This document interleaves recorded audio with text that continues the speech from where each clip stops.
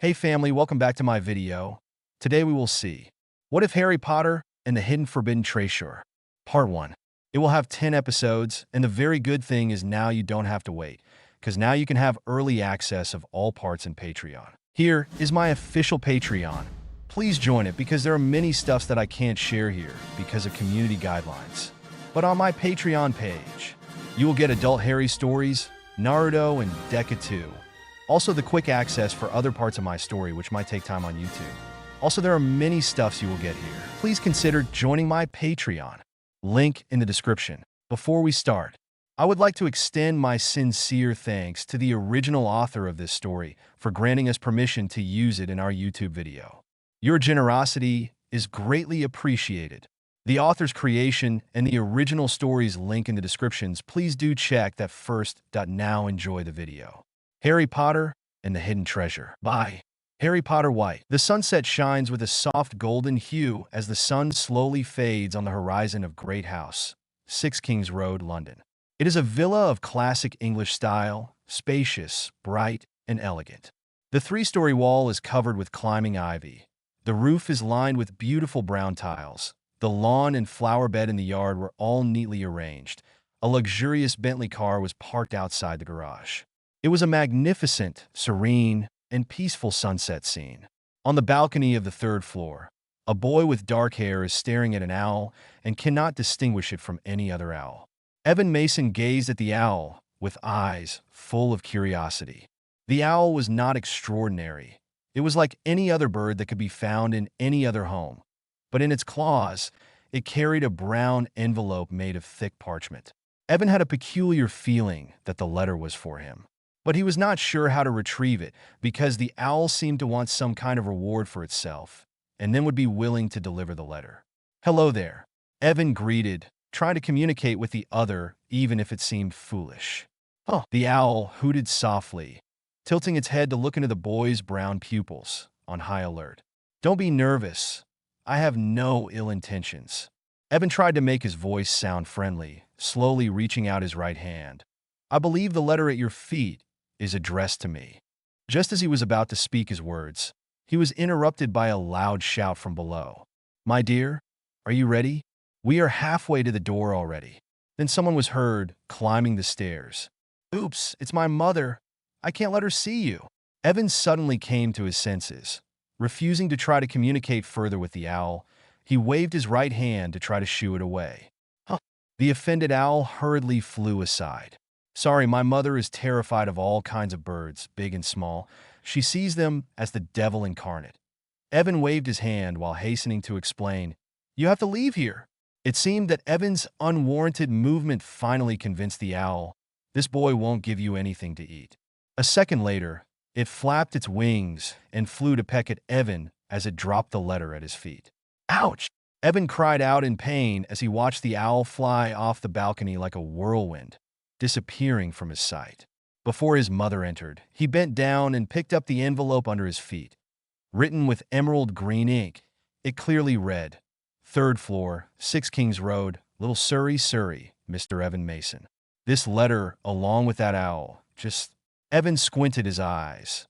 In the face of these obviously peculiar things, they made him feel a sense of déjà vu. "Evan, we need to hurry. Your father is waiting for us in the car." A well-dressed middle-aged woman entered with a slightly serious tone and said, "It's rude to be late for someone's first visit." "Understood, Mom." Evan had no time to reflect, paying no attention to the envelope tucked in his pants pocket. That night, they had a small family gathering. The other party was his father's business partner.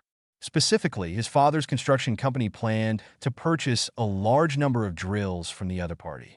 Normally, Evan didn't have to attend these kinds of dinners, but the other family had a son a year older than him, who happened to be at Smelting's academy. Evan was 11 years old this year. In about a month, he would be entering Smelting's academy. His parents considered it necessary for their son to socialize with his older future classmate. "Mom, you haven't told me the name of the older classmate yet."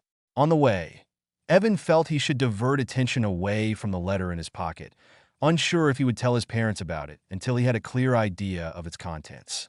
Perhaps it was a bad joke made by someone, and it was unnecessary for his mother to worry about it. My dear, I told you last week that the boy's name is Dudley, promptly replied Mrs. Mason. Darling, I dare say they will surely be good friends, added Mr. Mason as he drove. Dudley Dursley, truly a good name, right? Thought Irvin deeply. In fact, he knows a person who is also named as such. If he remembers correctly, Dudley should have been a character in the Harry Potter novels before reincarnating. In the book, Dudley is an arrogant and spoiled child, making Harry's childhood much more tragic than it should have been. Evan had a strong impression of him, but not a good one.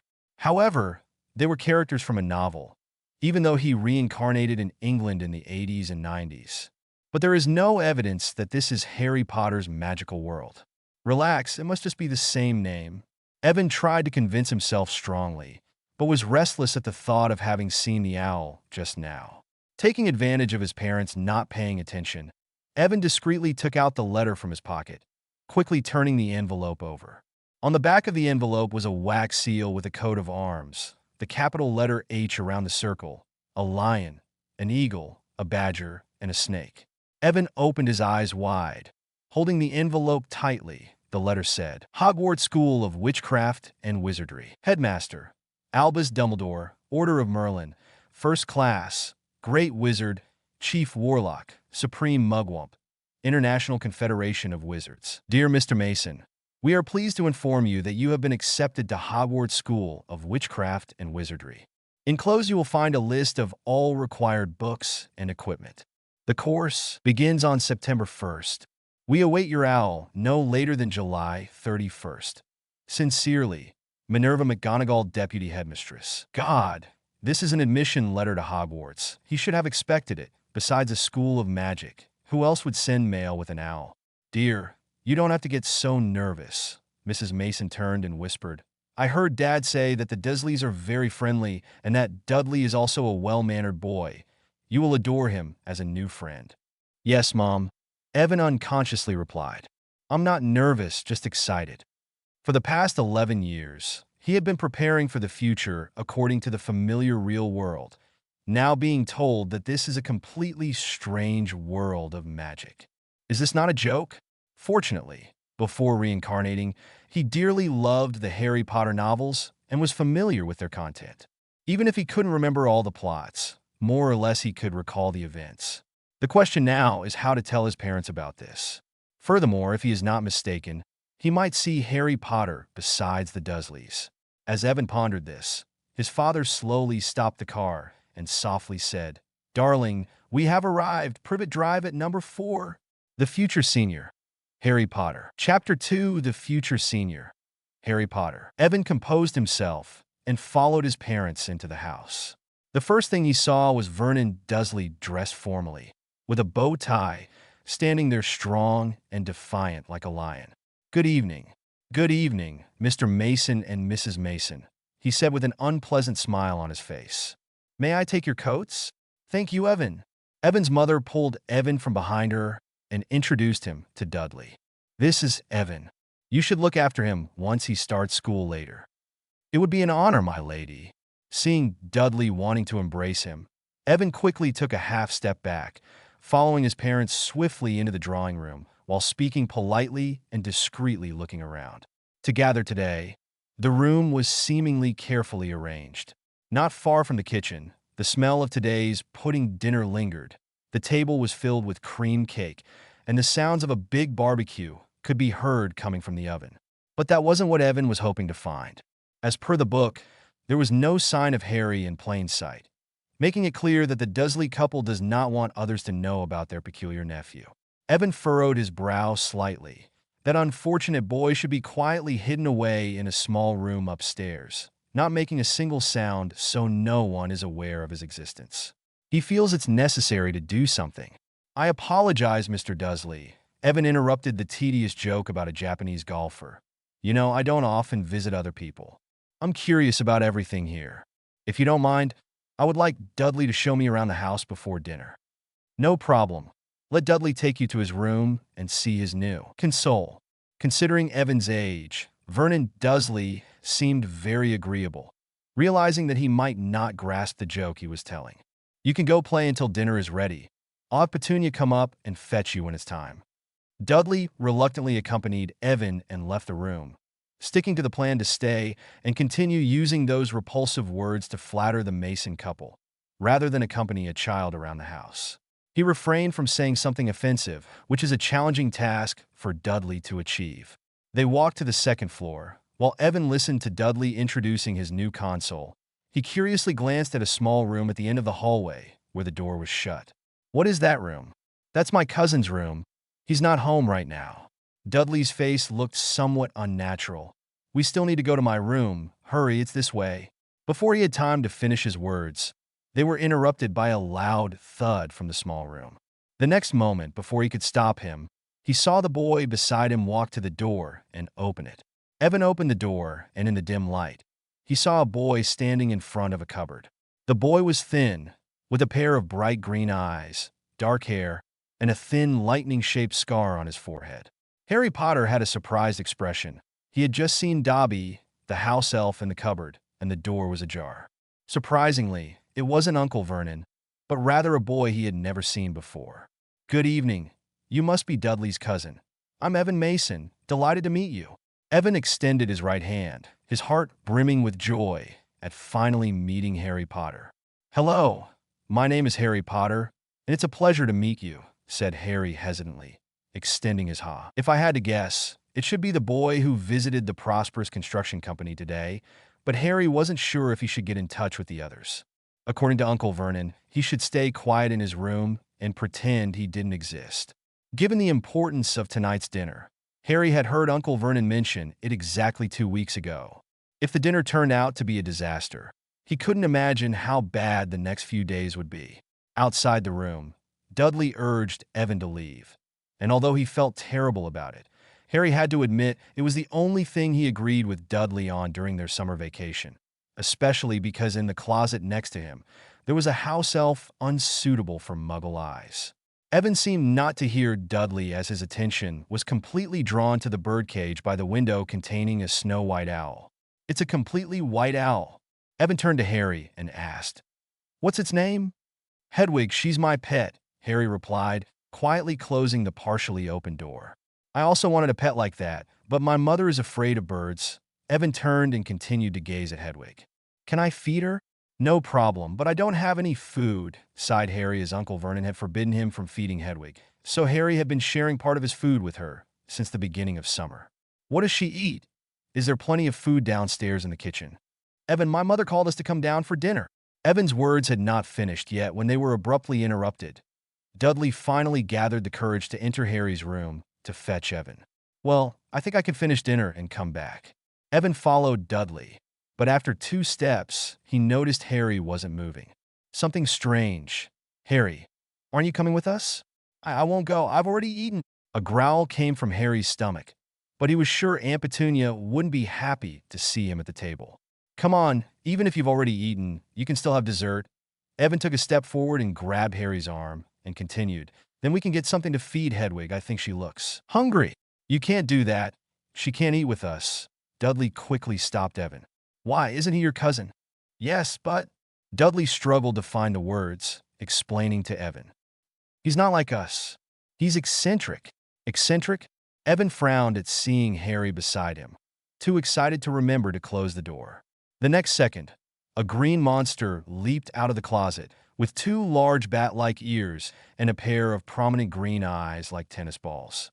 Evan immediately guessed who it was, but he didn't realize a house elf could be so ugly. In the presence of Dobby, "How dare you insult the great Harry Potter?" Dobby shouted as he jumped out of the closet. Before anyone could react, he pointed his right index finger at Dudley. Suddenly, a green light flashed and lit up the room, a whistle-like noise, a scream, and then Dudley grabbed his buttocks with both hands and jumped in pain and tears. Turning around, Evan saw a curly pigtail sticking out of the hole in his pants. Poor Dudley. He suffered again this year following the pigtail incident by Hagrid last year. Welcome to my home as a guest. Chapter 3. Welcome to my home as a guest. Mother! Dudley grabbed his behind as he howled, staggering and running down the stairs. Dobby seemed very pleased with his masterpiece. Leaning towards Harry, he said, "Harry Potter must not return to Hogwarts this year." "I'm sorry, sir," Dobby has no other choice. As soon as Dobby finished, he snapped his fingers and slowly disappeared, leaving the two boys alone in the room, stunned. "I'm sorry, I hope I didn't scare you," sighed Harry. "What was that?" Evan asked curiously. "Dobby, the house elf," said Harry, frustrated. "I'm done for. Uncle Vernon will kill me for this. But you didn't do it, and I can testify for you." "It would be pointless. They wouldn't believe it," said Harry as he leaned against the wall, trying to steady himself. He guessed everything correctly. Moments later, Vernon Dursley rushed up the stairs to Harry's room with a cunning expression, eyes like a demon, and ignoring Evan. He looked at Harry and shouted, "Boy, I warned you not to use magic on Dudley." "I didn't," argued Harry. "Read this." He threw a letter at Harry and said, "Take it." Read it. While Evan watched Harry's face, he glanced at the letter, which read, "Dear Mr. Potter, we have received information that a transfiguration was used at your place of residence tonight at 8:20. As you know, young wizards are not permitted to perform spells outside of school, and any further magical activity on your part may lead to expulsion from said school. Decree for the reasonable restriction of underage sorcery, 1875, paragraph C. We also remind you that any magical activity that jeopardizes exposure to members of the non-magical community, Muggles, is a serious offense under Section 13 of the International Statute of Wizarding Secrecy. Enjoy your holidays. Sincerely, Mafalda Hopkirk. Misuse of Magic Office. Ministry of Magic. Harry was left speechless as he looked up. "You didn't tell us you couldn't use magic outside of school." There was a gleam in Vernon's eyes. "Forget it, I suppose." With a wicked smile, he said, "I have good news for you, boy. I'll lock you up here, so you never go back to that school.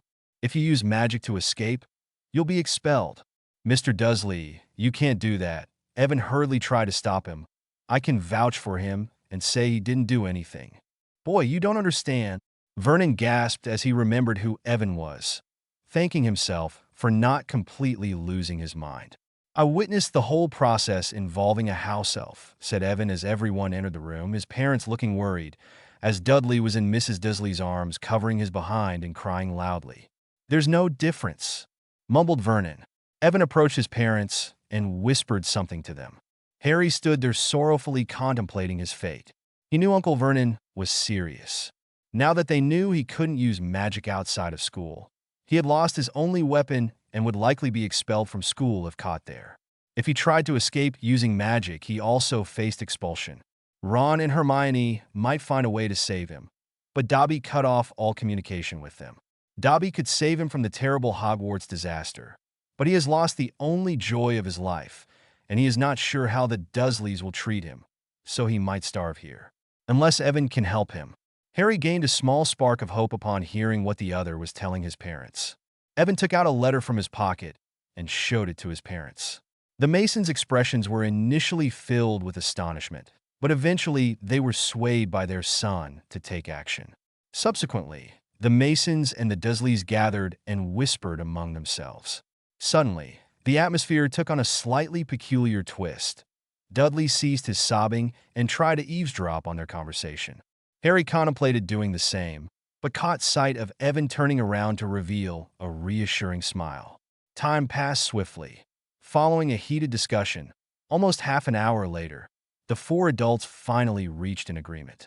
"Boy, don't ask any questions. Gather your belongings and depart," bellowed Vernon Dursley, his temples pulsing with vexation. "What?" Harry wondered if he had misheard as Uncle Vernon ushered him out of the house, whilst Aunt Petunia frowned without objection. If Harry hadn't been certain that the Masons were Muggles, he would have thought a powerful enchantment of confusion had been cast upon the Dursleys. "Come on, what are you waiting for?" Evan questioned as he pulled Harry along.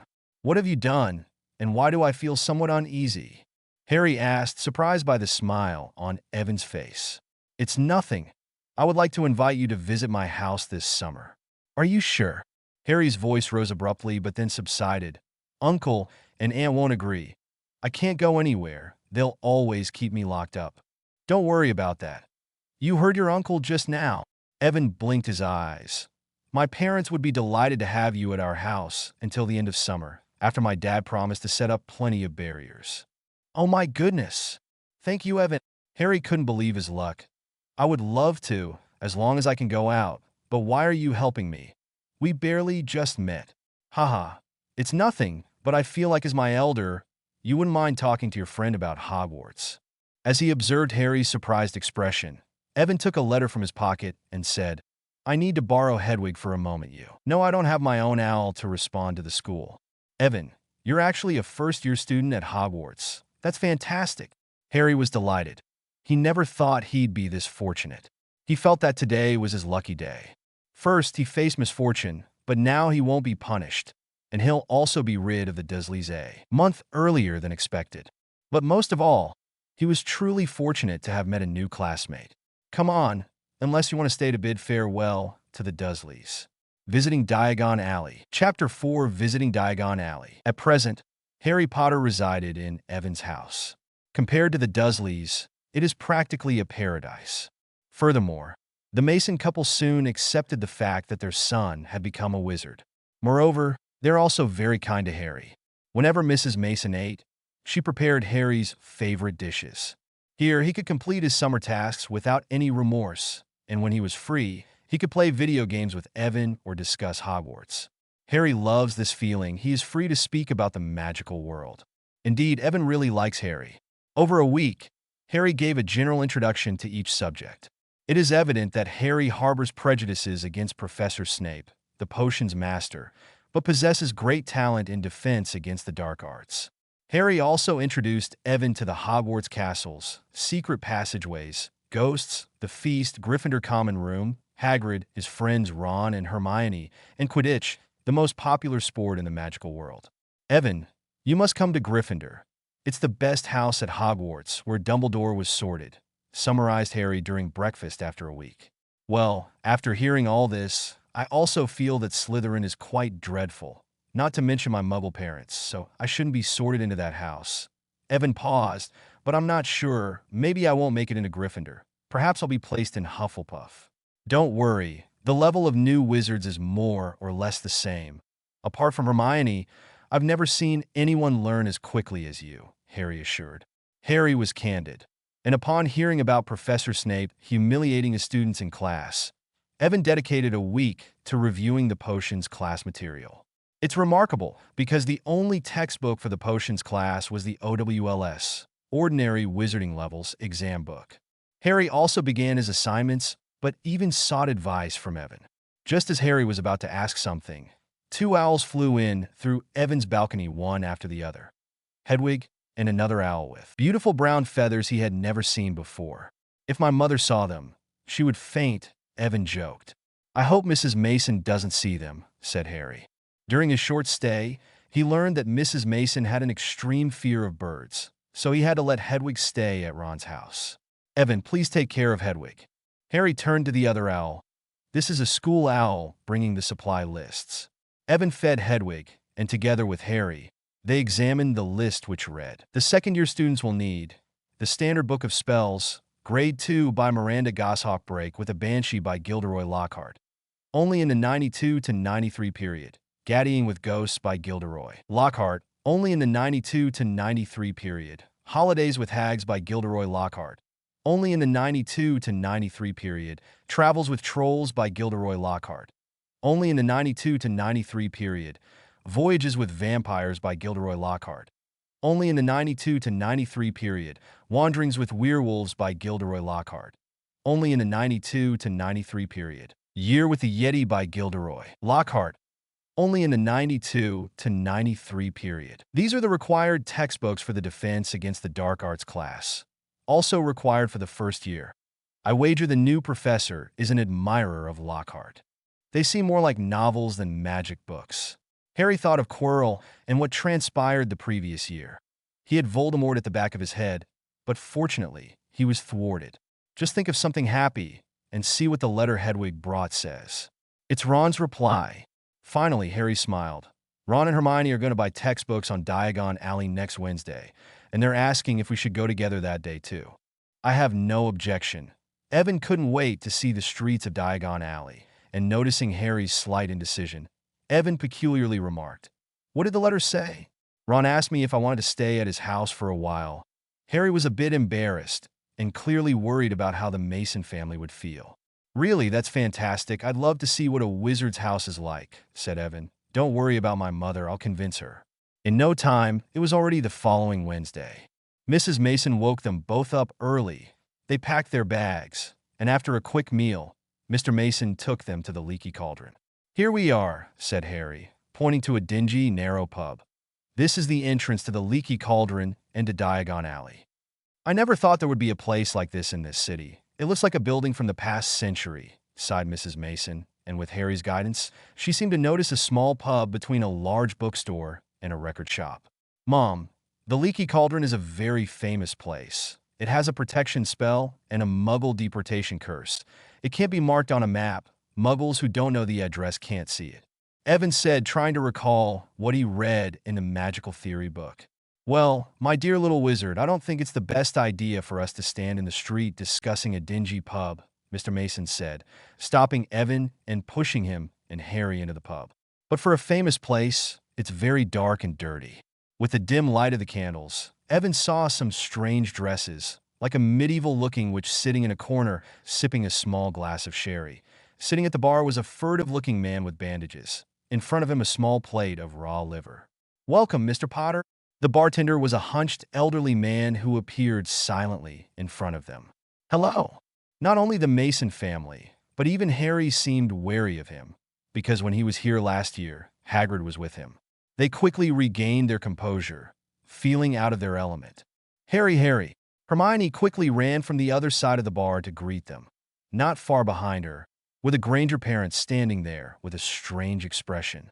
"Harry, I heard you were coming today, and I waited here very early. Fortunately, you look well. Ron said you've been at the Ministry of Magic for the use of Transfiguration magic. I was anxious. I hope they didn't mistreat you." "Thank you, Hermione. I'm fine." "This is Evan Mason, the New Year newbie, and thanks to his help, I escaped from the Dursleys this summer." Harry smiled, pointing to Evan. "Evan, this is Hermione Granger. I told you about her a while back." Looking at the bushy-haired, brown-haired girl in front of him, Evan knew she was the intelligence of their trio. "Pleased to meet you, Miss Granger." Evan extended his right hand. "I heard Harry say you came first in the final exam last year." "It was just a bit of cleverness from being a bookworm," Miss Granger said with a flushed face, then shook Evan's hand and said, "You can call me Hermione. May I call you Evan?" "No problem, Hermione. In fact, I've been perusing Harry's books for a while, and I have many questions for you." Harry had a headache as the conversation between the two individuals gradually shifted to anecdotes from books. Fortunately, it did not last long as Ron soon arrived to rescue him. The fireplace was aglow with emerald fire, from which the Weasley family emerged. The Weasley family. Chapter 5, The Weasley Family. I must confess that the Weasleys are a delightful family. Mr. Weasley, who has extensive experience dealing with Muggles, calmed the anxiety of both couples after being introduced to Evan and Hermione, although he occasionally showed his obsession with Muggle items. As for Mrs. Weasley, upon stepping out of the fireplace, her first act was to embrace several children, including Evan, whose hug was even longer than Harry's. She also repeatedly thanked him for helping Harry, which slightly embarrassed Evan.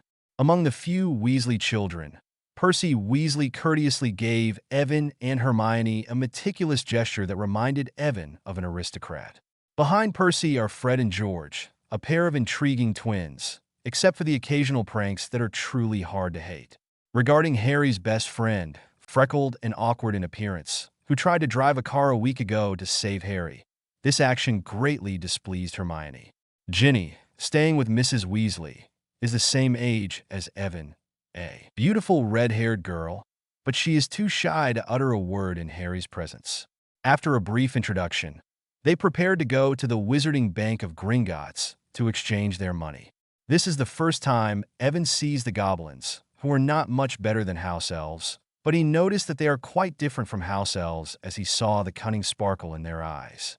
They climbed white stone stairs to a grand marble hall. Around a dozen goblins are seated behind the long counter, some counting coins, others inspecting gems. Countless doors lead to different places, with many goblin guides coming and going.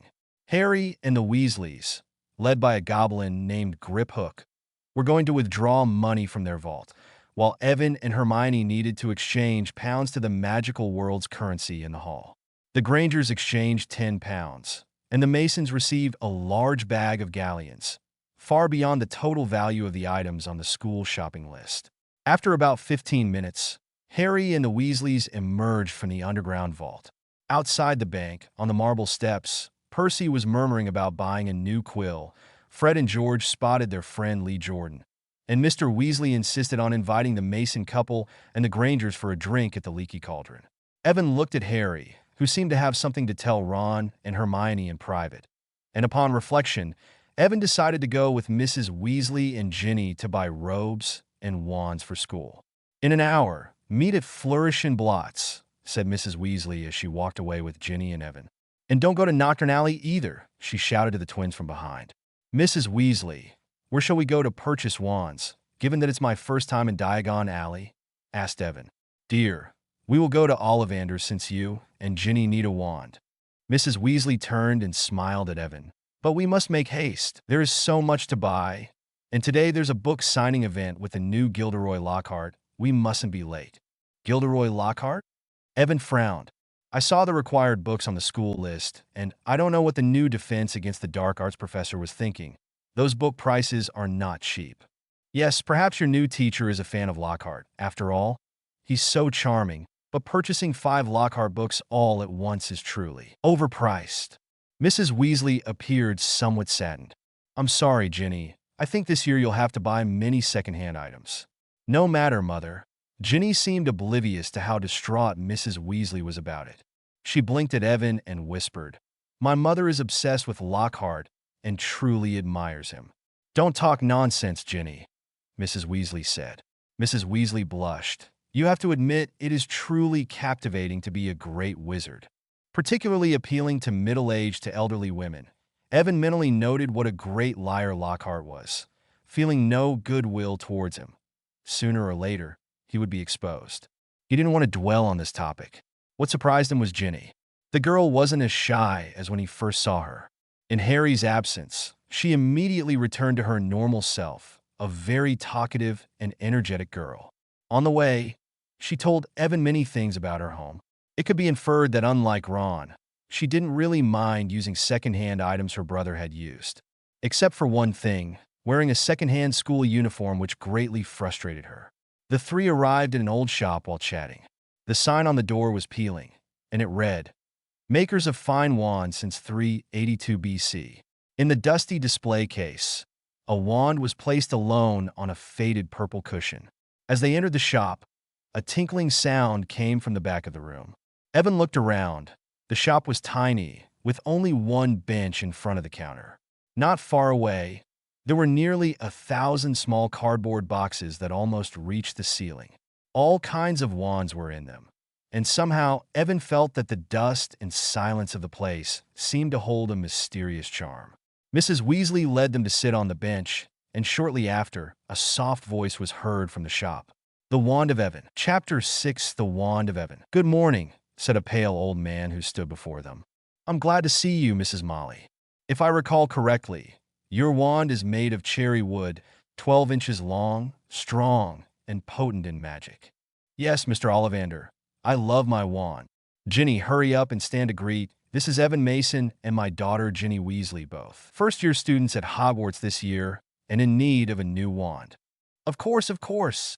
Mr. Ollivander's gaze fell upon Ginny and Evan. "The wizard needs a wand to cast spells, but remember, the wand chooses the wizard." Evan swallowed nervously, unsure of how to respond. "Well, let me take a look." Ollivander pulled out a long silver measuring tape from his pocket and approached Ginny without hesitation. "Ladies first, Miss Weasley. Which hand do you use?" "My right hand," Ginny whispered. "Please raise your arm." Ollivander measured Ginny's arm, from shoulder to fingertip, then from wrist to elbow, from knee to armpit, and finally her height. He explained, "Every Ollivander wand has a strong magical core that is its essence. I typically use unicorn hair, phoenix feather, and dragon heartstring as cores. Each Ollivander wand is unique because no two unicorns, dragons, or phoenixes are identical. Of course, if you use a wand that belonged to another wizard, the spells will never be as good. Please remember, the wand chooses the wizard. Soon Ollivander disappeared among the crowded shelves, and before Evan had time to relax, he saw him emerge with a box. There is no doubt that the Weasleys are favored by unicorns, Ollivander murmured softly. Try this one, 14 inches, ebony, unicorn hair slightly curved. Ginny grabbed the wand but returned it as soon as she touched it. No, I suppose this one should be it. 8 inches, willow wood, unicorn hair flexible. Ginny took it, and red sparks erupted from the wand like fireworks.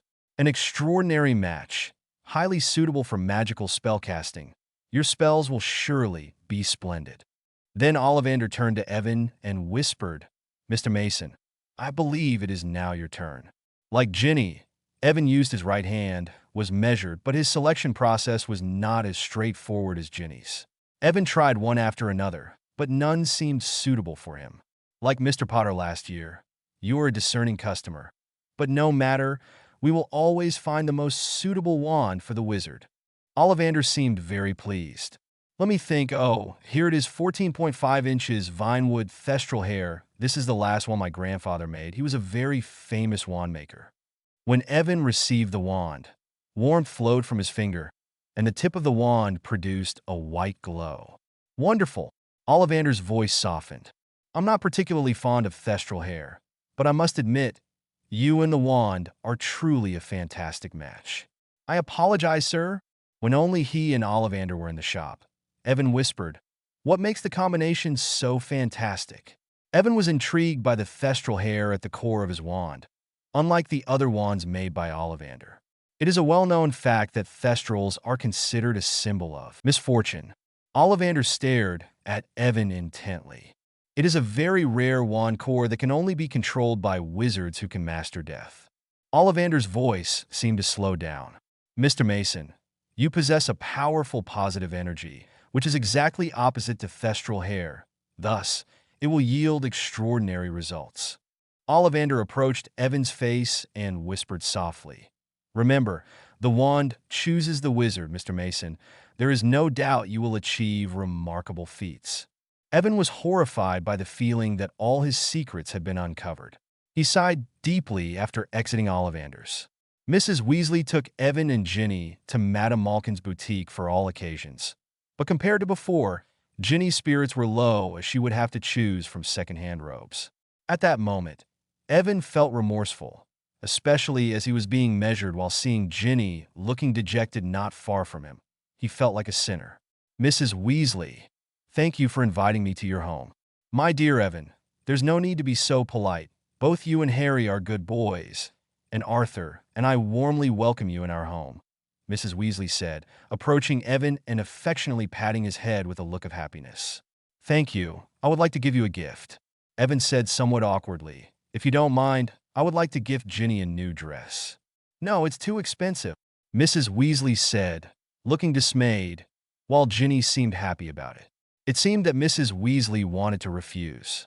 Evan quickly said, You can think of it as a Christmas gift for Ginny. After all, we are friends. After over 10 minutes of Evan's insistence, Ginny's pleading look, and a good discount from Madame Malkin, Mrs. Weasley finally promised to accept the gift.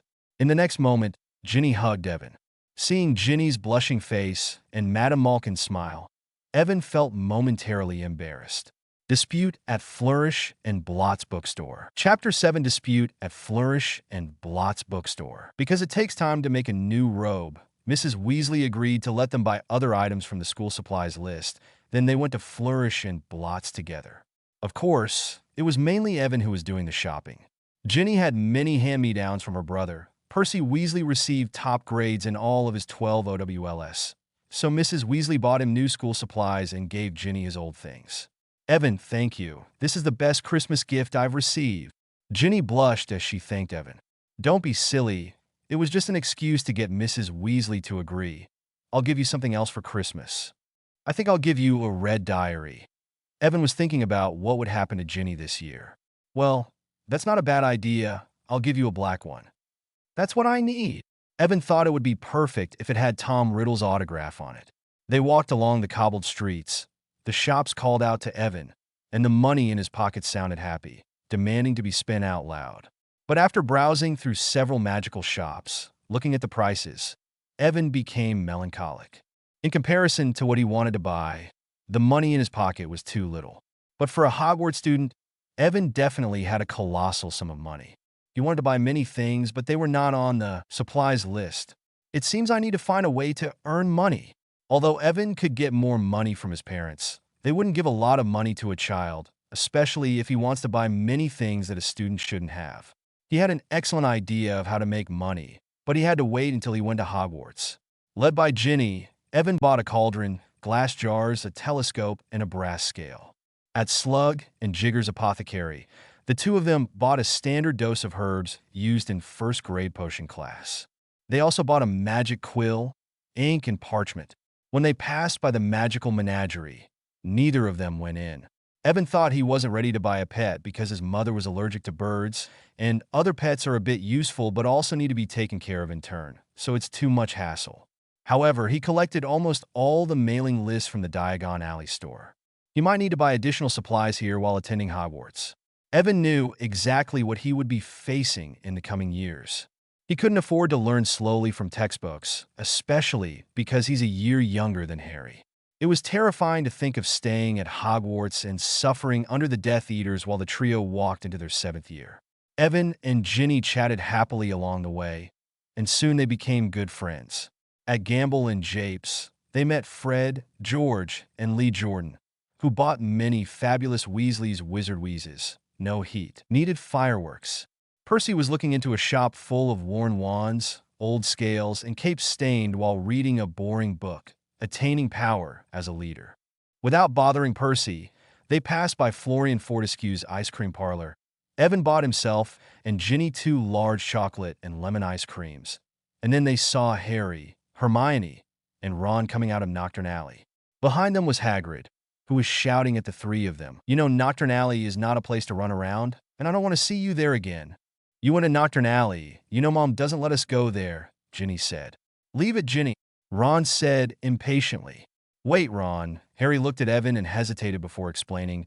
We saw Draco go to Borgin and Burke's with his father. It's a shop specializing in dark magic objects. Harry! Ron raised his voice.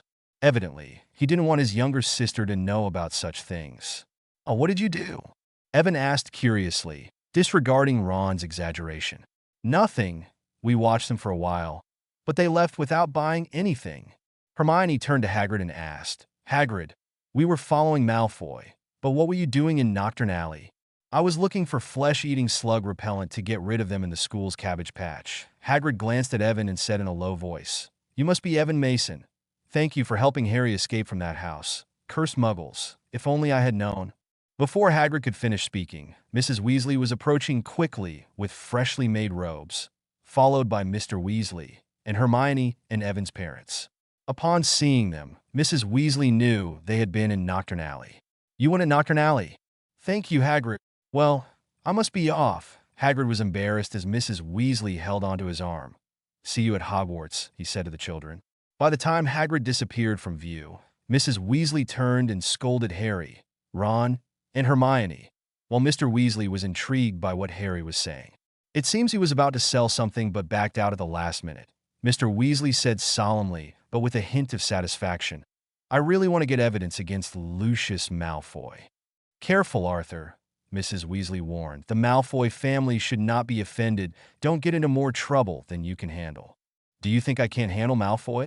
Mr. Weasley said angrily, but his attention was soon drawn to a large crowd outside Flourish and Blott's door. Most of them were around Mrs. Weasley's age, all gathered at the entrance, trying to get in. And through the crowd, they saw Gilderoy Lockhart in blue wizard robes, sitting in the center of the store, signing books. Around him were large photographs of himself everywhere, and all the faces in the images winked at the crowd while displaying bright, white teeth. Although Lockhart was a fool when it came to magic, Evan had to admit he was a successful writer. As expected, Harry was spotted by Lockhart and dragged into a photo with him while announcing he was going to teach at Hogwarts. By the time Harry returned, Mr. Weasley and Lucius Malfoy were fighting, while Lockhart stood close by without interfering, but they were separated by the sudden appearance of Hagrid. Young lady, Are these the best things your dad can give you? Lucius Malfoy pulled away from Hagrid's arm, gestured for Draco to follow him, and stormed out of the store. You shouldn't associate with him, Arthur. Hagrid straightened and adjusted Mr. Weasley's robes, but nearly lifted him off the ground while doing so. That man is trouble. His whole family is, and everyone knows it. The Malfoy family is not worth it. Everyone's attention turned to Mr. Weasley, while Evan observed Ginny's cauldron holding a broken copy of A Beginner's Guide to Transfiguration, and if all went as planned, there should be a black diary in it. After Lucius left the store, Evan set aside the fight as soon as he saw the impressive collection of books. Evan, what are you up to? Are you trying to buy the entire bookstore? Ron looked at the list of books in Evan's hands. Flourish and Blots probably has over 8,000 books. That would not be possible. I am not that wealthy. I am selecting what I need. Evan could not afford to buy everything at once, so he will first pick the books he needs and then slowly purchase the rest. Oh, that's rather splendid. Acquiring more knowledge is never a bad thing, Ron. That sounds like Hermione, remarked Ron as he watched Evan pick up Advanced Potion Making by Libacious Borage. I've heard that it's a NEWT level book used in potions class. Students who achieve outstanding or exceeds expectations in their ordinary wizarding levels move on to NEWT and have the opportunity to study advanced potions. Hence this book. I believe Evan is right, and one can never go wrong with expanding one's knowledge. Hermione glanced at Evan's list and happily added some magical books to her own list as well. She said, Evan, I think we should review the list later to avoid duplicates. Of course, Hermione, Evan replied. Harry, you two are both mad. You're right, Ron. Harry hesitated for a moment before selecting A Compendium of Common Curses and Their Counteractions, a book he wanted to buy last year, but Hagrid wouldn't let him. Nevertheless, continuous learning is essential, especially when dealing with someone like Malfoy, isn't it? Life in the Burrow. Chapter 8, Life in the Burrow. Evan couldn't buy much as there wouldn't be a way to look after it all, so he placed orders at the shops until all his money was spent. It would be delivered to Hogwarts once term began. By the time they got back to the fireplace at the Leaky Cauldron, it was nearly nightfall. After bidding farewell to his parents, Evan, Harry, and the Weasley family used fluid powder to travel to the Burrow, while the Mason and Granger families went back home by bus and car. Mr. Weasley was tempted to follow them to see what a bus station was like, but upon seeing Mrs. Weasley's expression, he had to abandon the idea. Since it was Ivan's first time using fluid powder, he choked on the ashes and then felt dizzy once he arrived at the Burrow. Evan saw Harry's face and knew they both felt the same. Once Evan stepped out of the fireplace, he looked around with curiosity. It was finally his first visit to a wizarding household. The kitchen was small and cluttered, but had a clean wooden table with chairs. On the wall hung a clock that, instead of hours, displayed a series of potential locations such as home, school, work, traveling, lost, hospital, prison, and mortal peril, as well as more cheerful activities like tea time, feeding the chickens, and you're late. Next to the fireplace, there was a large mirror. Evan had just walked past it when the mirror suddenly exclaimed, "Tuck in your shirt, untidy." Above the mirror was a shelf with books like Enchant Your Own Cheese, Enchantment in the Kitchen, 1-Minute Parties, It's Magic, and so forth, most of which were domestic magic books, not far from an old radio. All right, children, go to your room and put away your things. Mrs. Weasley emerged from the fireplace and glanced at Fred and George, saying, "Especially you two, don't bother me while I prepare dinner." "Yes, Mom. We'll be quiet in our room," said Fred. "Quiet as a house elf," added George. The twins dashed out of the kitchen laughing, followed by Percy and Ginny with their belongings. "Come on, I'll show you my room," said Ron, leading Harry and Evan. The three ascended the narrow staircase. The staircase twisted and turned. On the second floor landing, there was an adjacent door, where Percy sat at his desk with his newly bought quill. Not far from him was a beautiful brown owl. That's Percy's new owl that Mom and Dad got him for doing so well in his OWLS, but he refused to lend it to me. He's actually been really weird this summer, getting loads of letters. That's not unusual. Your brother probably has a girlfriend.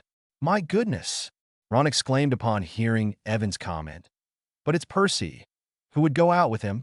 I mean, of course, he's ambitious, always has a plan, wants to be Minister of Magic, but I think I'll tell Fred and George to see what they think about it. Don't get ahead of yourself. It's just a guess. Evan cut in decisively to Ron. As the three reached the third floor, Evan caught sight of a pair of bright brown eyes watching them. But in the next moment, the door slammed shut. "Ginny," said Ron, "it's incredible her door is never closed." Clearly, she saw Harry and got a bit shy. Evan looked at the door and pondered how to reach Tom. "Yes, she's been talking about you all summer," Ron said, looking at Harry. "Fred mentioned she wanted your autograph. Maybe you should give it to her." "Don't be silly, Ron," Evan said as they walked. "It's not as straightforward as giving Harry's autograph. She wants to be his girlfriend." "Evan," Ron looked surprised, while Harry blushed like a ripe apple, pretending not to hear the conversation between Evan and Ron. "Well, they're just my thoughts." Evan rubbed his forehead. These two are quite dull even for their age. No wonder they could barely find a date in their 4th year. They went up one more floor and stopped outside the twins' room. The door was closed and no noise could be heard. The three had no idea what Fred and George were up to. Finally, the three climbed to the top floor, arriving at a door with peeling paint and a small sign that read, "Ron's room." As soon as Evan and Harry entered, the slanted ceiling almost touched their heads. It was like stepping into a giant oven. Everything in Ron's room was in a burnt orange hue, the quilt, walls, and even the ceiling. Ron had posters of the Chudley Cannons wearing bright orange robes on every inch of the wall. "Is that your Quidditch team?" asked Harry. "They're the Chudley Cannons, ranked 9th in the Quidditch League." Ron's quilt was orange and printed with 2 large CS and a cannonball in motion. Harry and Ron continued talking about Quidditch while Evan observed a fat brown rat lying in a corner of the room. Ignoring Evan's gaze, it continued snoring. Evan watched it for a while, not noticing anything unusual about it. If he didn't know it was an animagus, he would think it was just a pet rat with a missing toe. Then a clang of pipes from above startled Evan. "Don't worry, it's just the ghoul in the attic. It always bangs the pipes. I wanted to get rid of it, but Dad likes it," Ron explained. As Ron said, life at the Burrow was captivating. For over a month, Evan and Harry followed Fred, George, and Ron to clean the gnomes from the garden and sometimes played Quidditch in the mountains. At night, Harry and Ron were busy completing their summer homework, while Evan took that time to ask Percy about his studies, as Percy excelled in almost all subjects, especially history of magic and magic lessons. Evan had the chance to talk to Fred and George, but they were still childish. However, after giving them some suggestions, they locked themselves in their room, researching and making strange noises at night. For over a month, Harry and Evan grew very close to the Weasley family. Mrs. Weasley darned their socks, made them eat 4 times more at every meal, and Mr. Weasley asked them questions about Muggle life. Except for Ginny, the others quickly adapted to Harry and Evan in their home. More precisely, whenever Harry was around, Ginny would get nervous touching anything, but when alone with Evan, she was entirely normal. Since Evan and Ginny were the same age, they got along well, but Evan still couldn't get Tom Riddle's diary from Ginny, not even until the last day. Evan hinted several times, but Ginny didn't respond. He couldn't just explain it, and he couldn't sneak into her room to look for it. Evan wasn't even sure if she had the diary. He wasn't in a hurry. There was still time. At worst, Ginny would just be in a little trouble according to the plot. But being saved by her hero Harry perhaps wouldn't be such a bad thing. Flying to Hogwarts. Chapter 9, Flying to Hogwarts. On the last day of summer vacation, Mrs. Weasley prepared a grand dinner. Everyone was having a wonderful time, enjoying an elaborate feast prepared by Mrs. Weasley, watching the intricate fireworks display by Fred and George, which had seemingly been enhanced by them. Orange, red, and blue stars filled the kitchen, bouncing between the ceiling and walls for at least half an hour. By 10 o'clock in the evening, after savoring the final cup of hot chocolate, everyone retired to bed. Sharing the same bed with Harry, Evan could feel Harry tossing and turning incessantly, which greatly unsettled him as he tried to sleep. The next morning, Harry got up early, wearing a solemn expression. "Evan, I dreamt that I turned into a large snake last night and, well, the dream was dreadful." "Harry, you're just anxious about starting school," sighed Evan. "I hope everything goes well today," said Harry. Apparently, his wish went awry. After breakfast, Everyone was running around like headless chickens. Mrs. Weasley hurriedly searched for spare socks and blankets. The twins collided on the stairs, while Mr. Weasley rushed to the car to put Ginny's suitcase, tripping over a chicken in the yard, nearly breaking his neck. Everyone piled into the car. Mr. Weasley started the engine, and they left the yard. Within half an hour, they had returned 3 times. By the time Ginny climbed into the vehicle, everyone was already annoyed. When they finally reached King's Cross Station, there were only 5 minutes left before departure. "We don't have much time. Hurry through the walls as fast as you can, and be careful not to be noticed by the Muggles," nervously said Mrs. Weasley, looking at the clock, and ordered Percy first. As Percy passed through, Mr. Weasley grabbed his suitcases and followed suit, with Fred and George in tow. "I'll take Ginny first, then you 3, Mrs. Weasley said to Evan, Harry, and Ron, just before taking Ginny's hand and crossing over. "Let's go at the same time, counting to 3, said Ron. "Well, what should we do now?" thought Evan. He had planned to follow Percy, but who knew the car would be so slow, and Mrs. Weasley would place him with Harry and Ron. "If I'm not mistaken, the wall should be sealed now. Evan, stay with me and stay calm. As I told you before, the platform is passing through the wall. If you're scared, you can run," Harry said. Both Ron and Harry confidently ran towards the wall and collided with it. Evan couldn't bear to see them like this, so he quickly closed his eyes. By the way they ran, he knew it would be painful. The next second, he heard them crash into the wall. Ron's suitcase hit the ground hard while Harry was knocked down, and Hedwig's cage fell to the floor. She screeched with anger. Many onlookers stared at them, while a guard shouted, "What the hell are you doing?" "Sorry, we lost control of the cart," Harry said, groaning in pain. Evan rushed and picked up Hedwig. Many spectators shouted that they were abusing animals. "Why can't we get through?" Harry whispered to Ron. "I don't know." Ron stepped forward and pushed the wall. "This has never happened before. We're going to miss the train. I don't understand why the passage is sealed." Harry checked the time and carefully pushed the cart towards the wall, but it didn't budge an inch. "Is someone trying to make us miss the train?" "It must be Malfoy," said Ron. "It's over. The train has already left, and if Mum and Dad can't come to pick us up, do any of you have Muggle money?" "The Dursleys never gave me any," said Harry. "I exchanged all of mine for Magical World's money and spent it in Diagon Alley." Evan rummaged in his pocket and realized he should have saved some.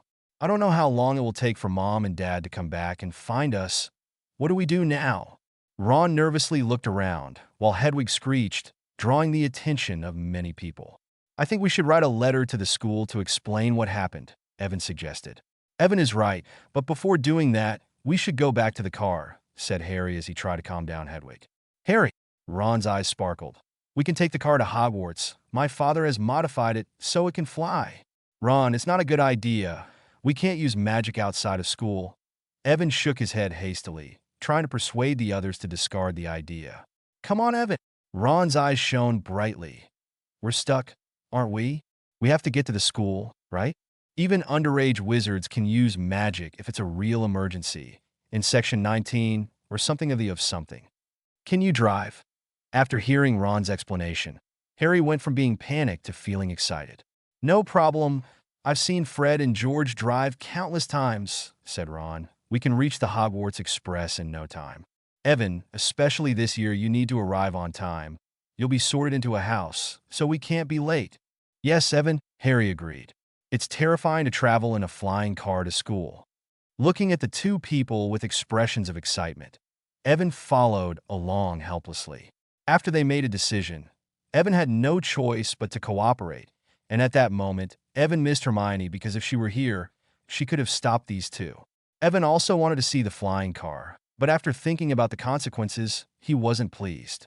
They might be seen by Muggles, and Mr. Weasley could lose his job, and for a first-year student who hasn't even been assigned to a house yet, he wasn't sure what could happen to him. "I think we should." Evan tried to make one last effort. "Come on, Evan." Run and wait for him to finish. "Harry, make sure no one is watching. There's no one on the street." Harry reached out and pulled Evan into the car. The next second, Ron pressed a small silver button on the dashboard, and the 3 in the car disappeared. Evan felt the seat vibrating, could hear the engine roar, and the next moment, they were floating above the street where the car had been parked. "Let's go!" Ron shouted. The ground and the buildings on either side shrank as the car ascended higher and higher. A few seconds later, they could see the entire city of London beneath them. Professor Snape. Chapter 10, Professor Snape. If Evan were to assess the journey in one word, it would be dire. Especially considering that upon arriving at Hogwarts, the car was losing power and ended up crashing into the Whomping Willow, turning the journey into a catastrophe. Branches battered the car. Evan shut his eyes in fear while hearing Ron and Harry's cries. The car was severely damaged, and the glass cut the boys' faces. Evan tried to reach for his wand, but to no avail. The car shook violently, causing Harry and Ron to collide against him. Outside, a branch as large as the car hit the car's roof, making it give way. "Run!" Ron shouted and pushed the door with all his might, only to be repelled by another branch. "We're doomed. If the branch hits the roof once more, it's certain the roof would collapse entirely." Just as the three were losing hope, the car suddenly started and pulled them out of the tree's reach. Before Evan could breathe a sigh of relief, he was thrown out of the car, and beside him were Harry, Ron, and their luggage. Then he watched as the car drove off into the distance. "Can you believe our misfortune? So many trees. Yet we crash into the one with a counterattack," Ron exclaimed angrily, while staring at his broken wand with only a few wood shards holding it together. He glanced at the tree ominously waving its branches. "Let's go," Harry said wearily. "We need to reach the castle quickly, as Evan needs to be sorted into a house." Little did Ron and Harry think they would make it to the school. The three boys were cold and sore. They grabbed their trunks and began dragging them towards the two oak doors. "Look, it's already begun." Ron pointed to a window. "Let's hurry. I saw Professor McGonagall bring out the sorting hat." Harry and Evan looked through the window Ron indicated. In the Great Hall, countless candles floated in the air. Below were 4 long tables filled with people, shimmering with golden plates and cups, harmonizing with the stars on the ceiling. As Evan had read in the history of Hogwarts, the ceiling was enchanted to reflect the outside sky. Evan observed a long line of newcomers, and among them was Ginny, who was searching for the boys. Shortly after, Professor McGonagall placed the Hogwarts sorting hat on a stool in front of the newcomers. Professor McGonagall began announcing names and called up a thin, blond boy to put on the sorting hat. "From the corridor to the Great Hall will take us 5 minutes. I hope Peeves doesn't bother us." "Wait," Harry said quietly. "There's an empty seat at the staff table. Where's Snape? Who knows? Maybe he's ill," Ron said hopefully. "Perhaps he resigned since he couldn't become the defense against the dark arts teacher," Harry said excitedly. "Maybe he was fired because many people loathe him," Ron said enthusiastically. "Perhaps he's standing outside the door, waiting to hear our explanation for not taking the train to school." Evan sighed. He saw a slim man with sallow skin, a large hooked nose, and yellow, uneven teeth standing outside the castle doors, staring at them coldly. The smile on Snape's face told the trio they were in serious trouble. "Look who I found," the famous Harry Potter and 2 of his companions felt Snape's disdainful gaze on them. "You must be tired of hearing school excuses." "Sir, we couldn't get through the barrier at King's Cross and—" "Silence," Snape said coldly. "Come with me." Harry, Evan, and Ron followed Snape up the stairs to the vast and echoing entrance hall, illuminated by flickering torches. A delightful smell of food wafted from the Great Hall, but Snape led them away from the warmth and light, down a narrow stone staircase leading to the dungeons. "Sir, we need to go to the Great Hall," said Harry, mustering his courage. "Silence." Snape interrupted Harry once again. "Inside," he said, opening a door halfway down the cold corridor and pointing inside. Under Snape's gaze, the 3 boys trembled as they entered his office. The gloomy walls were lined with shelves holding large glass jars in which all sorts of repugnant things floated. The fireplace was dark and empty. Snape closed the door, turned around, and looked at them. The serpent eyed his prey for a moment before coldly asking, "What did you do with the car?" "What?" Ron exclaimed, wondering how Snape knew about the car and if the other could read minds.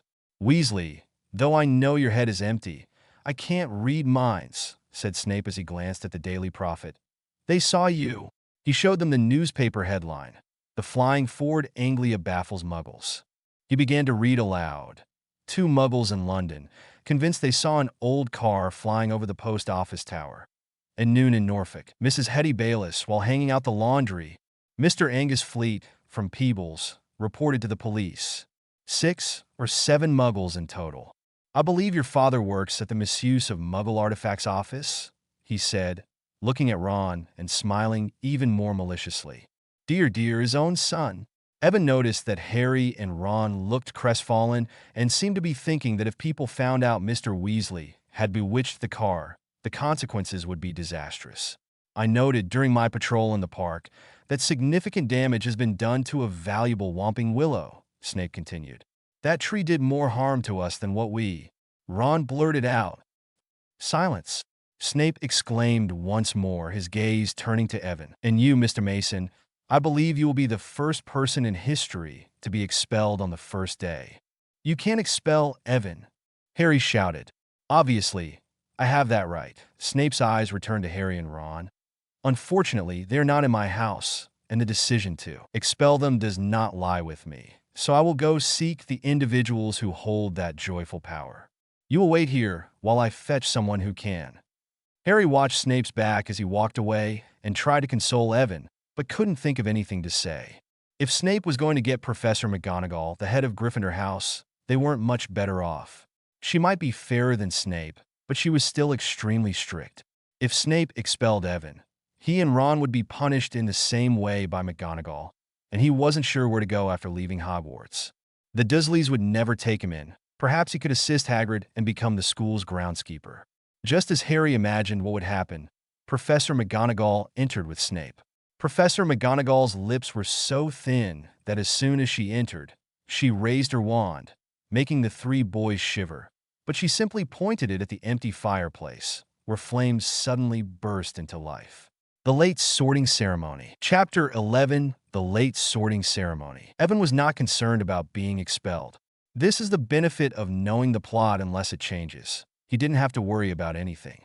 When he saw Snape's face, he knew that Snape's hatred was at its peak, which was a shame. He was interested in Professor Snape and the potions class. But from the current situation, he knew that if he stayed close to Harry, he would also be scorned by Snape. While trying to think of how to prevent Snape from despising him, Professor Dumbledore entered. Evan looked curiously at the current greatest wizard in the magical world, an elderly man with a silver beard. He had to admit that Dumbledore had a very imposing temperament. Dumbledore's gaze was unusually serious, watching them with a pair of eyes filled with silent reproach. "Please explain why you did this." Under Dumbledore's gaze, both Harry and Ron paled, as if they had been beaten almost to the point of death. Harry looked down at his knees, describing everything that happened. It was very detailed, but he didn't mention that it was Mr. Weasley's car. He made it seem like they were on a street in London and simply stumbled upon a flying car. Evan was sure that Dumbledore would notice. Evan observed Dumbledore's expression, but then he saw Dumbledore suddenly wink at him. Evan did not act like a child in trouble. "Professor, you cannot expel Evan. He wanted to send a message to the school with Hedwig. It's all my fault. I dragged him into the car," said Harry dejectedly. "And I started the car. Evan had nothing to do with this. We'll take the blame," said Ron. "What are you talking about, Weasley?" shouted Professor McGonagall. "We are being expelled, aren't we?" said Ron. "Not today, Mr. Weasley," said Dumbledore. "But I must make you understand the seriousness of your actions. So I will write to your parents tonight, and I also warn you that if you do this again, I will expel you." Snape's face looked like a child who was told Christmas was canceled. Snape cleared his throat and said, "Professor Dumbledore, these students ignored the rules and used magic outside of school, causing serious damage to the Whomping Willow, so the behavior of these students should be punished." "Not quite." After hearing Harry's story, it's obvious that Mr. Mason had nothing to do with this. "As for the other 2, Dumbledore said calmly, "let McGonagall decide their punishment. They are students from her house. She is responsible. I must return to the feast." He turned to Professor McGonagall and said, "Mr. Mason needs to be sorted into a house, and I have several things to announce." "But, Professor," said Snape. "Come, Severus. There is a splendid cream cake I must return to. Evan followed Professor Snape and Dumbledore to the Great Hall. Once there, Dumbledore rose to speak. The originally bustling and lively hall suddenly fell into complete silence. Everyone stopped what they were doing and looked at Evan, who stood in front of the teachers' seats, trying to see his face clearly. Evan was nervous. The feeling of being watched by everyone was dreadful. And then he heard murmuring around him. Look, it's the boy who was missing. He's all bloody. Was he in a fight with a monster? Didn't you read today's Daily Prophet? A flying car sounds fantastic. I barely heard the ghost say. They crashed into the Whomping Willow. The chatter continued, and after a while, Evan stopped paying attention to what they were saying. He saw Snape take out the sorting hat and walk towards a chair. Evan Masson, Snape said with a somber face. Due to Professor McGonagall's absence, he had to take charge of the sorting ceremony and place the sorting hat on Evan's head. The Great Hall fell into silence in the next instant. Ah, Evan heard a subtle yet sharp voice. A late newcomer, very intelligent, very talented, not bad at all. You should go to Ravenclaw, where quick minds, where those of wit and wisdom will always find their kind. Evan nodded. Ravenclaw was a good choice. Rumor had it that Ravenclaw had its own library, with many unpublished books inside that could help one learn faster.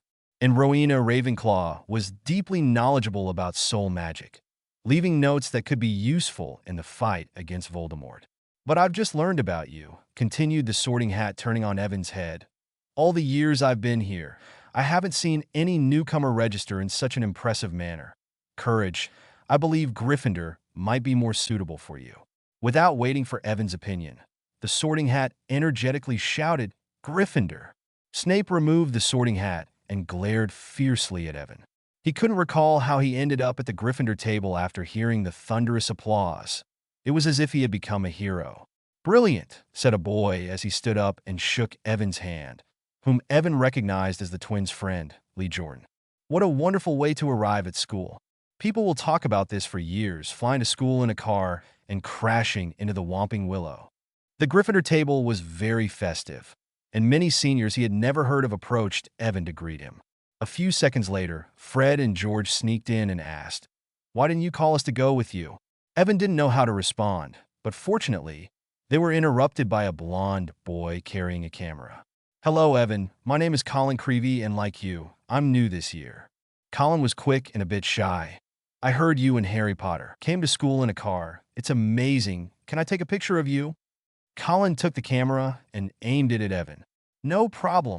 However, before Evan could pose, the person in front of him changed to Hermione, who resembled the stern Percy, looking displeased. It's ridiculous that you didn't take the school train. Hermione's tone was almost as severe as McGonagall's. Did you really fly to school? Yes, Hermione, Evan said, nodding cautiously. How dare you? Hermione began to grumble. Fortunately, it didn't last long. The person in front of Evan changed to Ginny, who sighed in relief. Ginny, won't you be like Hermione? Don't blame Hermione. She was worried when she didn't see you on the train, Ginny asked with a concerned expression. And Ron and Harry? They're fine, said Evan as he putting on his plate. We'll talk later. For now, let me eat something. You know I haven't eaten anything in a while. Before he could bring the pudding to his mouth, the food in front of him disappeared, as if it had never existed in the first place. Dinner was over. Oh no, Evan said as he slumped in his chair. The Magic of Hogwarts. Chapter 12, The Magic of Hogwarts. Half an hour later, Harry and Ron left Snape's office, heading to the Gryffindor common room. The castle was quiet as dinner had ended. I wonder how Evan is doing. I wish we could have gone to dinner, said Harry. Professor McGonagall doesn't want us to draw attention to ourselves, replied Ron. She didn't want anyone to think it's a good idea to drive a car to school, said Ron.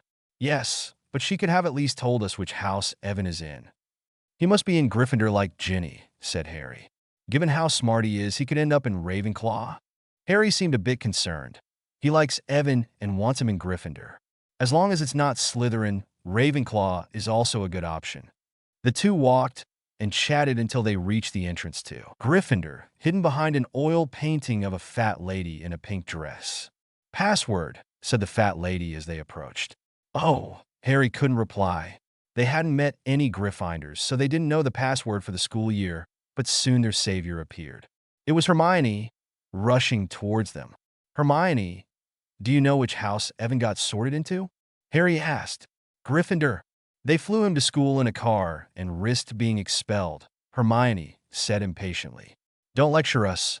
We've been lectured all night. Just tell us the password quickly, Ron requested.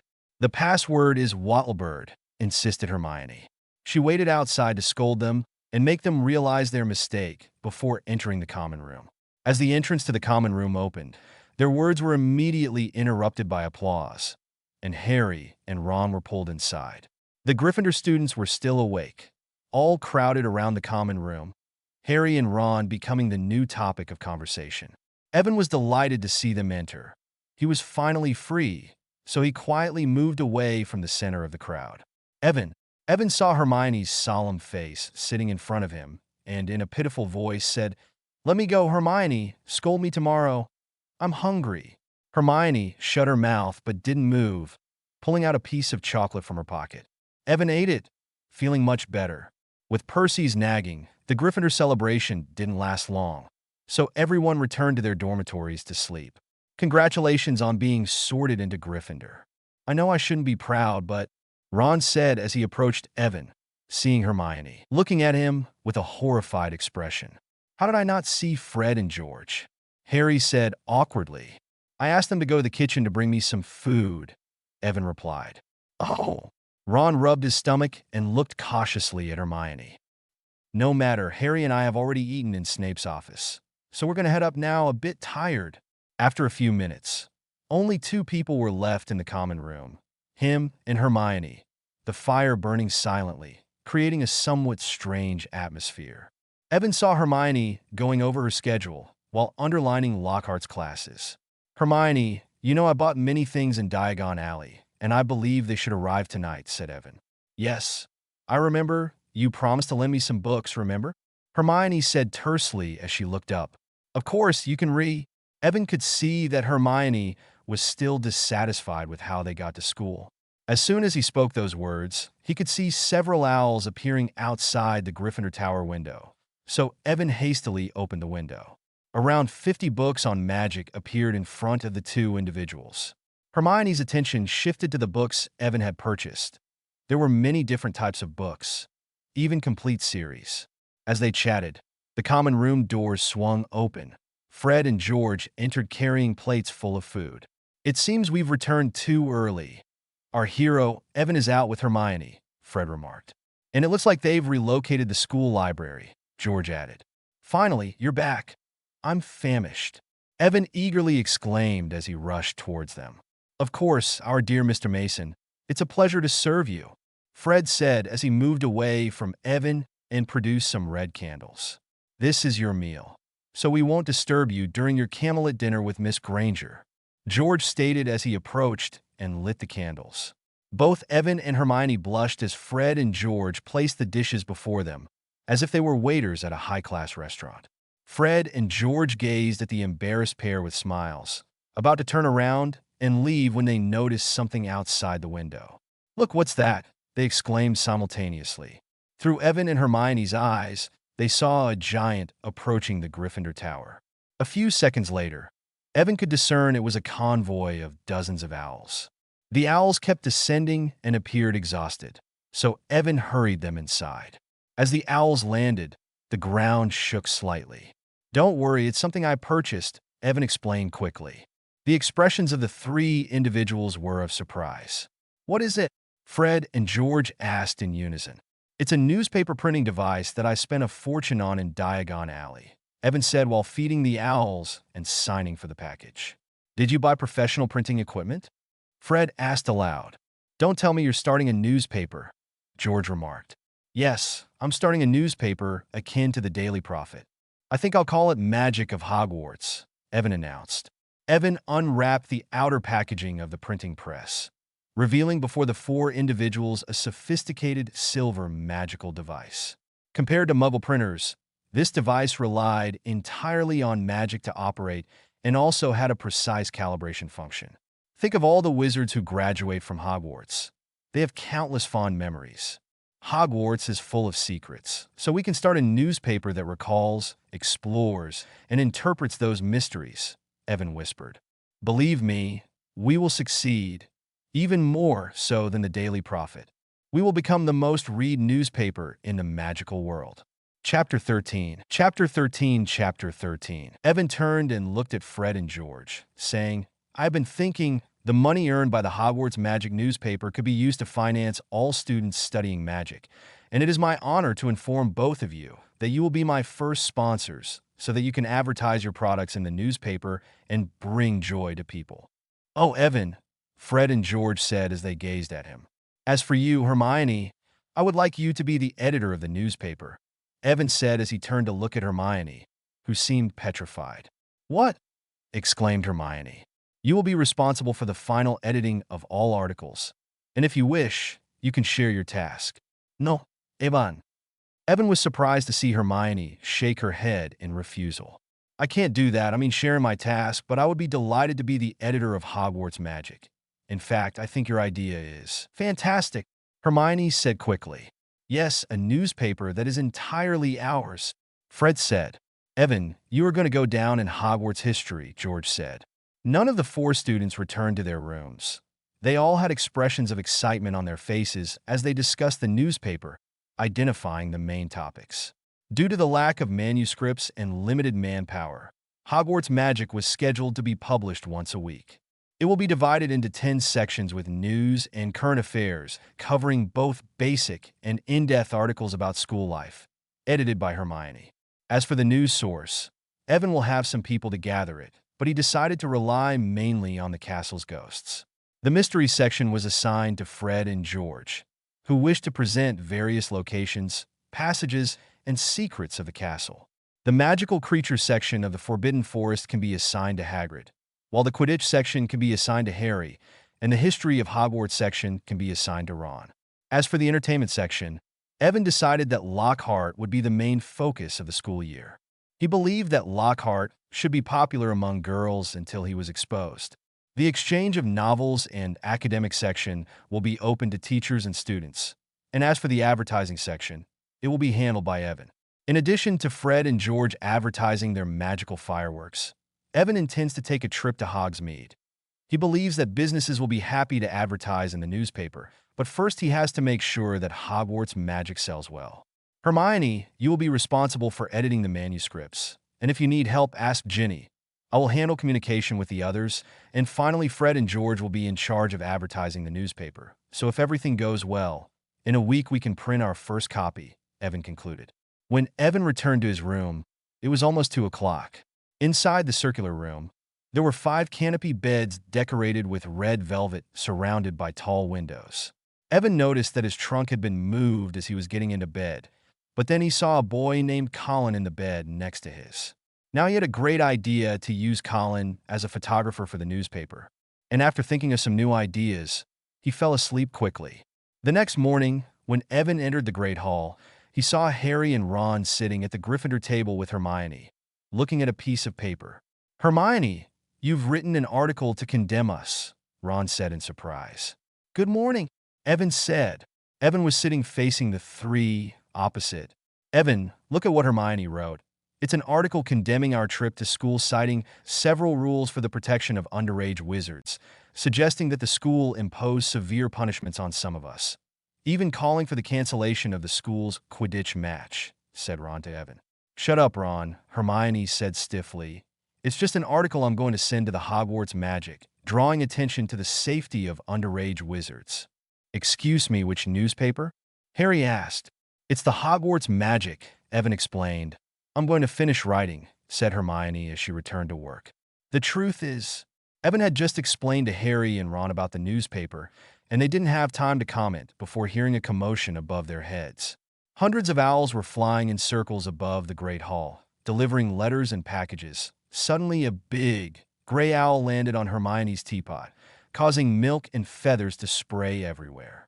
Errol, Ron shouted as he pulled the owl out of the teapot. This is the Weasley family owl. Evan saw the owl lying on the table with a wet red envelope in its beak. Immediately, he knew what it was, a howler. Ron hesitated for a moment before reaching out with a trembling hand to open the envelope. The next second, Mrs. Weasley's voice echoed, screaming 100 times louder than usual. Everyone in the Great Hall turned to see who received a howler, and Ron slumped in his chair. When we received Dumbledore's letter last night, I thought your father would die of shame. We did not raise you to behave like this. You, Evan, and Harry could have died. Stealing the car, I wouldn't have been surprised if you had been expelled. Wait until you get caught. I doubt you thought about what your father and I went through when we realized you weren't there. When Evan heard his name, he pretended not to hear while eating his eggs as if they were the best in the world. I am absolutely disgusted. Your father is facing an inquiry at work. It's totally your fault, and if you put another foot out of line, we'll take you straight home. Soon Mrs. Weasley's roar subsided. The red envelope fell from Ron's hand to the ground. It burned and curled into ashes. Evan looked up and saw Harry and Ron sitting in the same place, as if petrified. In the Great Hall, several people smiled, and the voices resumed. Chapter 14. Chapter 14. Chapter 14. After yesterday's selection ceremony, Evan became famous throughout Hogwarts. Almost every Hogwarts student knew who he was. At least the first-year students knew. Evan became a new celebrity, enjoying the same treatment as Harry when crowds are around. The most enthusiastic roommate was Colin Creevey. After breakfast, Colin invited Evan to walk to class with him, but Evan suspected that his purpose in doing so was Harry. He saw Colin sneakily trying to take pictures of Harry. "Colin, if you wish, I can introduce you to Harry." "It seems you adore him," said Evan. "Yes, please, Evan," Colin responded excitedly. "I know all about Harry Potter. Everyone has told me how he survived how you know who vanished, and how he got his lightning-shaped scar. Can you ask him to show it to me?" "It's not polite to ask, Colin." Evan felt a headache coming on speaking with this boy. "But I think you will agree." Really, Colin seemed to have received an early Christmas gift. "Before knowing about Hogwarts, I never knew what I would do. My father is a milkman and can't believe my brother and I are wizards, so I'm going to take a bunch of photos and send them. Did you know you only need to use the right developing potion to make the photos move?" After Colin finished talking about photos, Evan invited him to be the photographer for the magic of Hogwarts. Evan feared Colin might decline, but his fears were unfounded because Colin seemed so happy he looked like he was going to run in celebration. When they arrived in class, everyone was already seated. Professor Flitwick was standing on a stack of books behind the desk holding the student roster, so Evan and Colin entered quietly and sat next to Ginny. Gryffindor and Hufflepuff were together for the lesson. Professor Flitwick taught the students how to use a wand for about an hour. Before the lesson ended, he asked everyone to take out their wands and practice some gestures. These things were simple for Evan, but watching Colin and Ginny practice seriously, he decided to do the same. The next class was History of Magic, taught by a ghost named Professor Binns. Many of the Gryffindors thought Professor Binns would be as entertaining as Nearly Headless Nick, but they were soon disappointed. In class, Professor Binns spoke in a monotone while writing various names and dates that confused some students. When Evan arrived at the Great Hall for lunch, he met Harry at the door. Ron looked unwell, as if he hadn't recovered from the howler this morning, while Harry and Hermione whispered to each other, apparently discussing the magic of Hogwarts. Evan approached to greet Harry while introducing Colin. After getting acquainted, Colin begged Harry to take a picture with him. "Maybe I should stand next to you while Evan takes the photo. Can you sign it for me later?" Harry looked a bit embarrassed at Colin and then at Evan, but before Evan could say anything, they heard someone mocking them from afar. "Signing photos, Potter." Draco Malfoy walked behind Colin with his cronies Crabbe and Goyle. "Everyone in line! Harry Potter is signing photos," Draco shouted. "I am not," said Harry angrily as he clenched his fist. Evan noticed Ron and Hermione getting nervous and ready to confront Malfoy. "Shut up, Malfoy," Ron shouted. "You're jealous," Colin said in a high voice. "Jealous?" Malfoy narrowed his eyes. He didn't need to shout again, as everyone in the hall was listening. "Jealous of what?" "Of an ugly scar. No thank you, I don't think cutting your head off makes you special." After hearing Draco's words, Crabbe and Goyle began to laugh. "Eat slugs, Malfoy," exclaimed Ron, pulling out his wand angrily.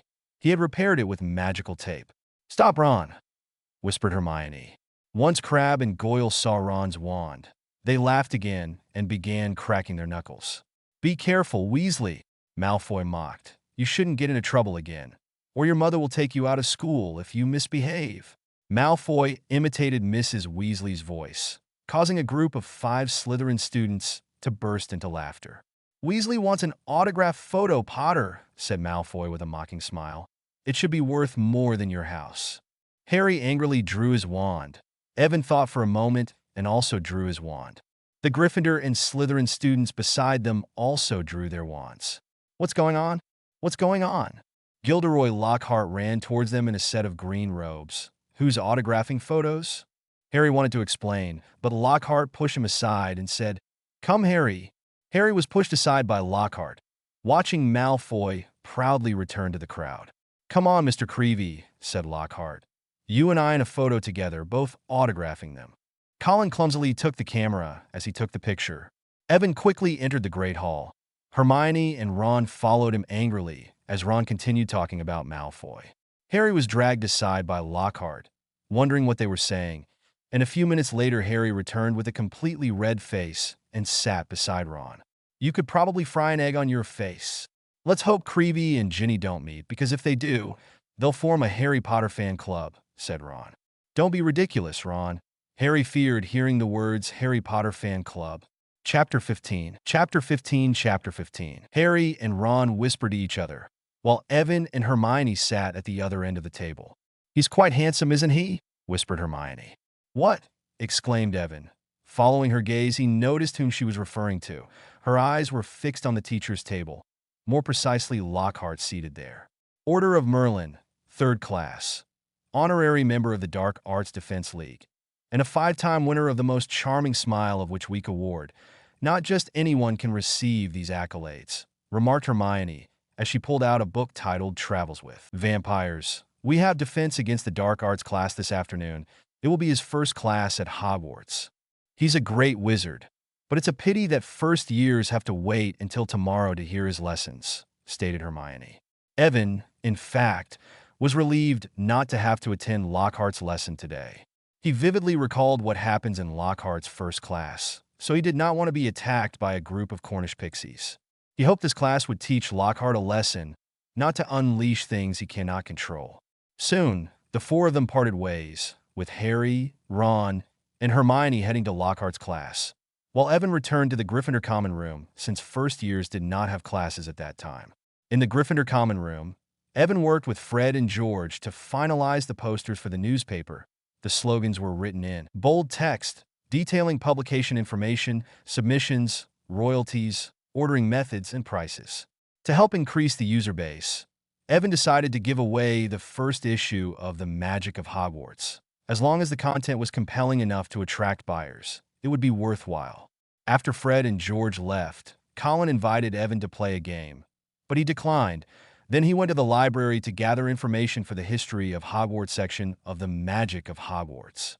He plans to divide the section into 2 parts. The first part, titled Hogwarts, a History, will focus mainly on significant historical events that have taken place in the school's history.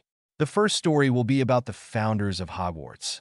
It's written in the book called Hogwarts, a History, but Evan believes that only a few wizards have truly read it. At least Harry and Ron have never read the book. He will also write about things not mentioned in the book. For the information not introduced in the book, he will consult Professor Binns. As for the second part of the Hogwarts, a History section, I think I will name it Forgotten Memories. This part is mainly to introduce information about Hogwarts graduates. Evan has not yet decided on whom to write about. He wanted to talk about Dumbledore, but could not find anything about the headmaster that was not widely known. Regarding another well-known figure, Evan found a ton of information about Tom Riddle, but he does not want others to think it's propaganda for Voldemort. Whom should I write about? They should be famous enough for other students to know who they are, but they cannot be a dark wizard? All afternoon, Evan sat in the library leafing through the Hogwarts books. Each book was very thick and stacked on top of each other in a pile taller than himself. Irma Pants, the librarian, observed Evan trying to understand what the student was up to. She had never seen a first-year student like Evan, sitting in the library on the first day of classes, reading these dull history books. Around 3 in the afternoon, Ginny came to fetch Evan. I have heard Colin mention that you would be in the library, said Ginny. I just received a letter from Hagrid inviting us to his cabin. Very well. I'm ready for a break anyway. Evan got up, rubbing his eyes, and returned the books he had in his hand, but he hadn't decided yet on whom to write about. As they finally walked out of the castle door and took in a breath of fresh air, Evan felt rejuvenated. Evan, I heard Hermione mention that you were starting a newspaper. Yes, indeed. Evan nodded. Since you reminded me, I can take this opportunity to inform Hagrid about the newspaper and try to get him to join.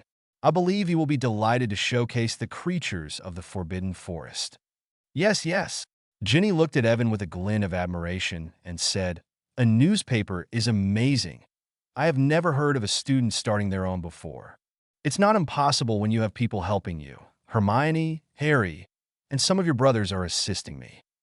Since everyone is helping, may I help too, if you don't mind? Ginny asked shyly. Evan looked at her and decided to tease her a bit.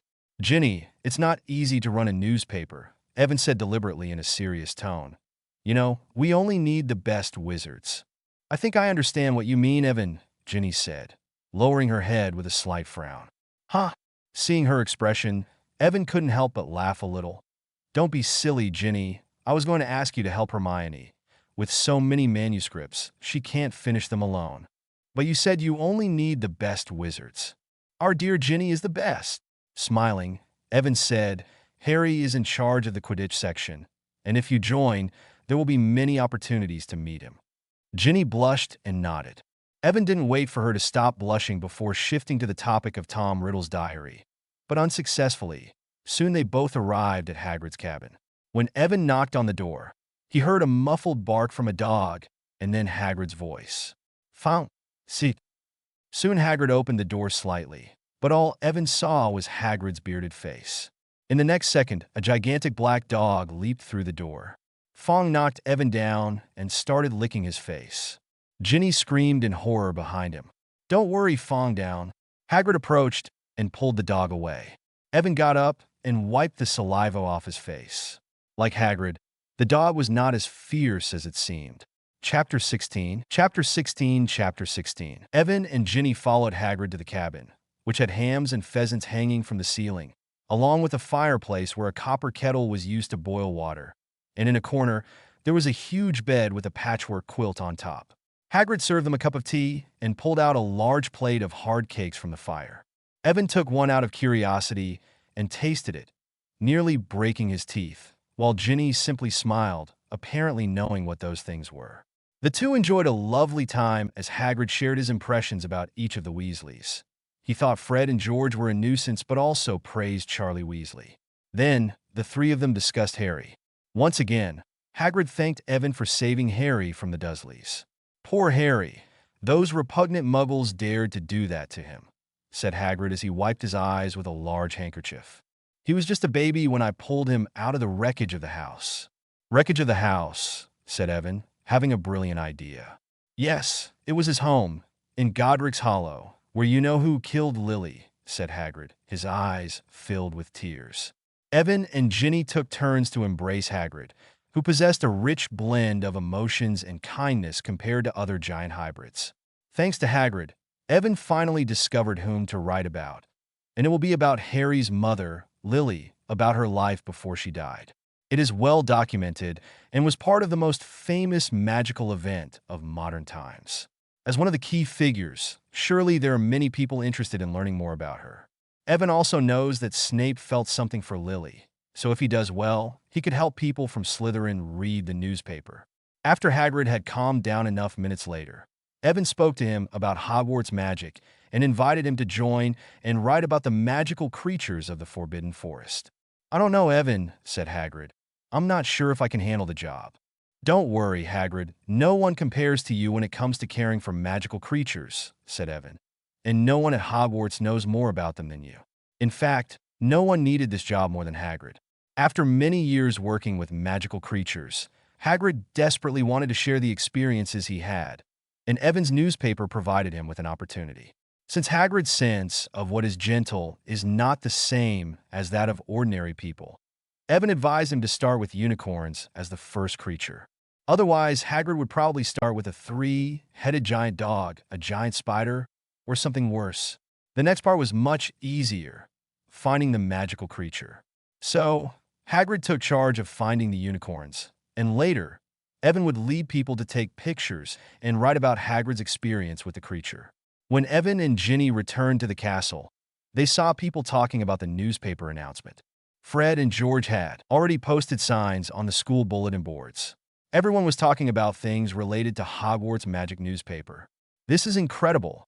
Evan, a newspaper that belongs to Hogwarts." "Students," said a third-year Hufflepuff student while patting Evan on the shoulder. From the entrance to the Great Hall, people constantly approached him, most of whom Evan had never seen before but seemed to know him. At the Gryffindor table, Fred and George were together with huge smiles on their faces. "The response and effect are... In fact, we have already started receiving orders," George said. Indeed, the success of the poster made several people feel happy, but also a bit pressured. In the evening, in the Gryffindor common room, all the students of the magical newspaper at Hogwarts held their first meeting, chaired by Hermione. "So far, we have received a total of 168 orders, most of them from Gryffindor," Hermione said while looking at a parchment, "but no one is submitting manuscripts." "Don't worry, Hermione," Evan said reassuringly. "We still have time. But there are only 5 days left, and some of you haven't handed in the articles you are responsible for," Hermione said.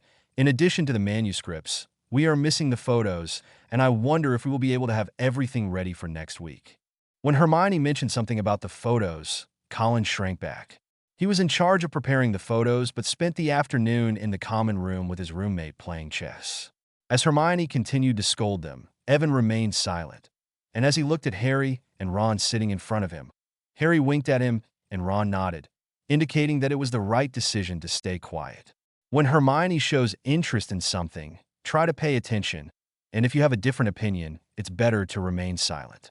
In this way, everyone remained silent except Hermione, and a while later the meeting ended. Harry and Ron were taken to interview the Gryffindor Quidditch captain and write an article about the Quidditch team. "It's dreadful, just like our mother," Fred exclaimed. "We have to write a good article," George stated. "Or she'll kill us," the twins said in unison.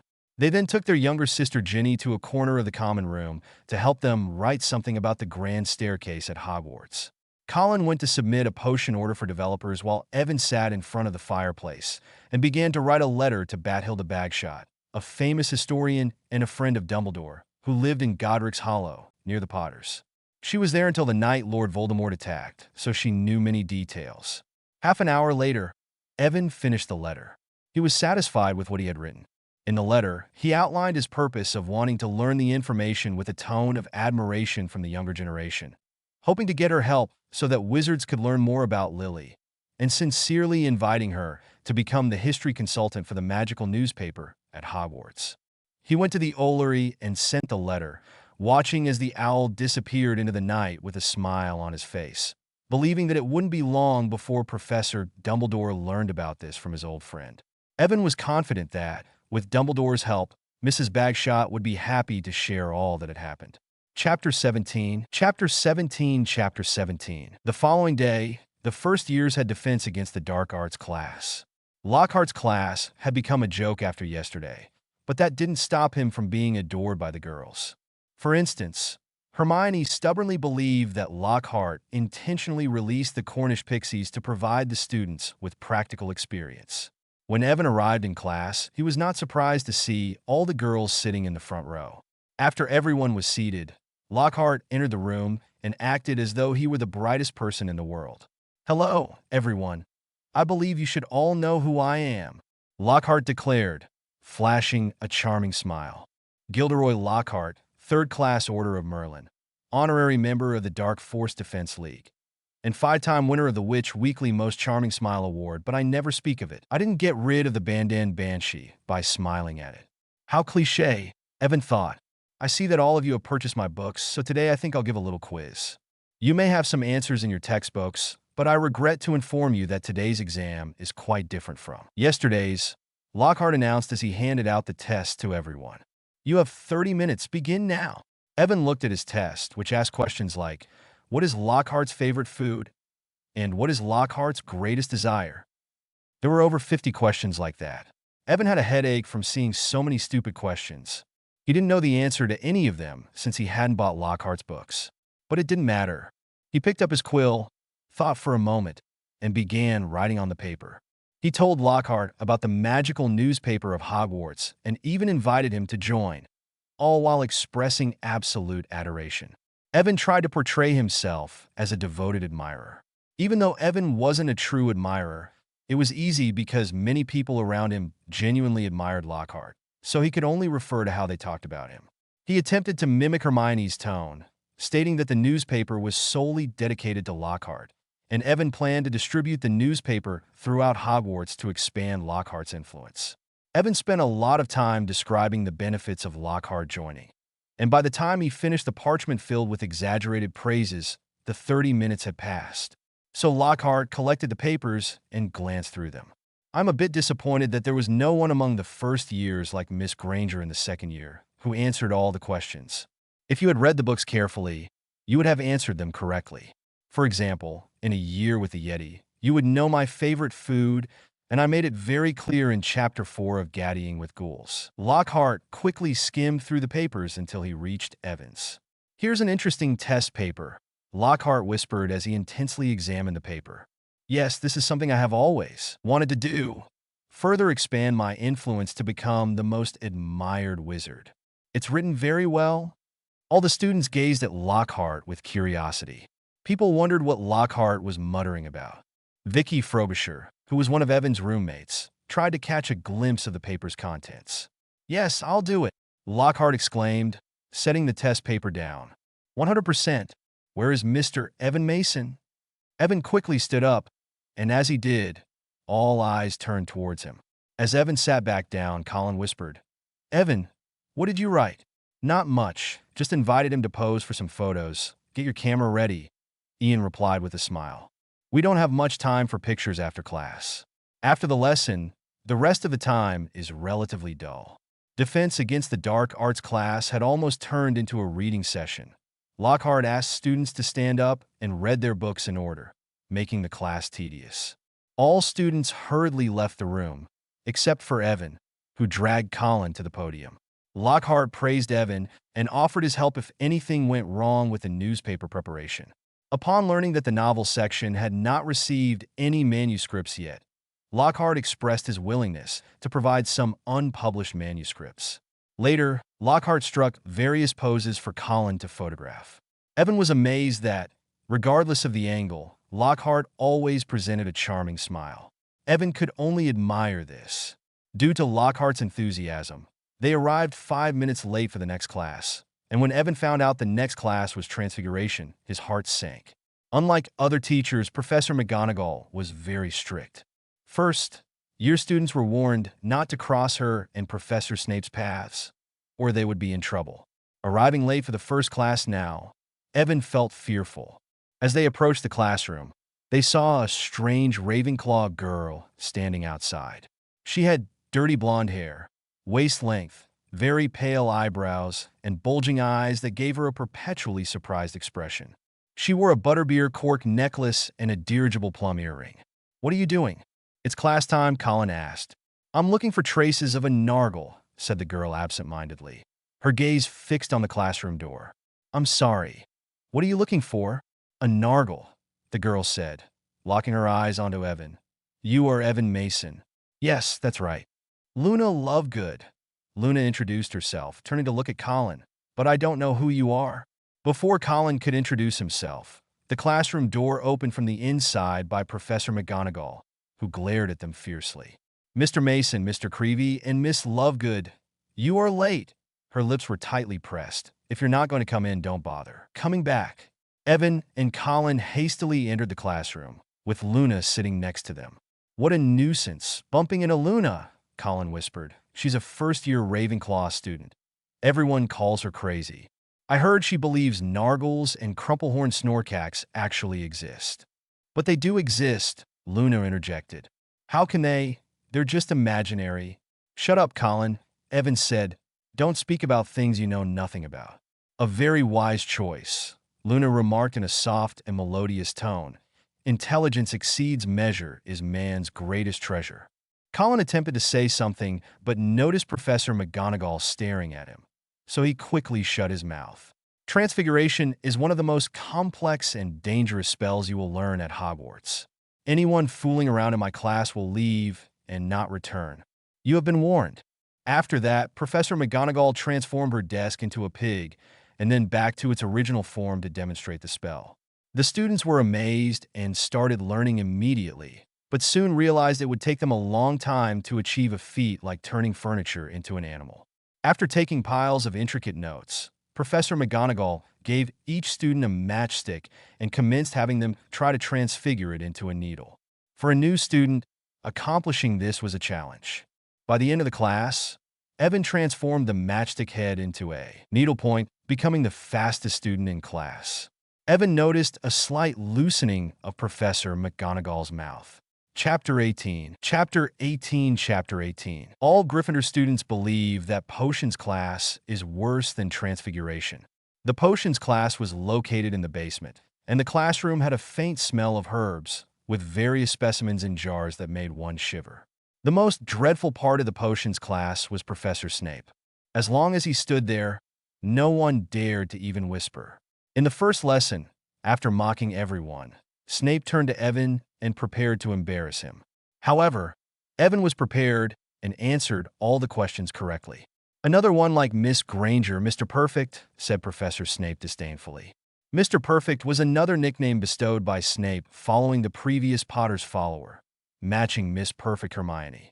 After Snape inquired about nearly everything in 1,000 magical herbs and fungi and magical potions, Snape decided to change his strategy, yet still deducted a point from Gryffindor, arguing that Evan's uniform was not impeccably worn.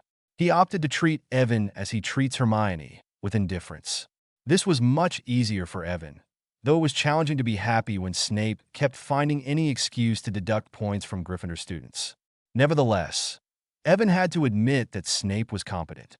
For instance, Snape inscribed on the blackboard a simple potion recipe for treating scabies, slightly varying from the one in the book. It was a subtle alteration, but superior to the book's recipe.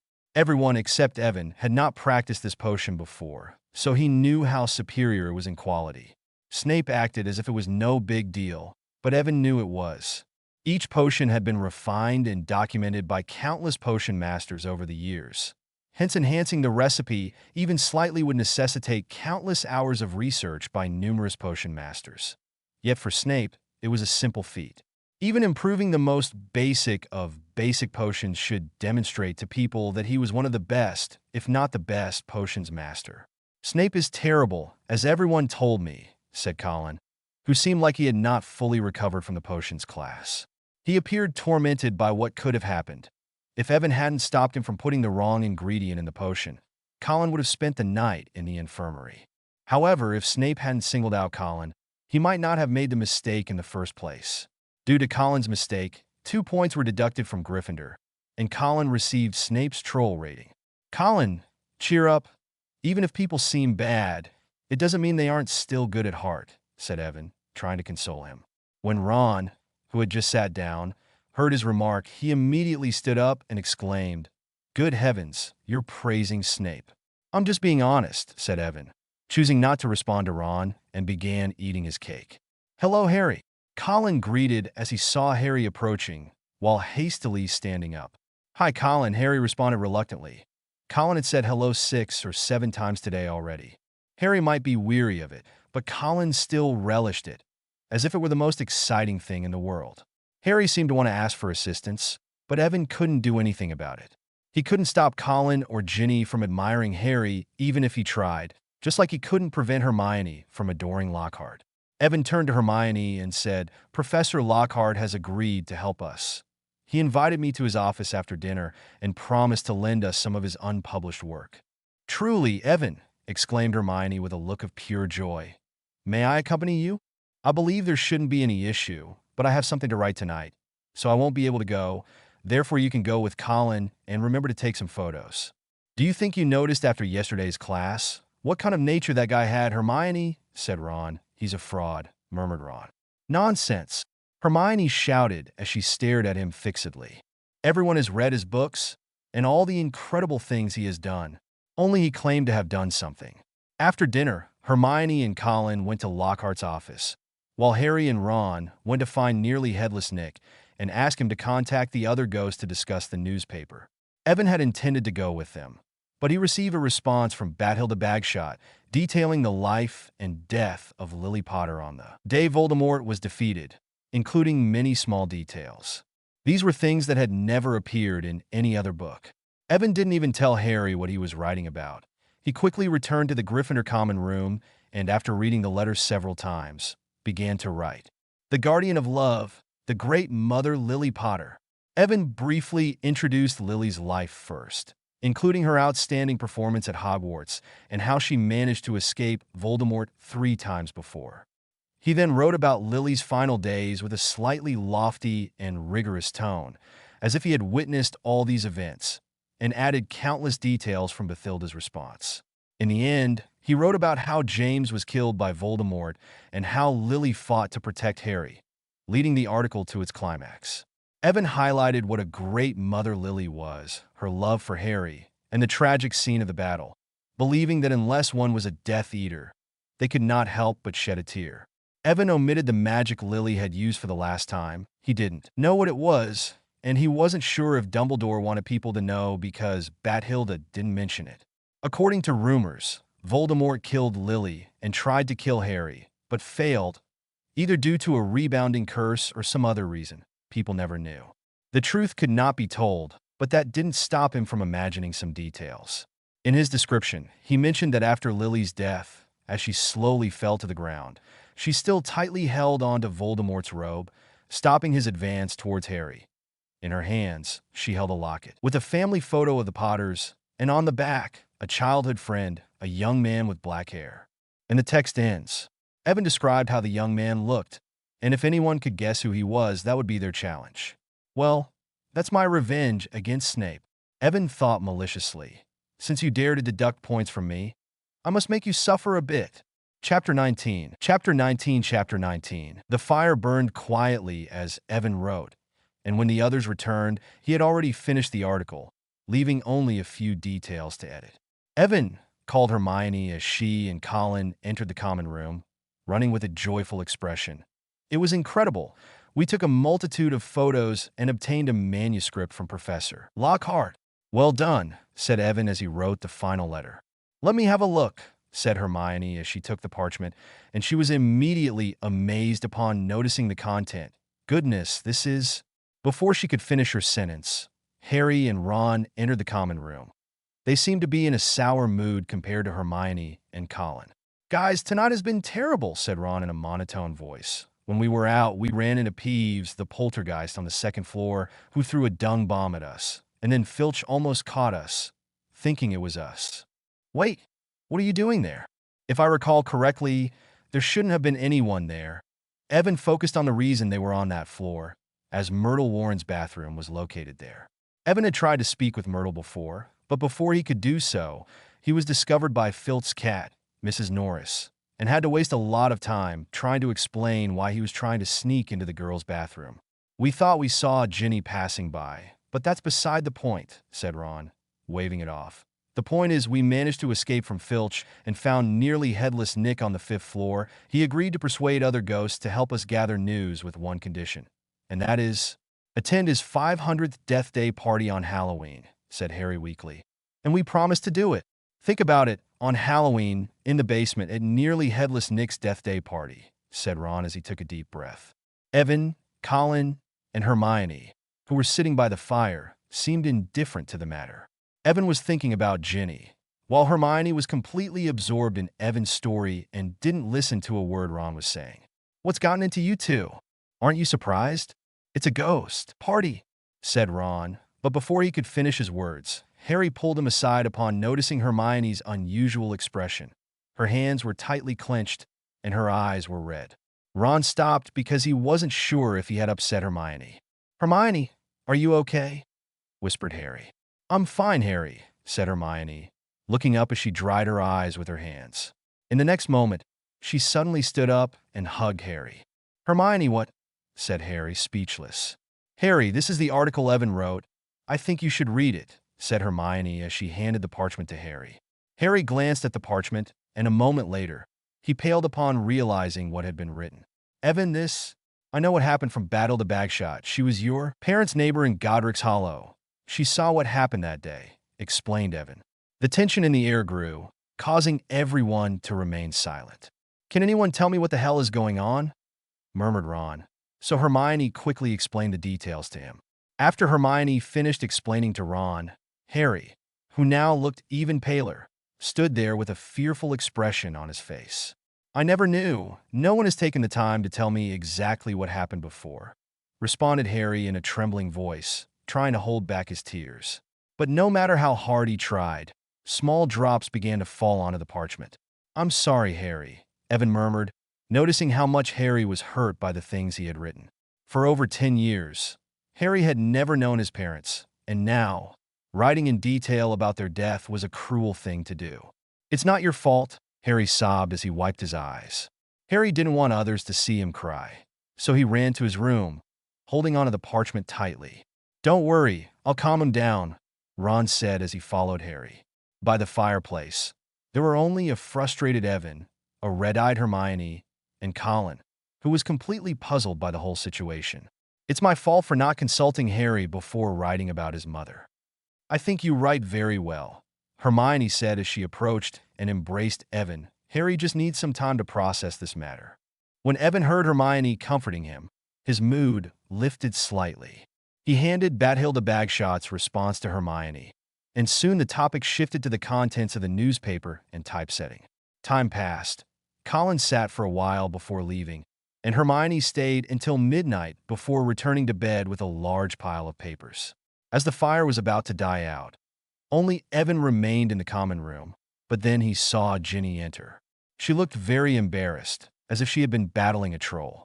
Her robe was covered in dust, her face slightly pale, and traces of blood adorned her.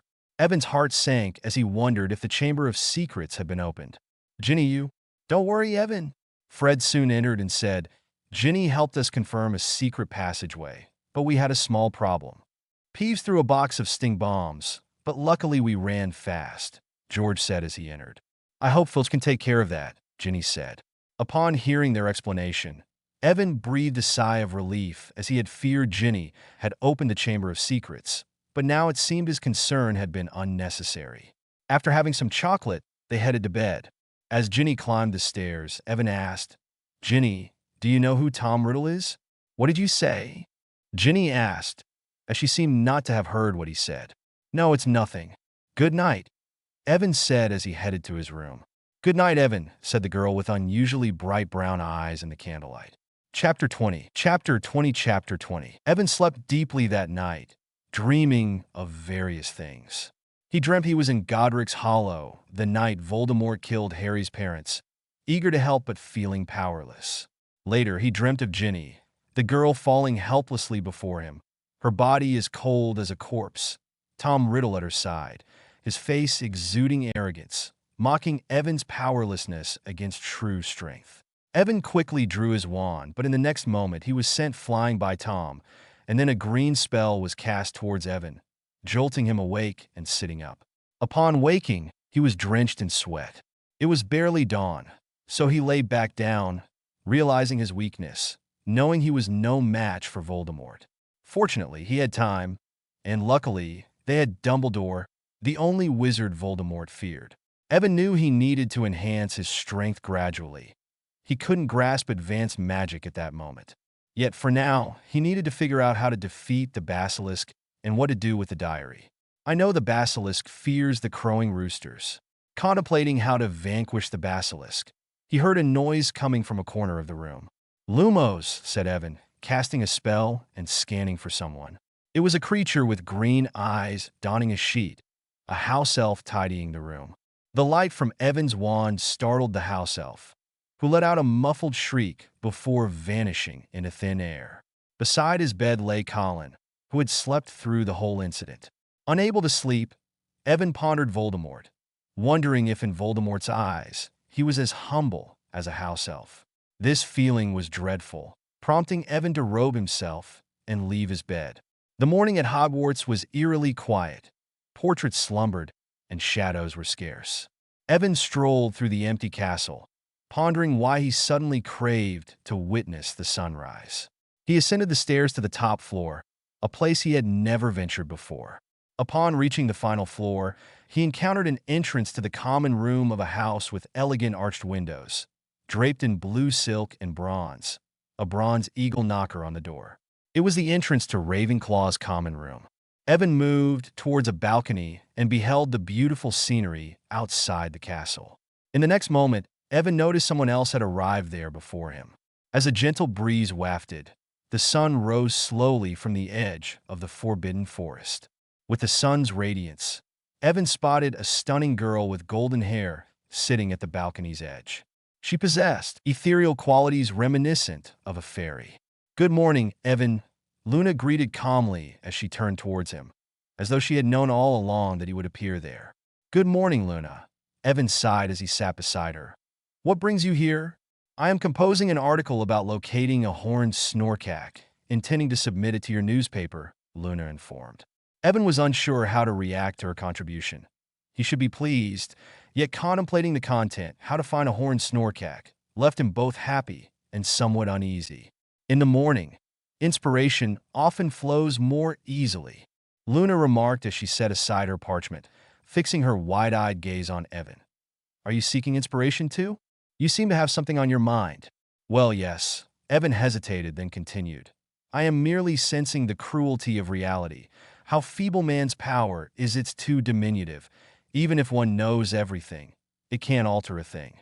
Evan was perplexed, hence uncertain if Luna could comprehend him. Two individuals watched the sunrise for a while.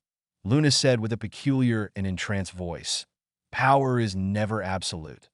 Those who can confront their own cowardice and remain humble possess a kind of courage, don't they?" "Yes," Evan nodded in agreement. "Courage is important. However, I believe more in wisdom than in strength or courage." Luna chirped, "Intelligence above all else is a man's greatest treasure." This was the second time Evan heard Luna say this phrase. He looked it up yesterday and confirmed its origin was among the last words of Rowena Ravenclaw. Perhaps a famous saying, Evan doesn't know how this phrase could help defeat Voldemort. "My mother once told me before she passed away, it's important to choose your own path. And then, no matter how many people oppose you, you must stand firm and follow your belief." On the balcony, Luna's voice left Evan in a trance. "Path?" Evan unconsciously inquired. "Your mother?" "Yes," Luna replied. "She was an excellent witch who enjoyed doing experiments. But one day one of her spells went wrong, and she died. I was 9. I'm sorry, Luna." "Don't worry, Evan," Luna reassured. "I'm fine because I was loved while she was alive. Although sometimes I feel down, at least I still have my father. What I mean is, no matter how hard it gets, you will always have someone to help you through it." "You're right. I'll always have someone to help me," Evan nodded, realizing this. Since he found himself in the magical world of Harry Potter, Evan has harbored a deep sense of anxiety, always standing on the opposite side of Voldemort while ignoring others' existence.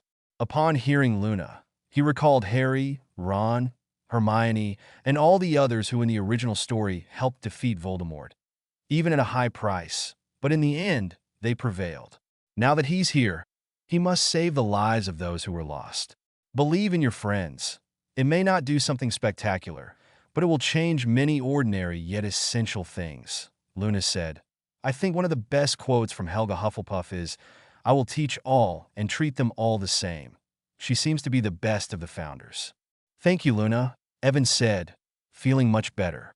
"You're welcome. Come with me to the Ravenclaw common room," Luna invited. "We can read The Quibbler, a magazine my father writes. It might give you some inspiration." "No, thank you. I'm a bit hungry. I want to go downstairs and have some pudding." Evan declined politely, although intrigued by the Ravenclaw common room. He wasn't keen to read The Quibbler. Chapter 21. Chapter 21. Chapter 21. Luna's words helped to shift Evan's mindset, and after breakfast, he began to see the bright side of things. Harry returned the parchment and agreed to let Evan publish the article in the newspaper. Evan noticed the parchment was tear-stained. It must have been a tough night for him. At least, Gryffindor never lacked the courage to face adversities. Harry quickly recovered and thanked Evan for informing him of the details of his parents' death. Evan handed Harry Bathilda Bagshot's response. After herbology class, Evan followed the first years to the flying class. Having spent the summer at the Weasleys' house, he had learned to fly on a broom, but Evan had a strong fear of flying. After confiding in Madame Hooch, she instructed him to stay on the sidelines. This agitated the Slytherins, as they wanted to teach Evan a lesson based on the rivalry between the two houses. But now they had no opportunity, so they had to find another Gryffindor, directing their gaze at Colin, but Evan's classmate, Vicky Frobisher, did not allow it. They fought on their brooms, leading to a comical ending. In addition to Evan, all the new students from Gryffindor and Slytherin were severely reprimanded by Madame Hooch and Doc 5 Points. After seeing Frobisher, he thought of recommending her to join the Quidditch team as a goalkeeper. However, he didn't have the energy to pursue it as the newspaper deadline loomed. Hermione had now replaced Snape as the most fearsome person in Evan's opinion. In the following days, under Hermione's supervision, he spent almost all his time in the library. They both reviewed and revised all the manuscripts, so he had to finish his tasks after 10 p.m.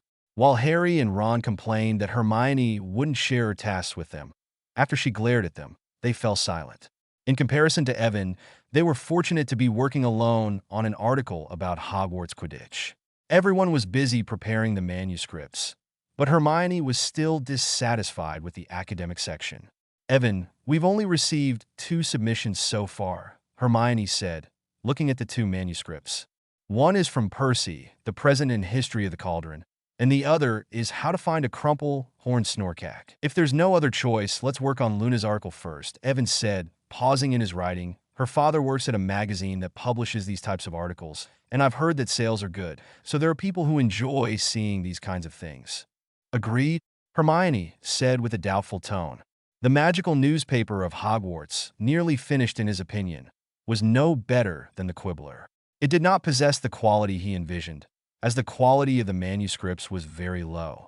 Page 3 featured interesting Hogwarts news of the week, but was limited by the source of the articles, mostly from Gryffindor students. Evan, Harry, and Ron flying in a car to school graced the cover. Only a few things related to Ravenclaw and Hufflepuff, with almost no news about Slytherin apart from Malfoy provoking people on various occasions. Then, there was an article about young wizard safety taking up 5 pages, filled with legal terms. Evan wasn't sure if anyone would read it. He believed that Hermione's articles would be overlooked by most young wizards. Regarding Fred and George's articles, they covered the grand staircase and frequently used secret passageways, which could assist some new students and attract some readers. They must have omitted a lot because with these secret passages, it would be impossible to escape from Filch, who was familiar with the secret passages. Ginny assisted Hagrid with his piece on magical creatures.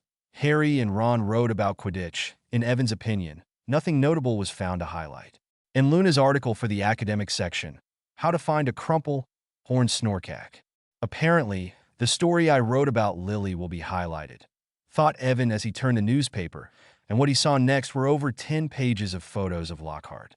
Lockhart in class, Lockhart grading papers, Lockhart at dinner, Lockhart waving his wand, Lockhart assisting other professors, Lockhart's smile was everywhere, making Evan feel a bit queasy. Following the photos, there was Hermione's article about Lockhart. Under Hermione's description of Lockhart, he seemed more magnificent than Dumbledore. After that was Lockhart's story. Since Lockhart announced to the class that he would publish a story in the newspaper, the girls in the class flocked to him, wanting to preview the content.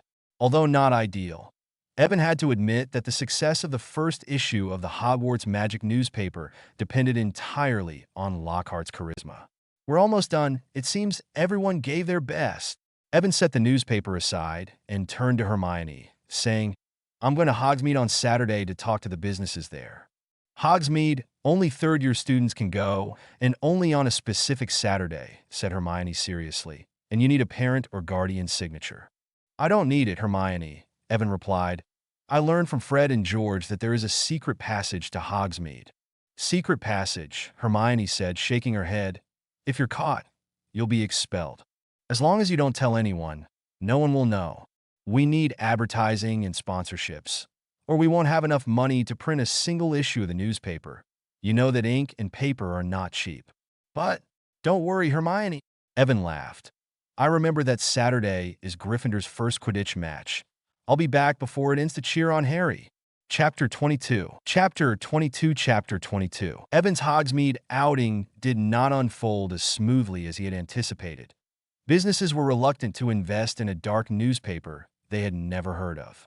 Through Evan's persistent efforts to persuade them, however, some businesses eventually agreed to sponsor the newspaper.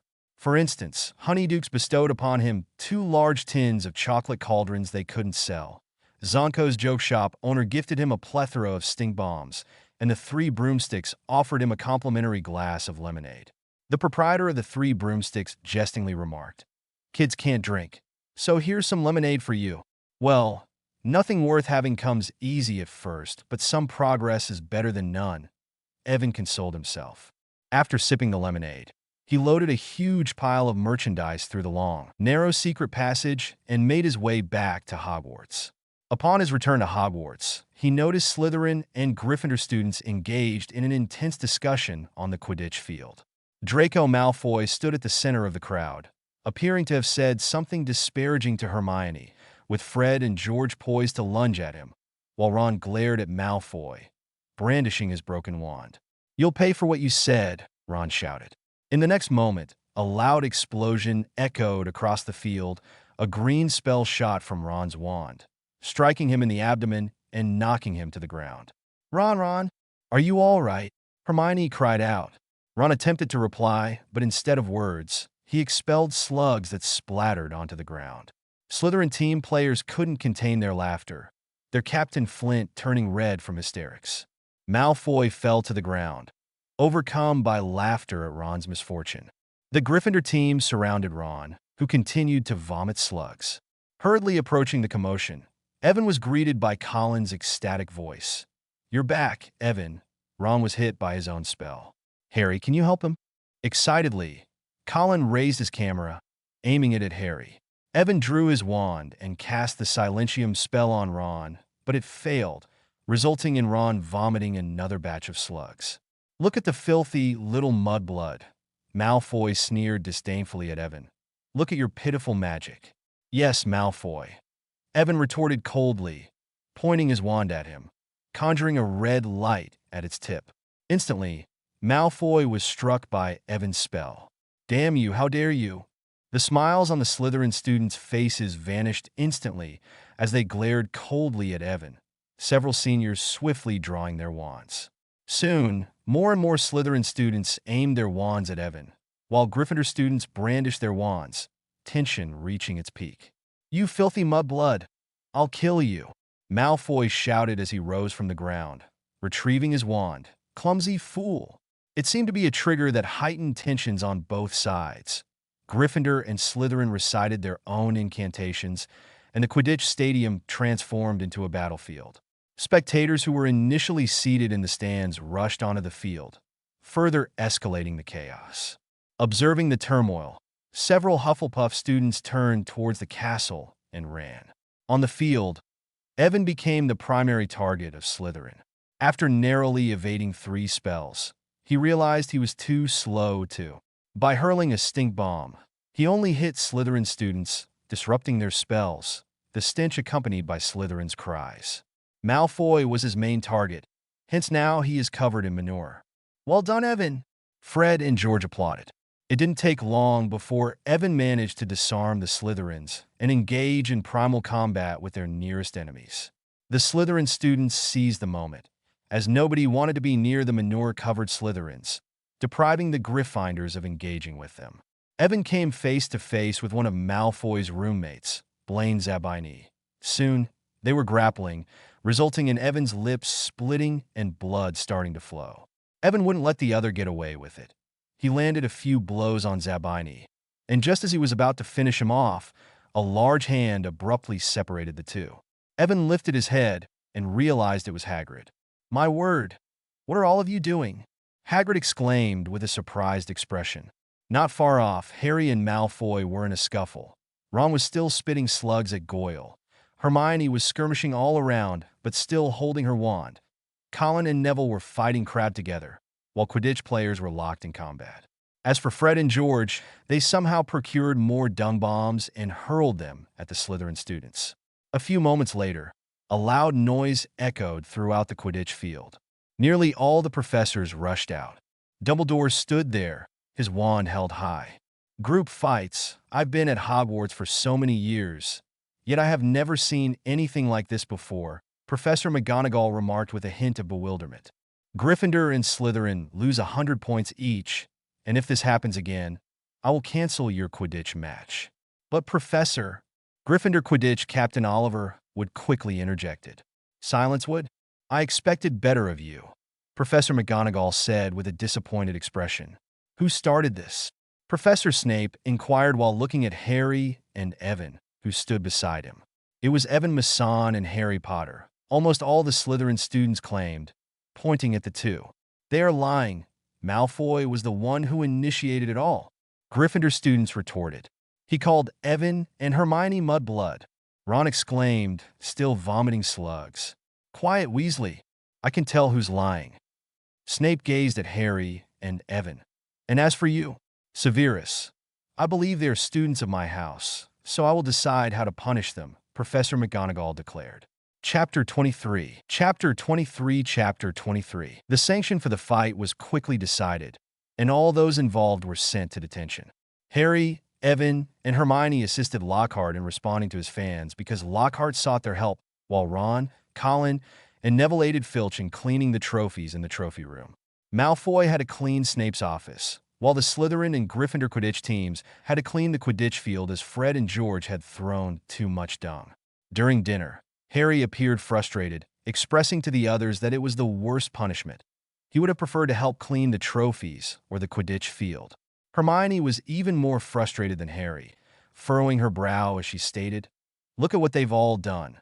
There's only one day left before the official newspaper launch, and everyone is in detention. Evan, you shouldn't be so impulsive, and Ron, you're still spitting slugs because of Malfoy." Upon hearing Hermione's complaints, Ron was at a loss for words. Ron quietly murmured to Harry with his head bowed. When we were fighting, Hermione seemed more thrilled than anyone. Of course, her voice was low, so except for Evan, who was seated beside Harry, no one else heard it. Don't be upset, Hermione, Fred reassured her. After all, didn't we win, right? This was the first time we used dung bombs to attack others. The effect was incredible, George exclaimed, surveying the long Slytherin table with satisfaction. Everything smelled foul, so nobody wanted to go near them. To celebrate this victory, we should have a party, the twins said in unison. I should write to your mother about this, Hermione said, looking at them indignantly. Let them be, Hermione, Evan quickly interjected. After all, they helped us. It was Malfoy who called us mudbloods. What does that mean? Asked Harry, clearly sensing it was something derogatory. It's an offensive remark. Mudblood is a derogatory term for people born of Muggle parents without recent magical ancestry, explained Ron. Some wizards, like the Malfoy family, always feel superior to others because they are called purebloods. Discrimination based on lineage, Evan added. Voldemort used this as a reason to massacre Muggles. At the mention of a name that must not be named, everyone at the table shuddered, especially Ginny, who looked terrified. Let's change the subject. What are we going to do now? Hermione inquired. I have a way to convince Professor Lockhart to let us out early. Really, Evan? Exclaimed Harry excitedly. Of course, Harry, but you'll have to be the sacrificial one and stay with him. Upon hearing Evan's words, Harry felt dejected once again. When they arrived at Lockhart's office after dinner, Evan requested that Lockhart allow him and Hermione to return and finish the manuscripts because there was only one day left until the official launch of Hogwarts Magical Newspaper, and they still had a lot of work to do. Lockhart readily agreed to Evan's request, seeing himself as the focal point of the newspaper. Ignoring Harry's pitiful look, Evan and Hermione hastened to the library with a stack of papers. This will be a lot of work, Evan remarked with a smile. We can ask Ginny to help us since she shouldn't be in detention. She went to aid Fred and George in cleaning the Quidditch field, well, Hermione, Evan sighed. Fred and George are good people, and we all like them. I'm not saying they're bad people, but they're too mischievous, perhaps. Well, Hermione, I just wanted to ask, what are you going to write? Seeing Hermione about to continue talking endlessly, he changed the topic of the conversation. An article drawing attention to school violence. Hermione responded with a brief pause. But after hearing you speak about mudbloods, I will change the title to The Legitimate Rights and Interests of Muggle-Born Wizards. That is my task, so the rest is up to you. Afterward, Hermione stood up and searched for books related to her article. Evan rearranged the cover and placed the fight incident as the headline. Time passed, and the Gryffindors were still in a festive mood. Many people heard about Saturday's fight. Even though the final outcome was close, upon seeing the Slytherin students unkempt, people knew that Gryffindor had emerged victorious with a few cheap tricks. Rumors spread everywhere, and once again, Evan was the center of attention. There were rumors about him everywhere, at least 10 versions of him confronting Malfoy. Ron was also a topic of discussion as he spat slugs, so everyone was speculating about what kind of spell could do that, causing many spellbooks from the library to be borrowed. The four houses regretted not witnessing the fight in person. As a result, anticipation for the first issue of Hogwarts' magical newspaper was at its peak, as the newspaper contained details of the battle and the spell Ron used. On Monday morning, Evan rose early and arrived at the Great Hall with a freshly printed newspaper. Following his strategy, the first issue was free and included all the staff details, the author's name of the article, and how to request it. Fred and George composed a song, but Professor McGonagall silenced them. However, that didn't dampen the enthusiasm of everyone. Except for the Slytherin's boycott of the newspaper, all copies were soon taken by the other houses. Inside the Great Hall, everyone was flipping through the newspaper or discussing the articles. The long Slytherin table was at complete odds with the other three, as they ate breakfast in silence with grim faces. It was like a funeral at the Slytherin table. The atmosphere was chilling and eerie. Evan set aside a pile of newspapers after printing them for the teachers. He took more than 10 thick newspapers and handed them to each teacher. Dumbledore happily accepted them, while Professor McGonagall simply nodded but seemed a little proud of Evan, and Professors Flitwick and Sprout smiled and took the newspapers. As for Lockhart, he took them and immediately went straight to his photos and started laughing, asking Evan to send him a few copies. The issue was Snape. He looked at Evan with a furrowed brow, seeming to have no intention of speaking to him, just like the Slytherin students. Evan pretended carelessness and dropped the newspaper where Snape could see the article about Lily, but Snape still displayed a look of disgust as he glanced at it. Chapter 24. Chapter 24. Chapter 24. Unprecedented success, Evan. This was Fred and George's assessment of the newspaper. Now, Hogwarts' magical newspaper is the most popular throughout the school. All students are discussing it. The front page featured the Quidditch field brawl, greatly satisfying everyone's curiosity. Colin even captured some photos showcasing Evan's other side. Handsome, intelligent, and the creator of a newspaper, Evan is now nearly as famous as Harry. He is among the most popular students. Most people had a positive assessment of him, and even girls were considering writing him love letters. The advantage of the newspaper was its ability to sway public opinion. So in his article, Evan portrayed Slytherin as the main instigator of the brawl. Certainly, it was the truth. Now that everyone knew what had happened, they unanimously condemned Malfoy, which angered the latter. Malfoy glared at Evan and Harry from afar, but refrained from causing trouble. Furthermore, Hermione's articles were performing better than expected, although most young wizards were not interested in such things. However, at lunch, Evan noticed several professors carefully reading the article's content. The introduction of articles about secret passageways, Quidditch, and magical creatures was popular among the young wizards, although much of this was covered in books that many young wizards might not read. Some of the articles could help new students integrate more quickly into school life. The twins made puns and jokes that the older students enjoyed. Regarding Luna's article, How to Find a Horned Snorkack, it wasn't very popular. Yet Luna remained happy and handed Evan a recent copy of the Quibbler, saying her father would be interested in collaborating with them deeply for a joint publication on the Horned Snorkack research findings. The most popular articles were Lockhart's photos and novels, primarily popular among girls, and Hermione was no exception. Even many Slytherin girls secretly obtained a copy of Hogwarts magical newspaper. But most surprisingly, some people got a new newspaper from Evan to send to their parents. Most of them were Lockhart fans. This would increase the number of buyers, but Evan would have to consider printing more copies. Finally, someone noticed Lily's story by Evan at breakfast. The descriptive article transported everyone back to Godric's Hollow. As one of the most well-known events in modern magic, young wizards knew the basics of what happened, but no one knew the details Evan wrote in his article. For a while, this story replaced Lockhart's novel as the main focus. Today's breakfast was meant to be much longer than usual, as everyone was immersed in this tragic tale, paying no attention to their food. Apart from the Slytherins, the other houses were all silent as they read the article.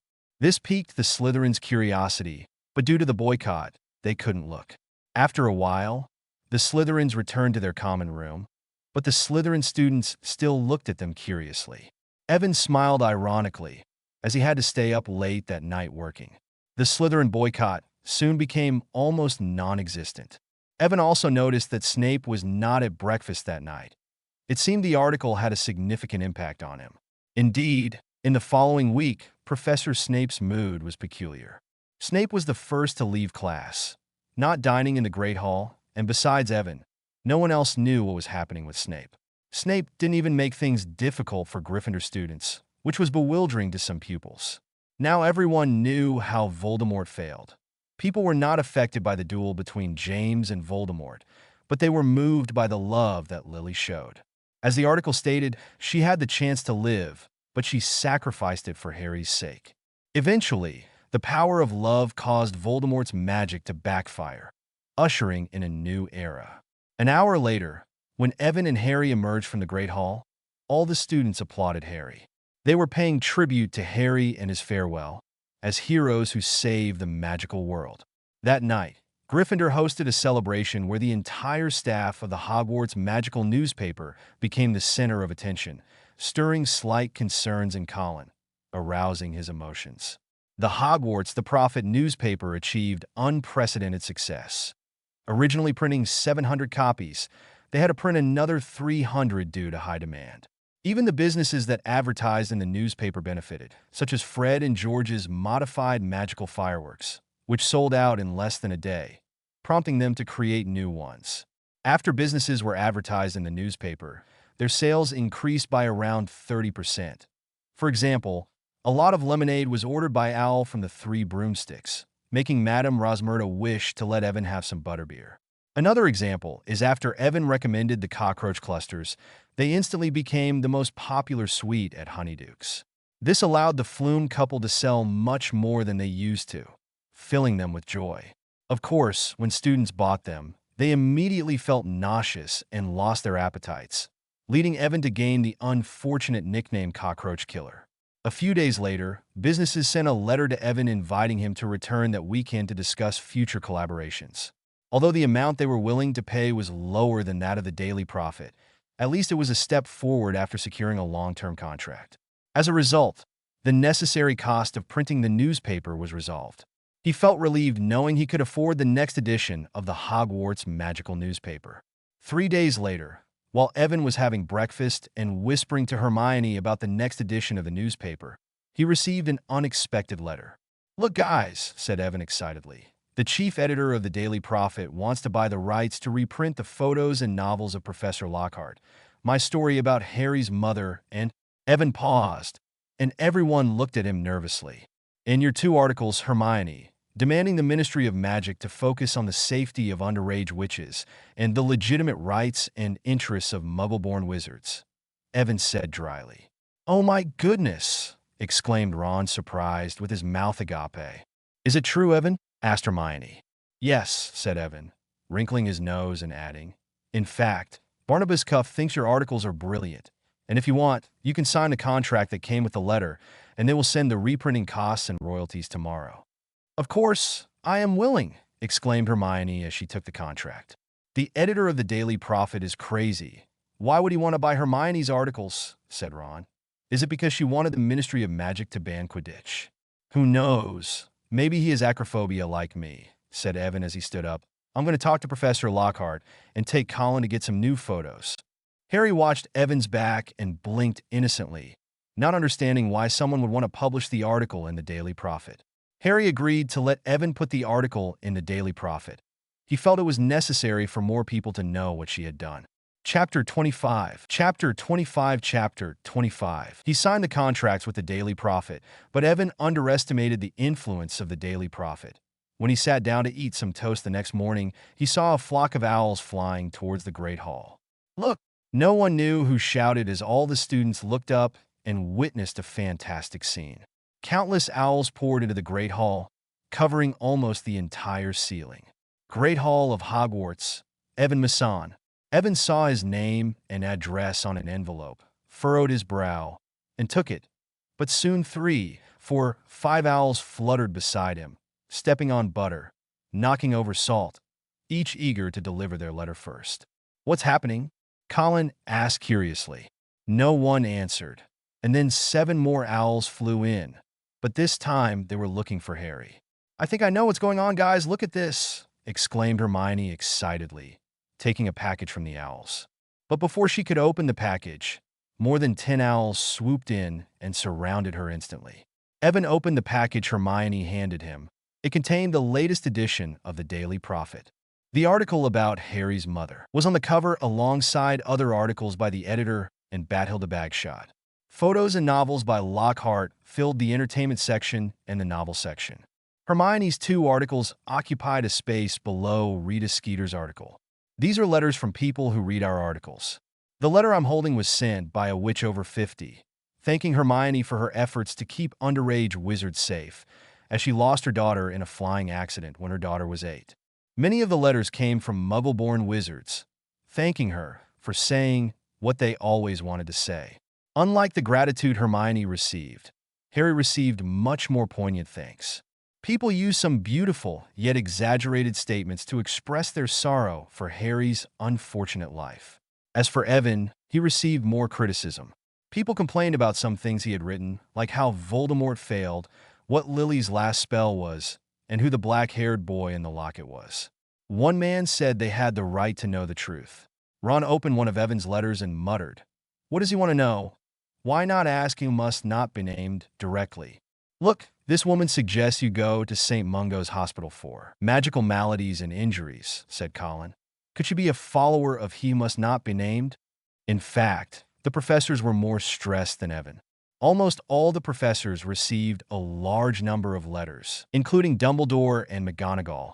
The readers who read Evan's article expected the professors to take better care of Harry. Faced with a never-ending stream of owls, they were overwhelmed. Professor Snape cast a spell that made all the owls fly away. Unlike Snape, who was angry, Lockhart was extremely excited. Lockhart received the most letters, putting them all in a special pocket so he could respond to his admirers in his free time. Nevertheless, Evan's articles had an unexpected outcome. Many older wizards were surprised that young wizards could write so well, but most people believe that what they say makes a lot of sense, even if in some places the wording is not precise considering the age of some. The flaw is insignificant. The good news in all of this is that the editor of the Daily Prophet said he was willing to reprint the articles of Evan, Hermione, and Lockhart for a while. With the advantage he had gained so far, Evan managed to print around 800 follow-up newspapers per issue. Everything was going well, and Hogwarts Magical Newspaper became part of the daily life of some wizards. The newspaper was receiving increasing contributions and generating modest profits. Professors and students got used to the countless owls that rained down during breakfast every Wednesday. Due to the small amount of money he earned, Evan bought some herbs for himself and bought Hermione a new quill. The rest of the money was spent on Fred and George's research. With a steady supply of materials, the twins achieved excellent results. In addition to the magical fireworks, they also developed extendable ears, self-writing quill, blood-flavored toffees, and thunderous tongue toffees.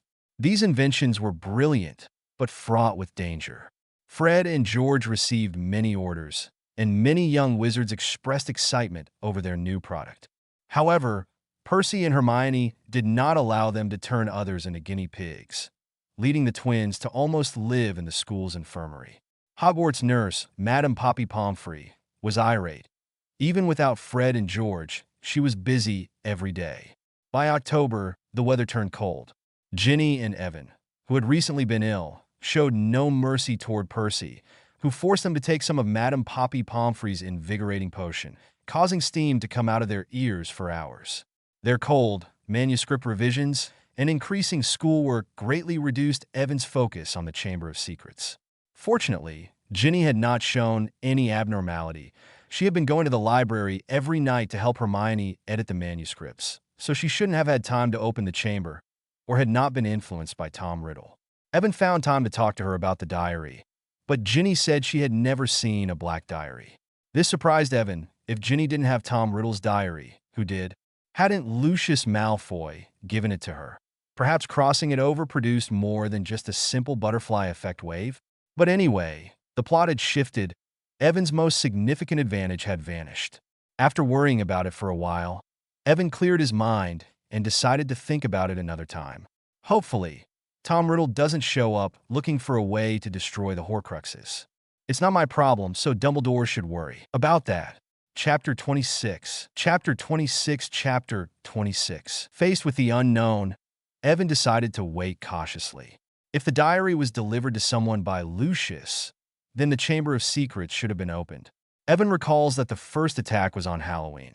On Halloween, he intended to stay with Ginny to watch over her or to see if anyone else was acting suspiciously, but Hermione disagreed. She wanted Evan to go with them to nearly headless Nick's birthday party. Hermione, I'm feeling unwell, so let me stay in the land of the living. Besides, I need to write the article about the Halloween party for next week's headline. You haven't been sick since Tuesday, Evan, Hermione said, shaking her head, refusing to let Evan stay. The article can be delivered to Colin and Ginny. Nearly headless Nick has already helped us with news gathering, so we cannot miss tonight. But Dumbledore booked a group of dancing skeletons for entertainment, Harry said hesitantly, as neither he nor Ron wanted to attend nearly headless Nick's birthday party. Hermione turned to Harry, reminding him, "You and Ron promised nearly headless Nick that you would attend his birthday party." So at 7 o'clock in the evening, the four passed through the door leading to the Great Hall. There were numerous decorations, candles, and golden plates on the table, which was very tempting, but instead of going to the party, they headed towards the dungeons. Although they were on their way to potions class, especially that night, it was eerie. Some candles lined the hallway, but the effect was not grandiose as the thin candles burned a very faint blue, giving them a gloomy look. With each step the four took, the temperature dropped. This caused Evan to sneeze and wrap himself tighter in his clothes. Soon they heard a sound like 1,000 nails scratching on a chalkboard. "What is that sound?" said the terrified Ron. "I think it's music," Harry whispered. They turned a corner and immediately saw nearly headless Nick standing beside the door. "My dear friends," said Nick, "I'm delighted that you've come. Welcome, welcome." He took off his hat and bowed slightly, inviting them in. The sight was incredible. The dungeon was filled with hundreds of translucent figures, most of them dancing on the crowded dance floor, swaying to the horrendous sounds of the musical saws, the orchestra playing on a raised platform covered in black. The chandelier had thousands of lit candles emitting a magnificent glow. Evan could see his breath. It was as if he was in a freezer. "Well, what shall we do now?" "Let's observe first," suggested Harry. "Be careful not to bump into anyone," Ron said nervously. They walked carefully around the edge of the dance floor, seeing a group of mournful nuns, a ragged man with chains, and the fat friar. Then they encountered the Bloody Baron, a slithering ghost with expressionless eyes, a gaunt face, and robes stained with silver blood. No one dared to approach him, so the other ghosts gave him enough space to be alone. "Oh no," Hermione said. "Quickly turn around. I don't want to talk to Moaning Myrtle." "Oh," whispered Harry. "She's a ghost haunting one of the girls' bathrooms," Hermione replied. "Haunting the bathroom?" "Yes, that's why the bathroom is always out of order, as she keeps flooding it. As long as we can avoid." Hermione's heart sank as she saw Evan heading towards Myrtle. "What is he doing?" "Who knows? Perhaps Myrtle is Evan's type," said Ron with a wide smile. "Haha, this is quite the news." Hermione glared at Ron, and then the three quickly followed Evan. given that the entrance to the Chamber of Secrets is in the bathroom where Moaning Myrtle resides. Evan wanted to ask her if she had seen anyone peculiar in her lately. Currently, the whereabouts of Tom Riddle's diary are unknown, so no clues should be overlooked. Before Evan had the chance to speak to Moaning Myrtle, he saw a being with an orange jester's cap, pale skin, black hair, and black eyes appear before him. "Care for some, little fishies?" said Peeves as he offered a bowl of musty peanuts. "Thank you, but no," Evan quickly replied, declining the offer. "I just overheard you talking about poor Moaning Myrtle. That's rude." Peeves took a deep breath and shouted, "Hey, Myrtle!" "Peeves, please, don't tell her what I said. It will upset her greatly," said Hermione, who was standing beside Evan. She hurriedly whispered, "I was just joking." Her words were cut short when she saw Moaning Myrtle floating closer and closer. Moaning Myrtle's expression was filled with the greatest melancholy and sadness Evan had ever seen. "What?" asked Moaning Myrtle with a forlorn face. "Hello, Myrtle. It's nice to see you out of the bathroom," said Hermione in a charming voice. "Miss Granger was just talking about you," Peeves said slyly. "We were saying you looked very beautiful tonight," Hermione said, shooting a glare at Peeves. "They were making fun of you." Moaning Myrtle looked at Hermione suspiciously, but then tears began to flow from her glassy eyes. "No, really, didn't I just say Myrtle looked beautiful?" Hermione said, nudging Harry and Ron. "Yes, that's right. Don't lie to me. You think I don't know how I'm talked about behind my back," said Moaning Myrtle, tears streaming down her cheeks. "Fat Myrtle, ugly Myrtle, poor crying Myrtle." "You forgot," Peeves said, laughing. "That's enough, Peeves." Evan quickly interrupted Peeves. He had something to ask and couldn't let Peeves spoil it. "We truly believe you look beautiful tonight. You are very friendly, unlike the other ghosts. You're the best, believe me." Upon hearing Evan's praises towards Myrtle, Harry, Ron, and Hermione were left speechless, amazed. "Does Myrtle really like it?" Ron whispered to Harry, but unfortunately, it was heard by Peeves and Myrtle. "You're lying. No one likes me," said Moaning Myrtle as she burst into tears once more and ran out of the dungeon. "No one cares for Myrtle, Myrtle Pimple Face," Peeves shouted as he ran after her, throwing musty peanuts. Chapter 27. Chapter 27. Chapter 27. "Oh my goodness," exclaimed Hermione. "Ron, you shouldn't have said that. I will talk to her," Evan said, looking at Ron with annoyance. "All right," Ron said, blushing. "You really don't like Moaning Myrtle, do you?" "Ron," Hermione exclaimed. "I don't like her, but she is a valuable source of information," Evan growled. "I had something to ask her, but now it's all ruined. You should apologize to her even though I don't really like her." "But you shouldn't have said that near Peeves," Hermione said. "Apologize?" Ron said, blushing slightly. "Yes, Ron," said Harry, nudging Ron. "I think Evan and Hermione are right. We said things we shouldn't have." "Well, since everyone thinks I should do it, I'll go and apologize to her now," Ron said. After that, he turned around and rushed out of the dungeon as the three watched him, a little worried. "Come on, I've had a look and the food here is not for the living," sighed Evan, "and I have something to ask Myrtle." The three headed towards the door, and nearly headless Nick floated among the crowd. "My friends, did you enjoy yourselves?" "We had a great time," they lied. "The turnout of people was excellent," said nearly headless Nick proudly. The weeping widow came from Kent. Nick instructed the orchestra to stop playing, stood on a podium with a bright blue spotlight shining on him. "My esteemed ladies and gentlemen, I am deeply saddened." Before his words could finish, a sound echoed through the dungeon. The ghosts looked around excitedly, while Nick's expression looked somewhat pained. Suddenly, 12 headless horsemen entered. Everyone present applauded warmly. The three of them also clapped, but when they saw nearly headless Nick's face, they stopped. The 12 riders moved to the center of the dance floor and dismounted their horses. The leader of the ghosts was a man carrying his bearded face under his arm. The man took his head and held it up high so he could see the crowd while making everyone laugh. He approached nearly headless Nick. "Nick," the man said, "how are you? Does your head still wobble?" The man shouted. The man laughed and slapped nearly headless Nick's shoulder. "Welcome, Sir Patrick," nearly headless Nick said stiffly. "Living ones." Sir Patrick looked towards Evan, Harry, and Hermione dropped his head, making everyone laugh once more. "It's quite funny," said Nearly Headless Nick. "Don't be so gloomy, Nick," Sir Patrick's head shouted from the ground. "Nick is still upset because we didn't let him join the Headless Hunt. I believe." Harry started, but before he finished his words, he noticed Nearly Headless Nick's significant look and remembered his commitment, and hastily said, "Nick is terrifying." "Ah," Sir Patrick's head exclaimed. "I suppose he told you to say that."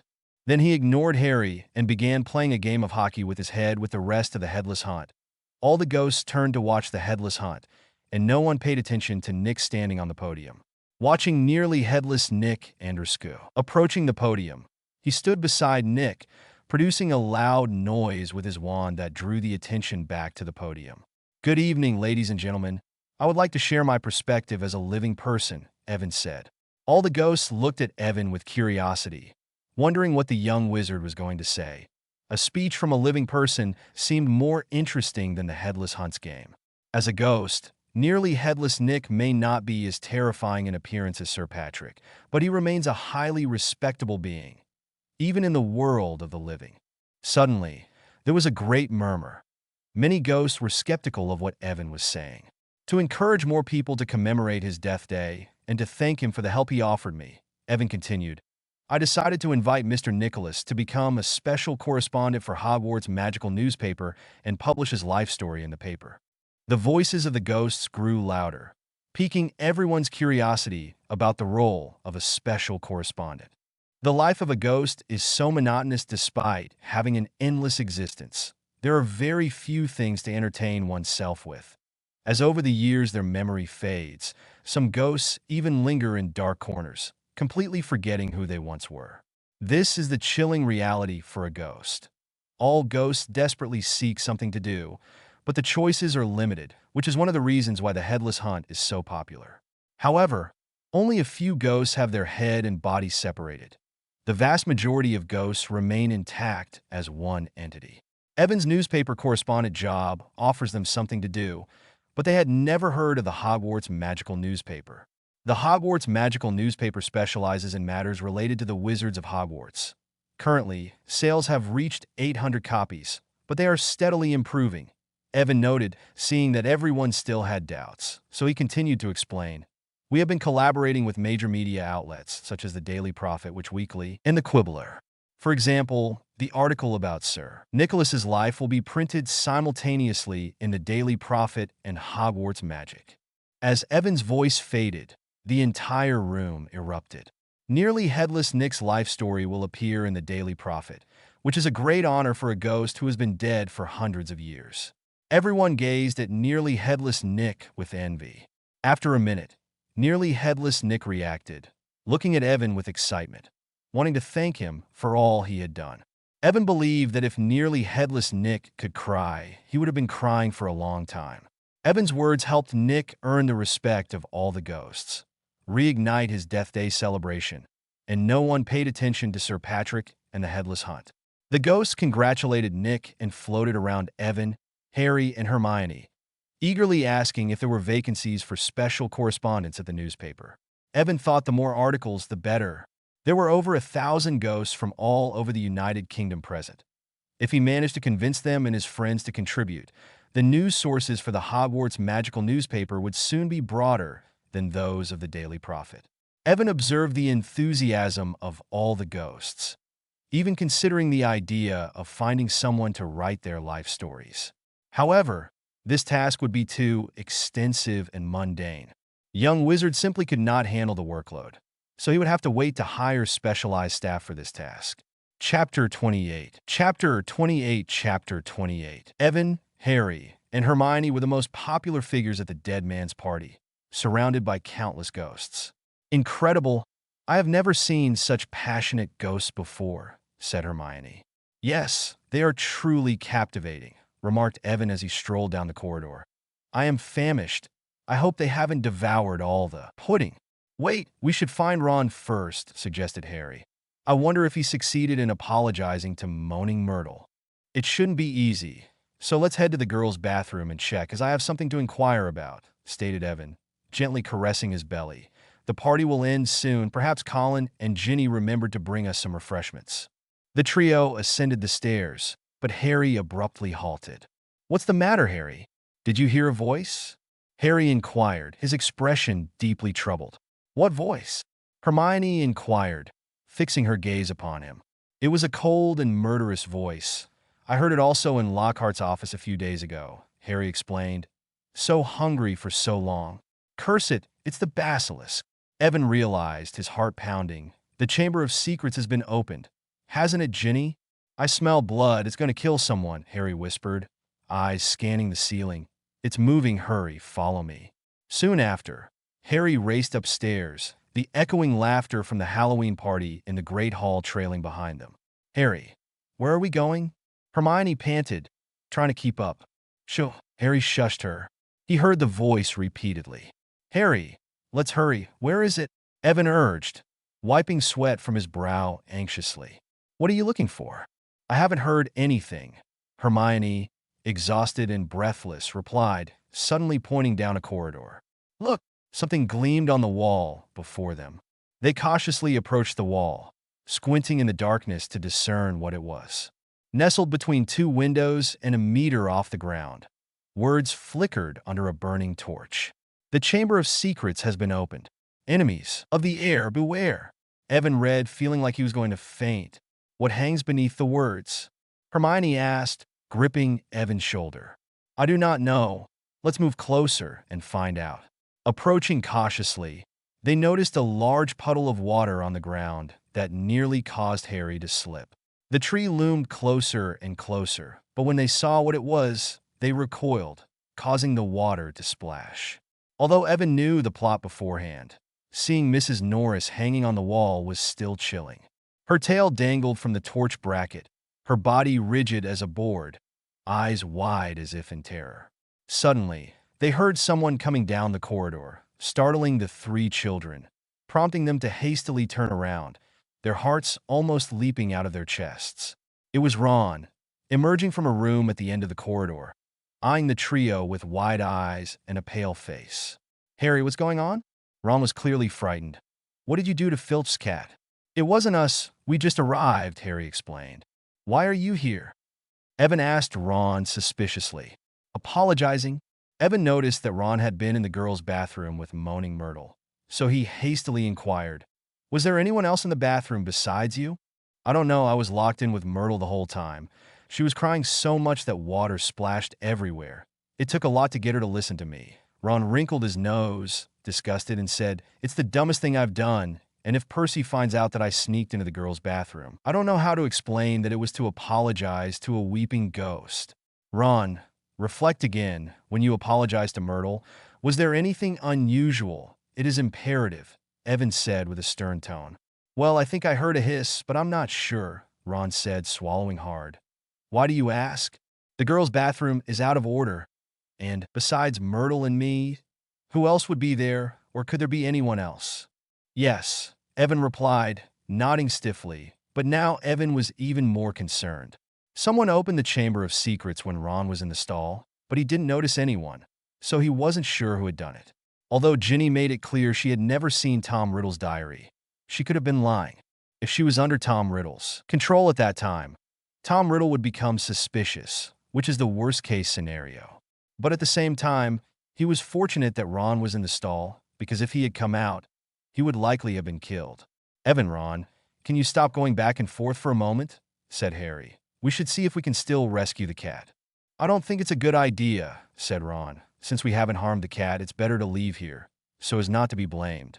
But it was too late. He had just finished speaking when he heard people coming down the hall. The party was over.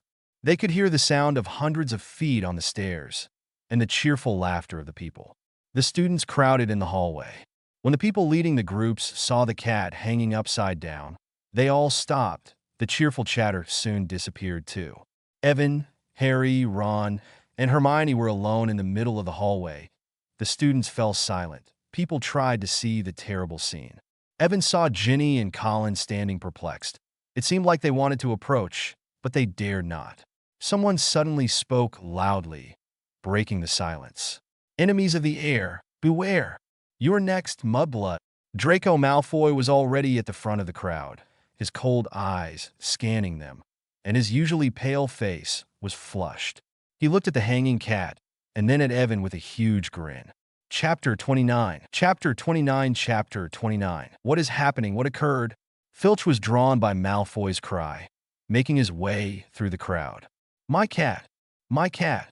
What has happened to her? Filch yelled, almost fainting.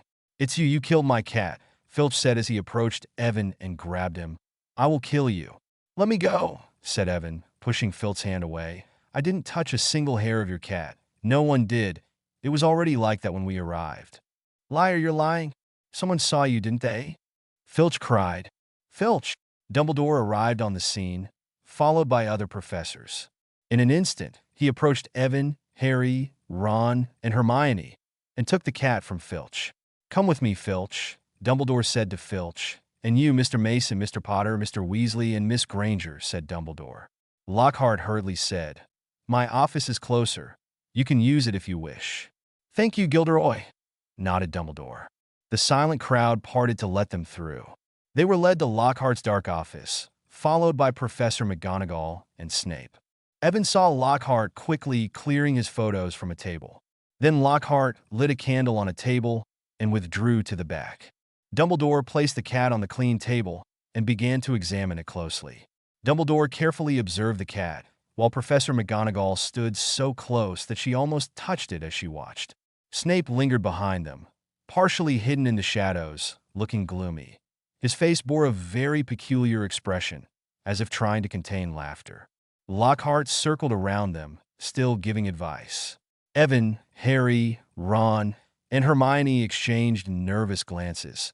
They were seated in chairs not illuminated by the candlelight. Filch stood behind them, staring at Evan as if he had already identified him as the culprit. It must have been a curse that killed her, probably a spell that deforms and tortures the subject, said Lockhart. I have seen this spell used many times. I regret not being there because I know the spell that could have saved her. Upon hearing Lockhart's words, Filch shuddered slightly in pain. Then, suddenly, he collapsed into a chair beside the table, holding his face in his hands. He dared not look at Mrs. Norris's wretched state. At that moment, Dumbledore whispered a few words and used his wand to lightly touch Mrs. Norris, but there was no response. Mrs. Norris remained stiff. Headmaster, this cat is dead. I recall a similar event in one of my books where there was a series of attacks, said Lockhart. I then gave the common people a variety of amulets to solve the problem. Professor, she is not dead, just petrified. Evan felt he should say something before Lockhart made Filch attempt to kill him. Nonsense, you killed her. Filch roared. Mr. Mason is right. She is not dead, Dumbledore whispered to Filch. She was petrified by a strong curse. First-year students cannot do this. He did it. You saw the words written on the wall with Mrs. Norris. She has repeatedly prevented him from entering the girls' bathroom on the 3rd floor, said Filch. He must hold a grudge. I didn't touch your cat. I am seeking ghosts from the castle to help me provide sources for my newspaper. I believe it is necessary to speak with Moaning Myrtle. She knows Hogwarts very well, and many girls like her, explained Evan, but Filch did not believe his words. I am deeply skeptical about it, said Snape with a hint of mockery as he glanced at Harry. All of this is full of gaps. Why did you go upstairs instead of attending the Halloween feast? Snape posed a series of questions that made Evan feel aged. Fortunately, he didn't have to elaborate as Harry, Ron, and Hermione hurried to explain that they were at the Day of the Dead celebration. Hundreds of ghosts can attest to our presence there. But after that, why didn't you come to the party? Snape asked, his eyes gleaming in the candlelight. Why did you head up the hallway? Because Ron had a minor misunderstanding with Moaning Myrtle. We were going to apologize to her.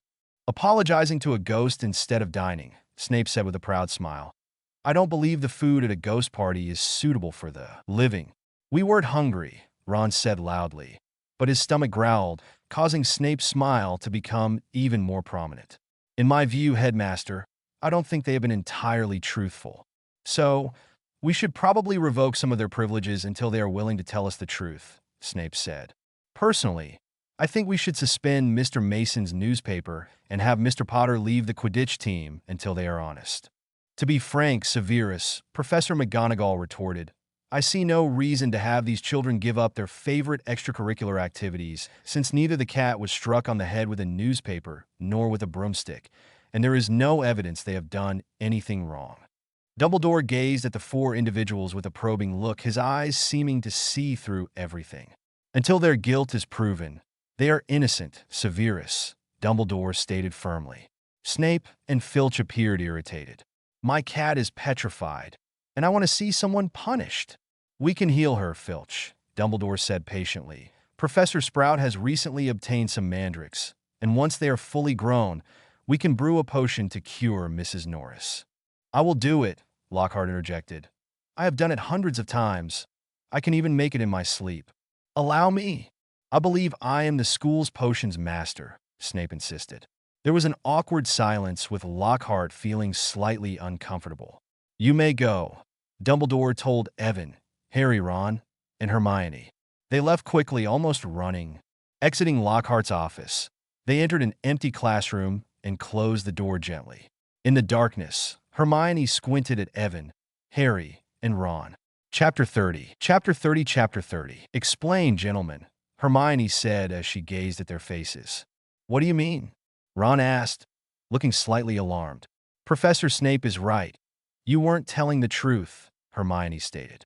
First, Ron, you were in the bathroom when Filch's cat was attacked just outside the door. Why do you mistrust me? Don't be foolish, Ron, Hermione said. Dumbledore mentioned it was an advanced curse that we couldn't cast. I want to ask you, did you notice anything unusual? I just spoke with Evan about this. I think I heard a hiss, but I'm not sure. Myrtle was crying too loudly, Ron pondered. Maybe that's a clue. Hermione turned her head to Harry and said, Harry, can you tell me what you heard at that moment? The voice said it was hungry. It wanted to kill. It was like a ghost moving from one floor of the castle to another, Harry whispered. Then we saw Filch's cat petrified on the wall, so it must have been the owner of the voice. But who or what was it? I didn't hear anything at that moment. Hermione frowned. Who knows? Harry doubted. Do you think I should inform the professors about the sounds I heard? I wouldn't do it. It's not a good sign to hear voices, even in the magical world, Ron replied without much thought. Do you believe me, right? Harry asked Ron. Yes, I believe you, but you have to admit it's strange, Ron quickly responded. I know it's strange, Harry said. The whole thing is strange. You hear a hissing sound in the bathroom, and then Filch's cat is attacked. What did the words on the wall mean? Maybe we should consider it from another angle. The cat was attacked, but who would be pleased with that? Ron stated. Except for Filch. Everyone else would be pleased, Harry replied after contemplating. And how does it connect to the Chamber of Secrets? I mean, who would be ecstatic about it? Or who hates the cat the most? Ron added. I think it might have information about the Chamber of Secrets, Evan said, realizing that Hermione was not engaging in Harry and Ron's discussions, but rather kept staring at him. So he had to tell them something. Upon hearing his words, Harry and Ron turned to Evan, looking at him in astonishment. Have you read Hogwarts, a history? No. Harry and Ron shook their heads. Evan, are you suggesting? Hermione seemed to recall something. Yes, it should be the secret chamber that Salazar Slytherin left behind. It's well known that Hogwarts was founded by Godric Gryffindor, Helga Hufflepuff, Rowena Ravenclaw, and Salazar Slytherin, initially working together, but eventually a rift formed between Slytherin and the others. Slytherin wanted to be more selective about the students coming to Hogwarts. He was not willing to accept students born of Muggles. After a few years, Slytherin and Gryffindor had a dispute that led Slytherin to leave the school, but he left a secret chamber in the school which the other founders knew nothing about. The Chamber of Secrets? Yes, Evan nodded. But Slytherin sealed the chamber so that no one could open it until his heir arrived at the school. Only the heir can open the Chamber of Secrets, unleashing the horror. The dark classroom suddenly became unusually quiet, and the atmosphere was almost unbearably tense. The three, Harry, Ron, and Hermione, who remained silent, waited for Evan to continue. The story is over, Evan whispered after a while. But what is the horror in the Chamber of Secrets? Hermione quickly inquired. I don't know, Evan replied. It might be some kind of monster that only Slytherin's heir can control. Well, it's very consistent with Slytherin's style. I already knew Salazar Slytherin was an old lunatic, but now that I know he came up with this pure-blood nonsense, I wouldn't visit his house even if he paid me, Ron said. To be honest, if the Sorting Hat had placed me in Slytherin, I would have taken the train back home. Wait, Hermione suddenly interjected. Consider the words on the wall. The chamber was opened by its heir, and Harry just heard a strange voice and found Filch's cat petrified on the wall, so she didn't continue. The other three already knew what she meant. It's impossible for Harry to be the heir. If I may say so, the successor must be Malfoy. They are all pure blood, so perhaps he is a descendant of Salazar Slytherin, Ron said. Hermione, Harry has been with us all night. He wouldn't have had time to do this, Evan stated. I know, but it's a little odd that he can hear voices that we can't, Hermione said, turning her gaze back to Evan. And you haven't explained why you've been trying to enter Myrtle's bathroom recently. Seeing the way they looked at him, he didn't want them to think he was trying to spy in the girls' bathroom, especially the one where moaning Myrtle haunted. Well, to be honest, I have more information about the Chamber of Secrets, Evan said bitterly. What is it? The three asked in unison. You know, to prepare articles for the history section of the newspaper, I review Hogwarts events chronologically, Evan explained. I saw in a book a newspaper clipping stating that about 50 years ago, the Chamber of Secrets was opened. What? Who opened it?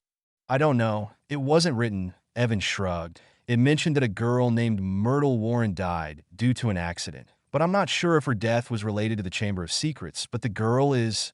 Evan pulled out a yellowed newspaper from his pocket, showing them a picture of the girl. It's Moaning Myrtle. Yes, that's her. Evan confirmed immediately. I just wanted to ask her if she had noticed anything. Chapter 31. Chapter 31. Chapter 31. Upon hearing Evan's words, the three couldn't wait to return and speak with Myrtle. But from that day on, Filch would take a chair and sit in front of the bathroom every night, seeming to believe that Evan would enter when he wasn't there. In fact, all four of them had the intention to do so, but not even Hermione was allowed entry, as Filch had decided that Evan was the culprit. Though Filch did not know why Evan wanted to enter the girls' bathroom, he was determined to block his way. For a few days, Filch wandered where Mrs. Norris had been petrified, wanting to clean it with Mrs. Scour's all-purpose magical mess remover. But it was in vain. The words continued to shine as brightly as before. His failure to clean the walls made Filch even more hysterical. Filch would hide in a corner on the third floor and watch every student who approached with his two red eyes, punishing people for anything, whether they were breathing too heavily or their clothes were too wrinkled. God, I must hit the madman who did this. But before I am expelled, I just hope I can petrify Filch, Ron said after being unable to enter the bathroom again. But upon seeing Ginny's pale face, he quickly added that it was just a joke.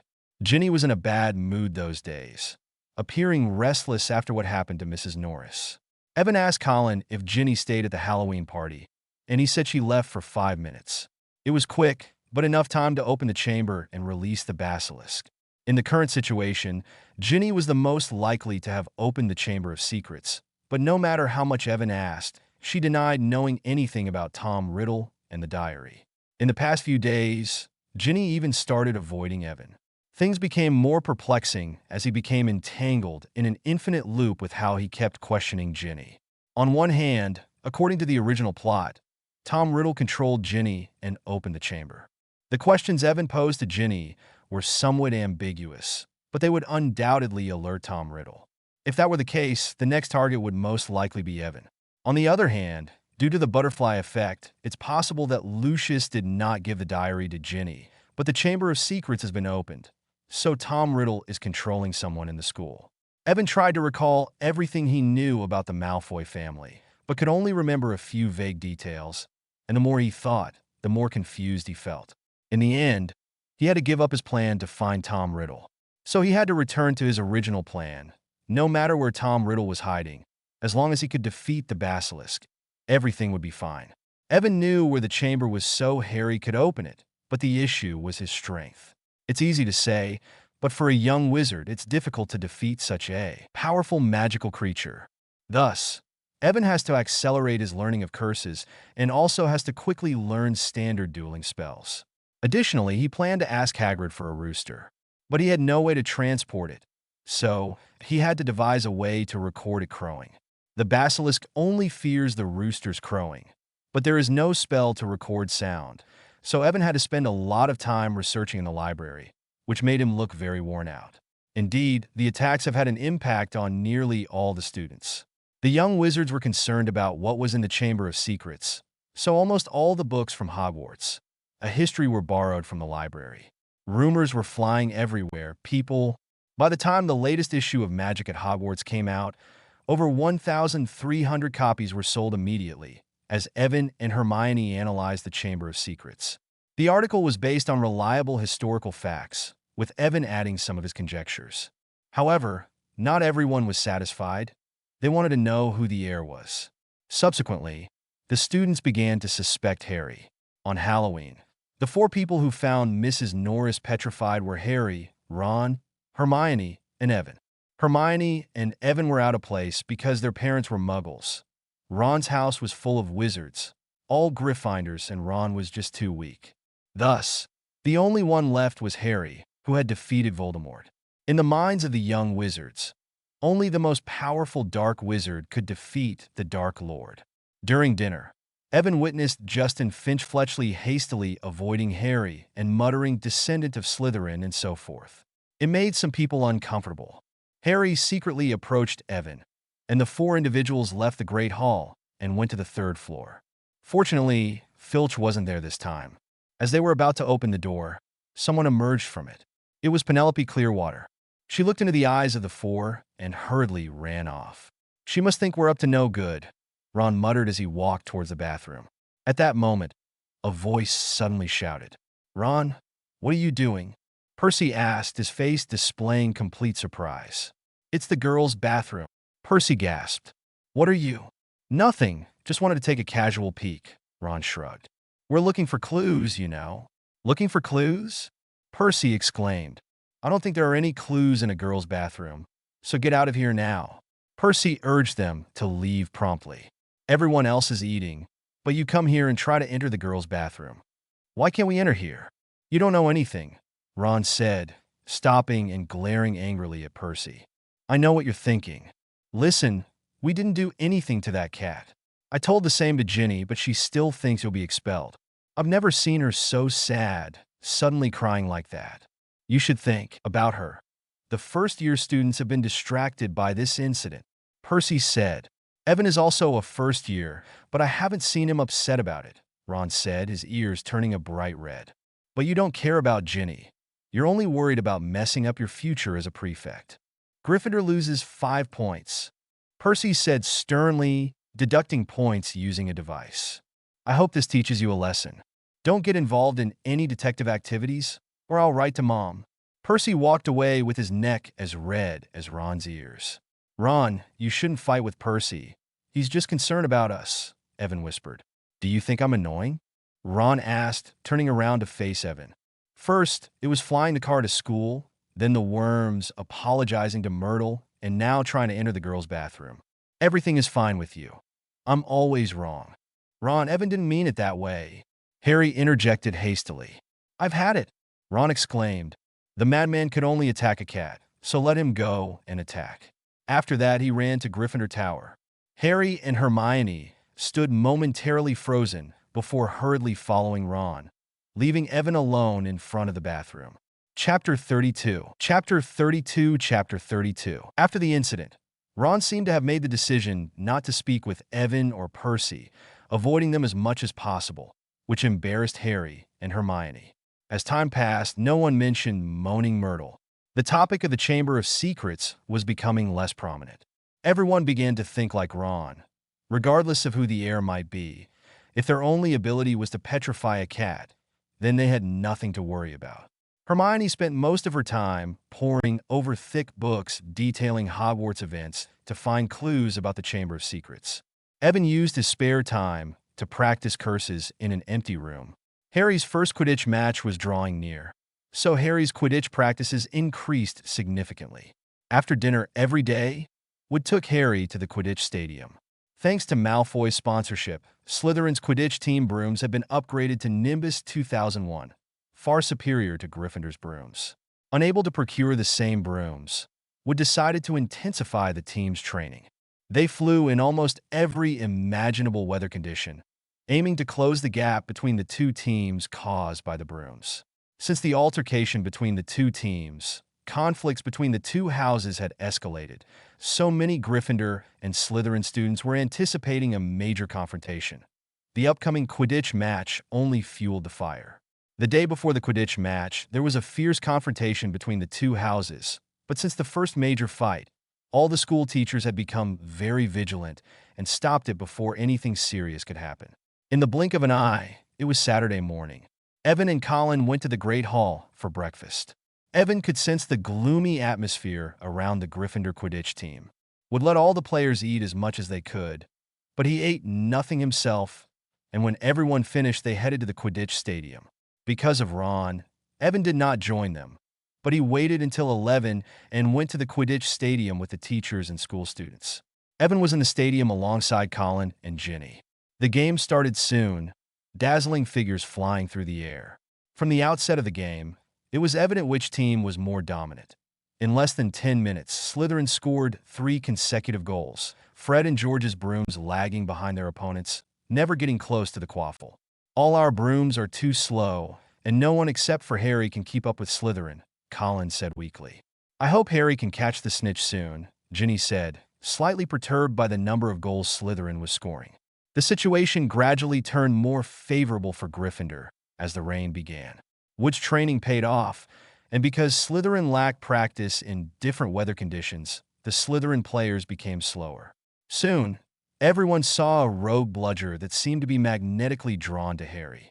The bludger was doing its utmost to knock Harry out of the air. Ginny was screaming while tightly gripping Evan's arm. To evade the fierce bludger attack, Harry had to soar with force. He spun, twisted, zigzagged through the air, but nothing worked. The bludger kept on targeting him instead of others. With Fred and George shielding him, Slytherin scored 2 more points. The Slytherins must have. Evan began. Evan, what should we do? Ginny asked. Do not worry, Ginny, Evan said as he comforted her and made his way through the crowd. Someone must be controlling the bludger. I'll take a look. This must be the work of the house elf Dobby. Evan didn't know where Dobby was, but one thing was certain. He must be hiding somewhere nearby. Evan wandered around the stadium, searching everywhere until he found the hideous creature near the Ravenclaw stands. Before he could stop Dobby, he saw Wood calling the team to form a circle. What is happening? Wood asked. Where were you when the bludger prevented Angelina from scoring? We were 20 feet above her, preventing another bludger from hitting Harry. George said angrily. Someone has put a curse on the ball. But as we practiced last night, the bludger has been locked in Madame Hooch's office since this morning. Listen, you can't keep flying around me. I have no chance of catching the snitch unless it comes towards me. Harry saw the Slytherin team mocking him and said, Fred and George, go deal with the other bludger and let me handle the one chasing me. Don't be foolish, Harry, Fred said. It will hit you on the head. It's all about you. George glared at Wood and said, catch the snitch or risk in the game. You must be crazy to tell that to Harry. And now what? Wood said as he looked at Harry, Fred, and George. Oliver, be reasonable, Alicia Spinnet said angrily. You can't let Harry face the thing alone. We should call for an inquiry. If we stop now, we will be disqualified, Harry said, shaking his head. We can't lose to Slytherin because of a rogue bludger. We've been preparing for this match for 3 months. But let me handle the bludger. I believe I can resolve the issue, Evan said as he approached running. When the Gryffindor Quidditch players heard him, they turned their heads and looked at him. Evan, what are you going to do? Harry asked anxiously. You just focus on catching the snitch. Leave the rest to me, Evan said. Come on, Harry. I've already written the article about Gryffindor's victory, and you can't let it be replaced. Very well, Wood said as he looked at Evan and Harry with a determined expression. Fred, George, you heard them. Let Harry deal with the bludger. With Madame Hooch's whistle, the game resumed. Evan knew he had to hurry. He drew his wand as he headed towards the Ravenclaw stands, ignoring Luna, who stood up and greeted him. Evan shouted stupefy, causing a red light to shoot out of his wand. When Dobby heard Evan's shout, he turned his head, looking somewhat surprised, glanced at him for a second, but vanished before the spell could reach him. Curse it, Evan exclaimed as he clenched his fist, for he had forgotten that house elves could apparate freely within Hogwarts. At that moment, there was an exclamation from the stands. Evan hurriedly stood up and saw Harry catch the snitch, but was struck by the stray bludger from behind and fell to the ground. Chapter 33. Chapter 33. Evan saw Harry fall in the mud. The rain fell on Harry's face, his arm hanging at a strange angle. Evan hurried towards the center of the field. He didn't want to see Lockhart using a bone-disintegrating spell. By the time he crossed the crowd, Lockhart was already in front of Harry. Don't worry. Leave everything to me, children," he said in a reassuring tone. "It's just a simple spell that I've used countless times." As he spoke, he rolled up his emerald green shirt sleeves. No," Harry weakly said, but it was too late. Lockhart was casting the spell. A second later, he aimed his wand at Harry's arm. It was too late to stop him, so Evan had to cast a spell to save Harry. Protego!" Evan shouted. The next second, a red light shot from the tip of his wand, and the blue light spell hit Harry. Perhaps this time his training was adequate, or maybe Lockhart was terrible at casting spells. In short, everyone watched as Lockhart's spell backfired. The blue light beam flew through the air and hit Percy, who was next to Lockhart. Percy fainted, and the people around him held their breath. They saw Percy's left arm, struck by the spell, was limp and boneless. Oh my, have his bones vanished? Lockhart looked equally terrified. Yes, it sometimes happens. Must be some reaction to the Protego spell that Evan cast and my spell. But don't worry, some classmate can take him to Madame Pomfrey. She can help him. Fred and George glared at Lockhart before taking Percy to the school infirmary. Ginny was pale, tears in her eyes. In the school infirmary, it took Madame Pomfrey just a second to heal Harry's bones, but upon seeing Percy's arm, she expressed her discontent. What have you done? Poor boy. All his bones are gone, and I need to regrow them. I'm sorry, Percy, I didn't think this would happen. It was an accident, Evan, Percy said, shaking his head. Evan, Harry, Hermione, and the Weasley family gathered around Percy's bed, and despite Gryffindor winning the Quidditch match, no one was happy. "It's all Lockhart's fault," Fred said. "It's not his fault. It was Evan's Protego spell and Lockhart's spell that had a terrible effect," Hermione defended Lockhart. "Everyone knows Protego only reflects the spell," George said. "But, why do you keep defending Lockhart, Hermione? If Harry or Percy wanted to get rid of their bones, they would find a better way," Ron said loudly. "We all make mistakes," Hermione blushed. Lockhart was just trying to help. He wasn't helping. If it wasn't for Evan, Harry would be lying in this bed now. Silence, children, Madame Pomfrey said as she brought out a giant bottle of Skeelgrow. "You should let him rest. Regrowing bones is a painful process," Madame Pomfrey said as she poured a cup for Percy and handed it to him. Everyone watched Percy's pained face as he drank the potion. Ginny hurried to help him swallow it. When Percy felt better, Madame Pomfrey ushered them out. The Weasleys had insisted on staying longer with Percy, but Madame Pomfrey disagreed with so many people staying with him. Eventually, Evan, Harry, and Hermione returned to the common room. Harry patted Evan on the shoulder and said, "It's not your fault. Percy just had bad luck. Harry, Professor Lockhart only wanted to help you. The issue was the rogue bludger. Someone should have charmed it," Hermione said. "But who is?" "I believe I know." Evan led them to an empty classroom and explained. "It's the house elf Dobby. He enchanted the ball." Evan recounted what he saw, and then Dobby suddenly appeared before them. In the dim classroom, the three stood gazing into Dobby's tennis ball-sized eyes. "What are you doing here?" Harry said, slightly surprised. "Harry Potter has returned to school," Dobby whispered sadly. "I repeatedly warned Harry Potter. When Harry Potter missed the train, why didn't you go home?" "Wait, how do you know I missed the train?" Harry asked suddenly. Dobby's lips trembled, and he appeared suspicious. "Did you do it?" Harry said slowly. "Sealed the wall and wouldn't let us through?" "Exactly, sir," Dobby nodded. "I waited inside, and when I saw Harry, I sealed the entrance. Then I punished myself." He displayed his 10 long fingers with bandages to the three individuals. Why do you have to punish yourself? Hermione asked, sounding surprised. Because Dobby must punish himself. Dobby thought Harry Potter was safe. Dobby never dreamed that Harry Potter and his friends would find a way to get to school. Dobby rocked back and forth and continued to hit his head, making Evan wonder about Dobby's intelligence quotient. Hearing that Harry Potter was back at Hogwarts made Dobby burn the master's dinner. The master gave me a fiercer whipping than ever before, sir. We nearly got expelled, Evan, Ron, and I. Harry growled. You'd better leave before I strangle you. Dobby doesn't care, Dobby said with a slight smile. Dobby has grown accustomed to the threat of death, more than 5 times a day at home. Wait, who is threatening you?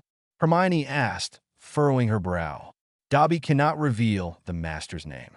Dobby cannot divulge the master's family secrets.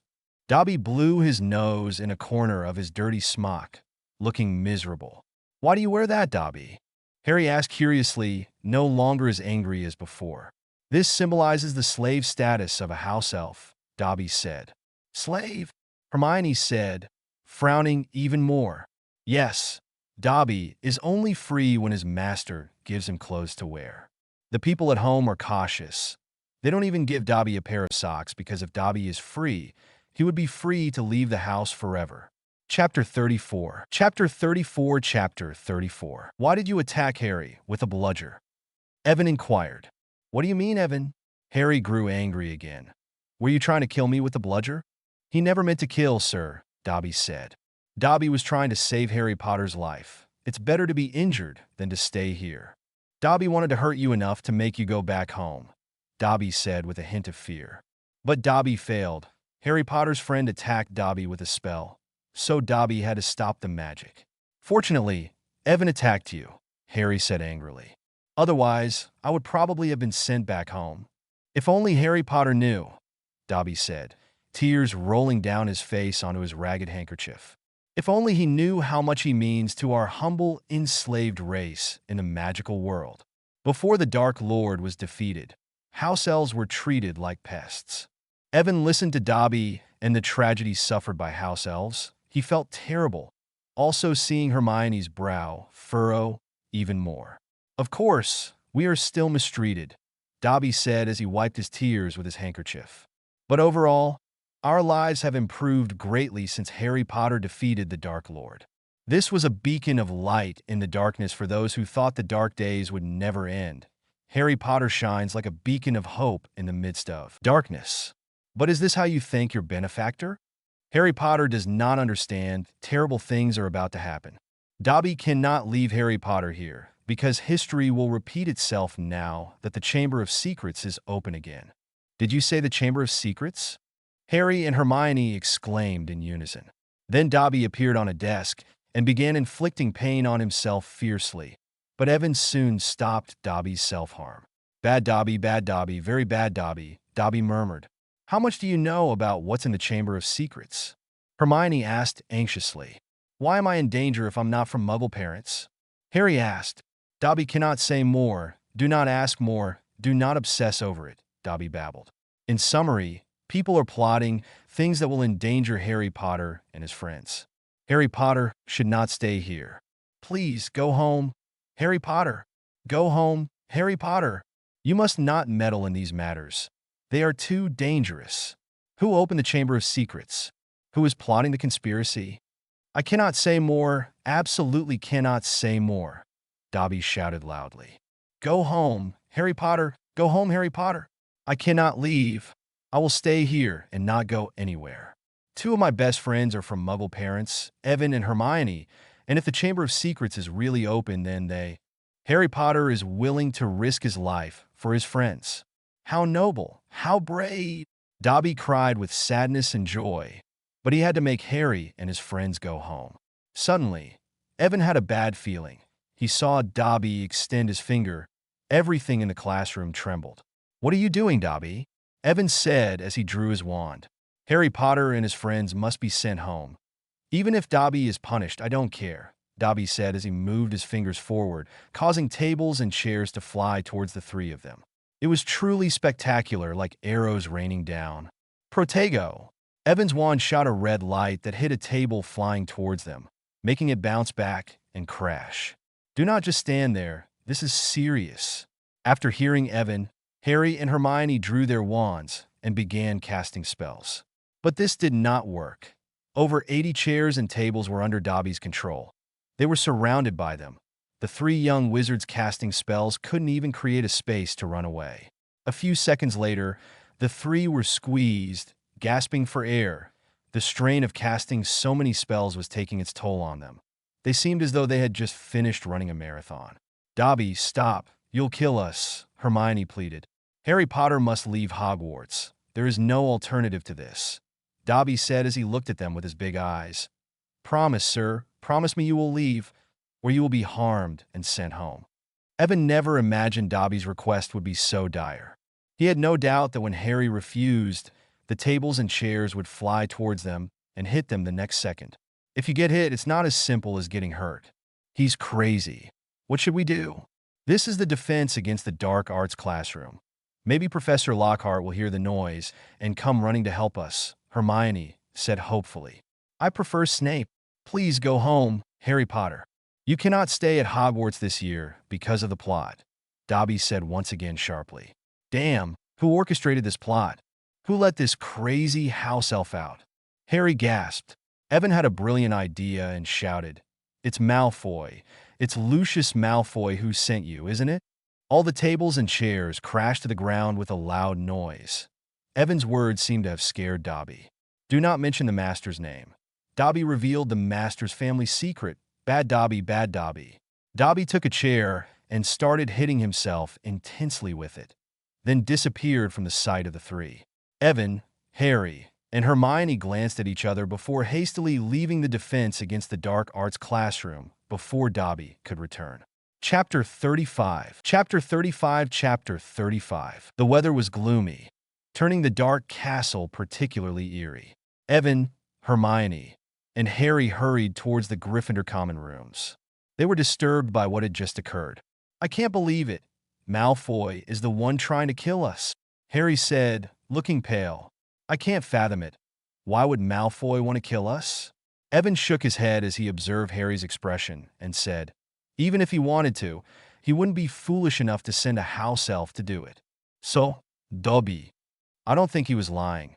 He must have overheard his master talk about opening the Chamber of Secrets and came to try to save you, Harry. "Yes, save me by preventing me from boarding the train, breaking my arm, and controlling over 80 chairs and tables to attack us," Harry sighed. "If he keeps trying to save me this way, I might end up dead." "Don't blame him so much. House elves are creatures of immense servitude. They can't disobey their master's orders. They can't reveal their master's secrets. And if they do, they have to endure severe punishments." "Servitude," Hermione growled. "It's astonishing that slavery still exists in our country in this day and age." "I don't care about that," Harry said. "I wish he had told us who opened the Chamber of Secrets, or what lies within it. How is it possible that no one has noticed a monster roaming the school? Perhaps it can turn invisible." Hermione pondered for a moment and said, "Or maybe it can disguise itself as another object." "Regardless, this has something to do with Malfoy," Evan interjected quickly. "Lucius Malfoy is plotting something," but his words couldn't continue, as the three turned a corner and witnessed a horrific scene. Evan felt his heart sink and his face pale. A Ravenclaw girl lay on the ground, cold and stiff, with a terrified look on her face, her eyes staring at the ceiling. She wasn't alone. There was another figure beside her, a sight Evan had never seen before. It was Moaning Myrtle, no longer milky white and transparent. She was shrouded in dark smoke, lying 6 inches above the ground, with the same expression as the Ravenclaw girl. "Haven't we seen this Ravenclaw girl before? What was her name?" Harry gasped as he looked around the hallway, seeing spiders scurrying away quickly. "Penelope Clearwater, she's a Ravenclaw student," Hermione answered sadly. "Another attack, we should find someone to help." Before they could react, they heard a door slam open. It was Peeves. "Ah, it's you three." Peeves jumped around laughing. "What are you up to? Why skulking about?" He somersaulted but abruptly stopped upon noticing what lay on the floor. He quickly straightened up, took a deep breath. Before Evan could stop him, he shouted at the top of his lungs, "They've done it again. Not even ghosts are spared." Run for your lives. The whole castle instantly buzzed with activity. People quickly flocked to where they were. In the ensuing minutes, the scene was incredibly chaotic. Penelope was in danger of being trampled. The crowd swarmed around moaning Myrtle's body, pushing Harry, Evan, and Hermione against the wall. Within moments, the teachers arrived and restored order. Professor McGonagall. Evan heard Justin whisper that Harry was the heir as he left. This remark seemed to be heard by Peeves, who suddenly grinned widely. As the professors observed Penelope and Myrtle, Peeves sang, oh, Potter, you're a pain. You ruin lives and think it's a game." "Cease your mischief, Peeves," roared Professor McGonagall. Peeves stuck out his tongue and hurried away. Professor Flitwick, along with several other students, took Penelope to the school infirmary. They were unsure what to do with moaning Myrtle. Eventually, Professor McGonagall transfigured a large fan and handed it to Ron, who had just arrived, instructing him to fan moaning Myrtle up the stairs. Ron looked at Evan and the others with a worried expression before leaving. "Come with me, Mason, Potter, and Granger," said Professor McGonagall as she led them towards a gigantic statue of a griffin. McGonagall uttered the words "sherbet lemon." As soon as her words ended, the statue moved aside, revealing a staircase ascending slowly. Evan and the other two followed Professor McGonagall and heard a loud noise as the entrance closed behind them. The stairs kept rising higher and higher, making Evan feel a bit dizzy.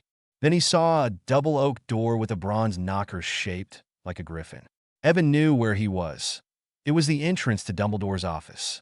He had been secretly gazing at it for 4 weeks. He couldn't help but be awed by its beauty.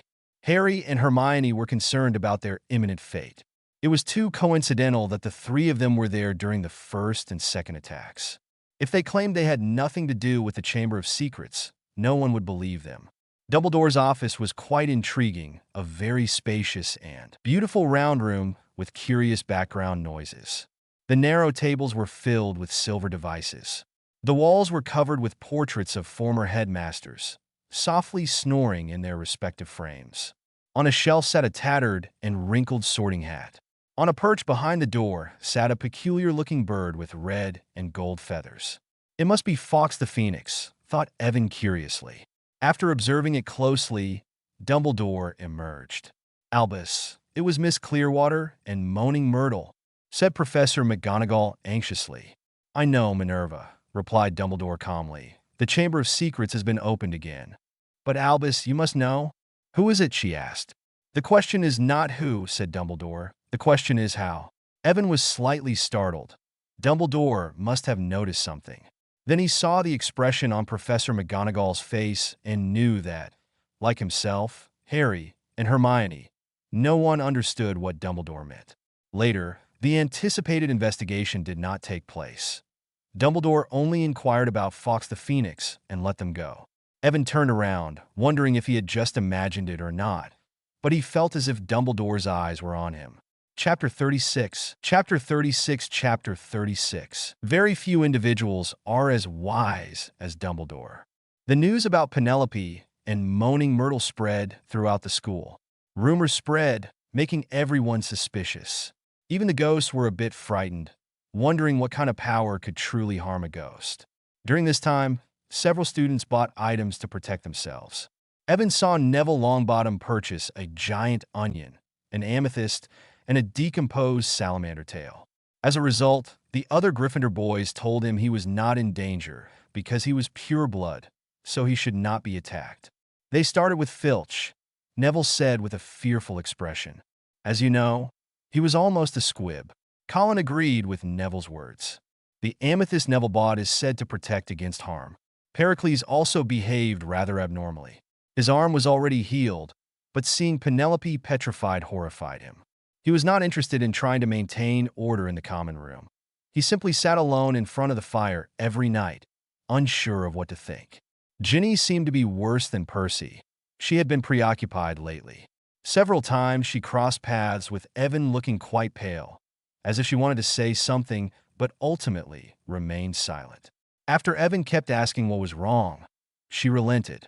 She told him that she had been having nightmares every night, dreaming of Harry, Evan and another Weasley family member being murdered by the monster in the chamber, which greatly troubled her. Evan comforted her for a while, unsure if Ginny felt this way because she had realized she was being influenced by Tom Riddle. She told him that Ron, Ginny, and the twins left the hospital soon after he departed, but they split up, so he did not know if she went to the third-floor bathroom during that time. The situation was so dire that the first years now always stuck together, as if they were afraid that acting alone would make them targets. Only Colin wanted to be with Evan. Wherever he went, there was always someone pointing at him. He received the same treatment as Harry and Hermione. People kept their distance from the three as if they were serial killers.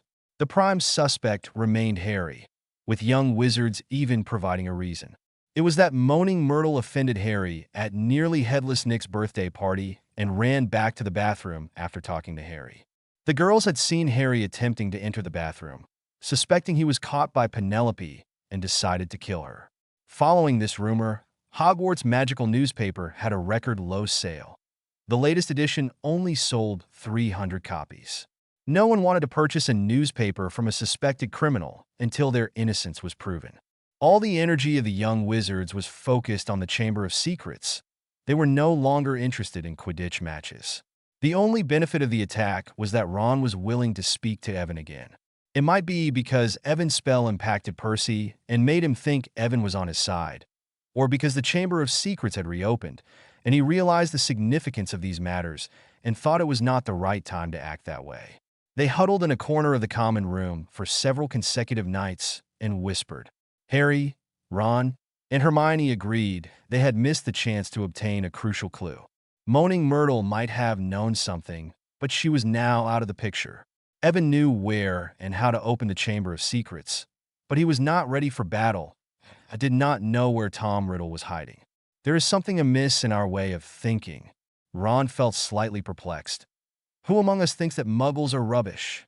Malfoy. Of course it's him. Look at his ugly face, said Ron. And the house elf that attacked you was one of theirs. Yes, Dobby mentioned the chamber and the plot.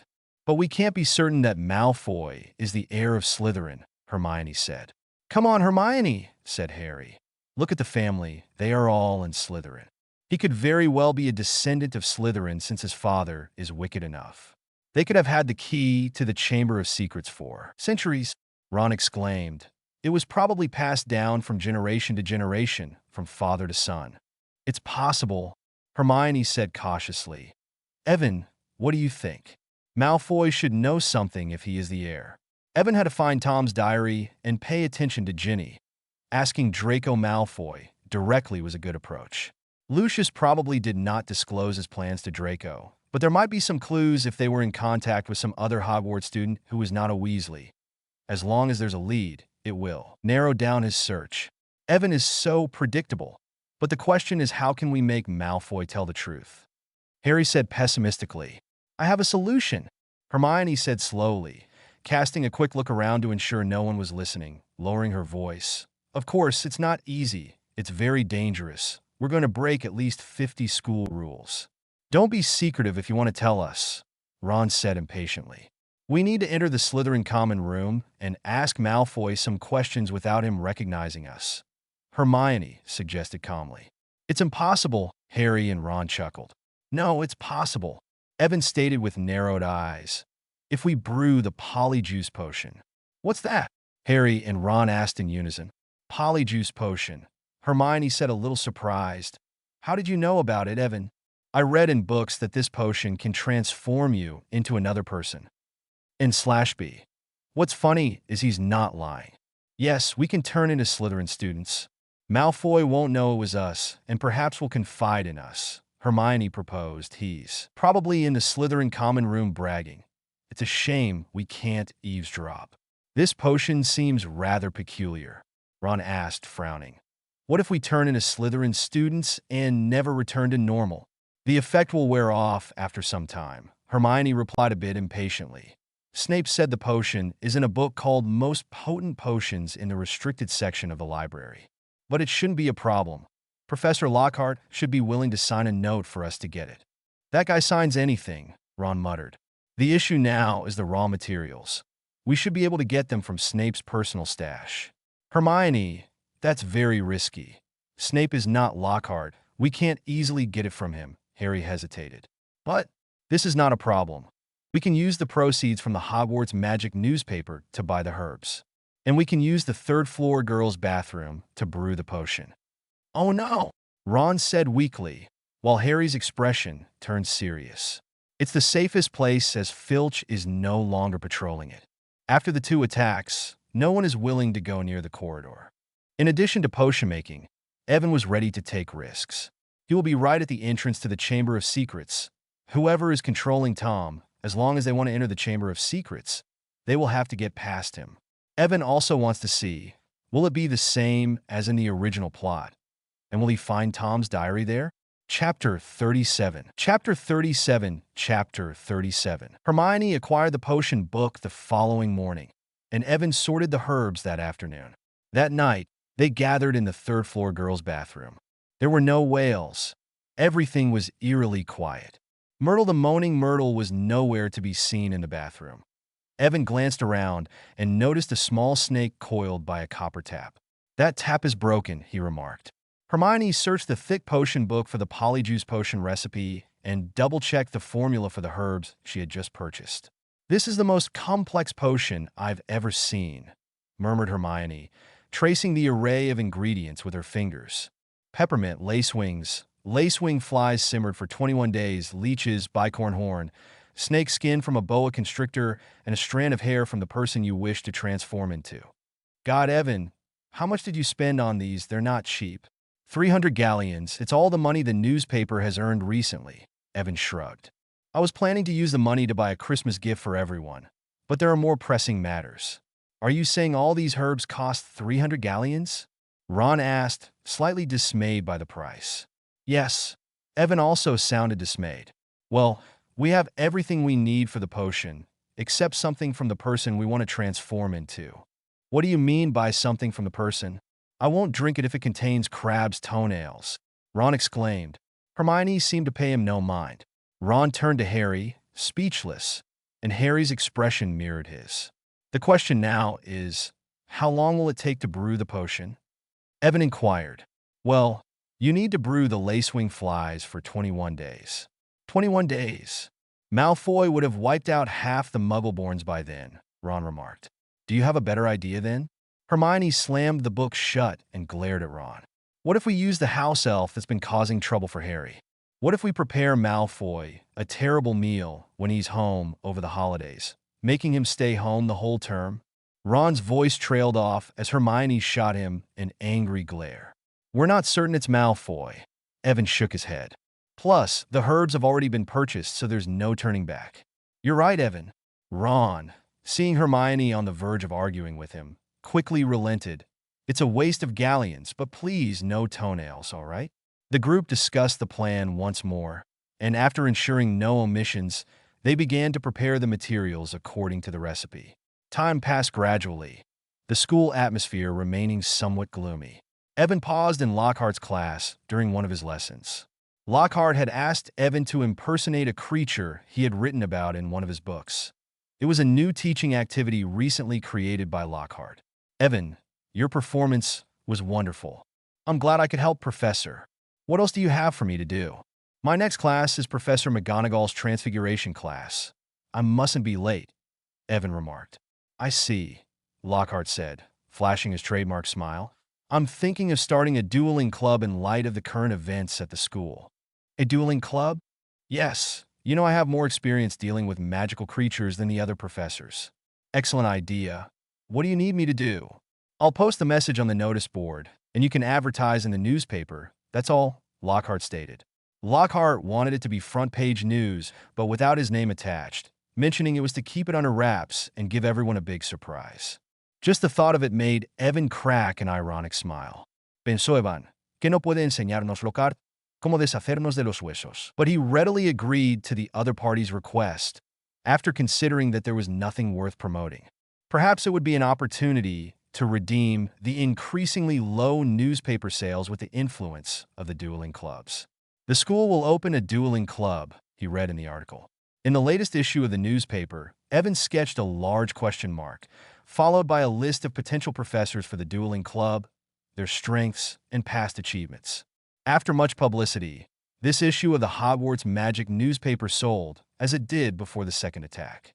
Under Evan's article, most people thought the professor would be Dumbledore. It was striking because Professor Dumbledore had not used magic in public for many years. He did so briefly before Voldemort's fall. Of course, it thrilled many young wizards, along with many adult wizards who ordered the newspaper wanting to come to the school to have the chance to learn from the greatest wizard of modern ages. It was thrilling just to think about it. The editor of the Daily Prophet wrote to him shortly after learning about the Dueling Club. He wanted to send some to interview the Dueling Club. However, he was rejected, which made the students even more curious. Most thought it would be Dumbledore.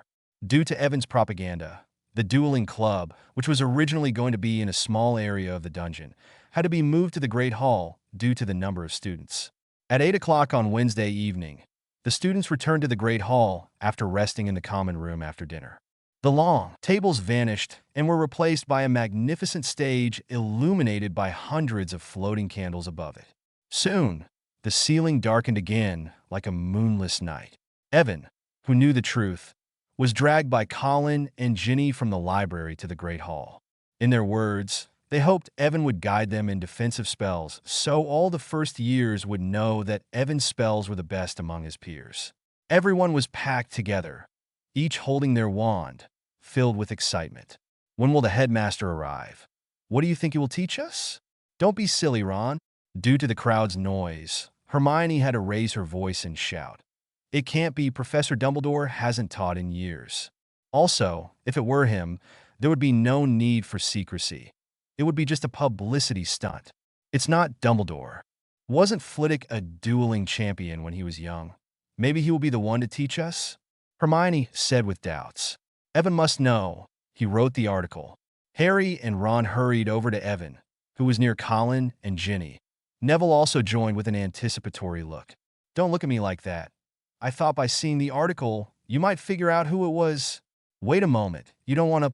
Before Harry's words could finish, they turned into a groan as they saw Lockhart ascend the stage wearing a radiant purple robe. Yes, it's him, said Evan, and it looks like he's brought a special guest with him. The lively atmosphere of the Great Hall suddenly turned a bit somber as they saw who was next to Lockhart. It was Snape, dressed in his usual black attire.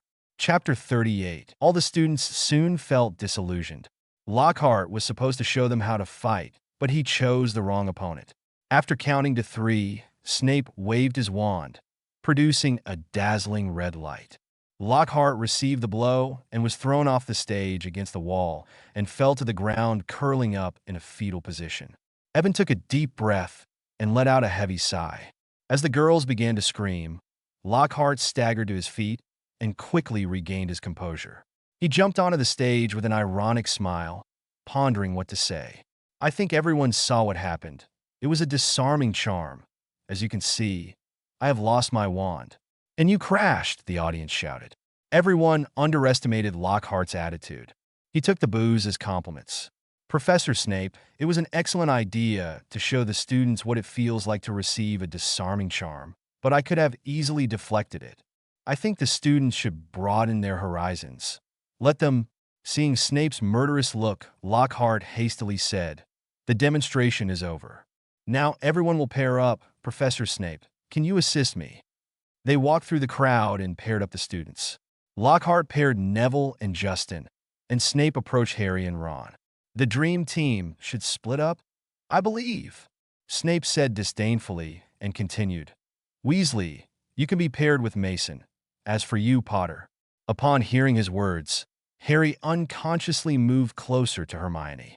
I don't think so, Snape said with a mocking smile. Come here, Malfoy. Let's see what the famous Harry Potter is made of. Miss Granger, you can pair up with Miss Millicent. Malfoy walked arrogantly with a smile on his face. He was followed by a tall, stout Slytherin girl. She menacingly lifted her chin. Hermione gave her a slight smile, albeit reluctantly, and the girl ignored her. The next duel was a disaster. Lockhart finished the countdown.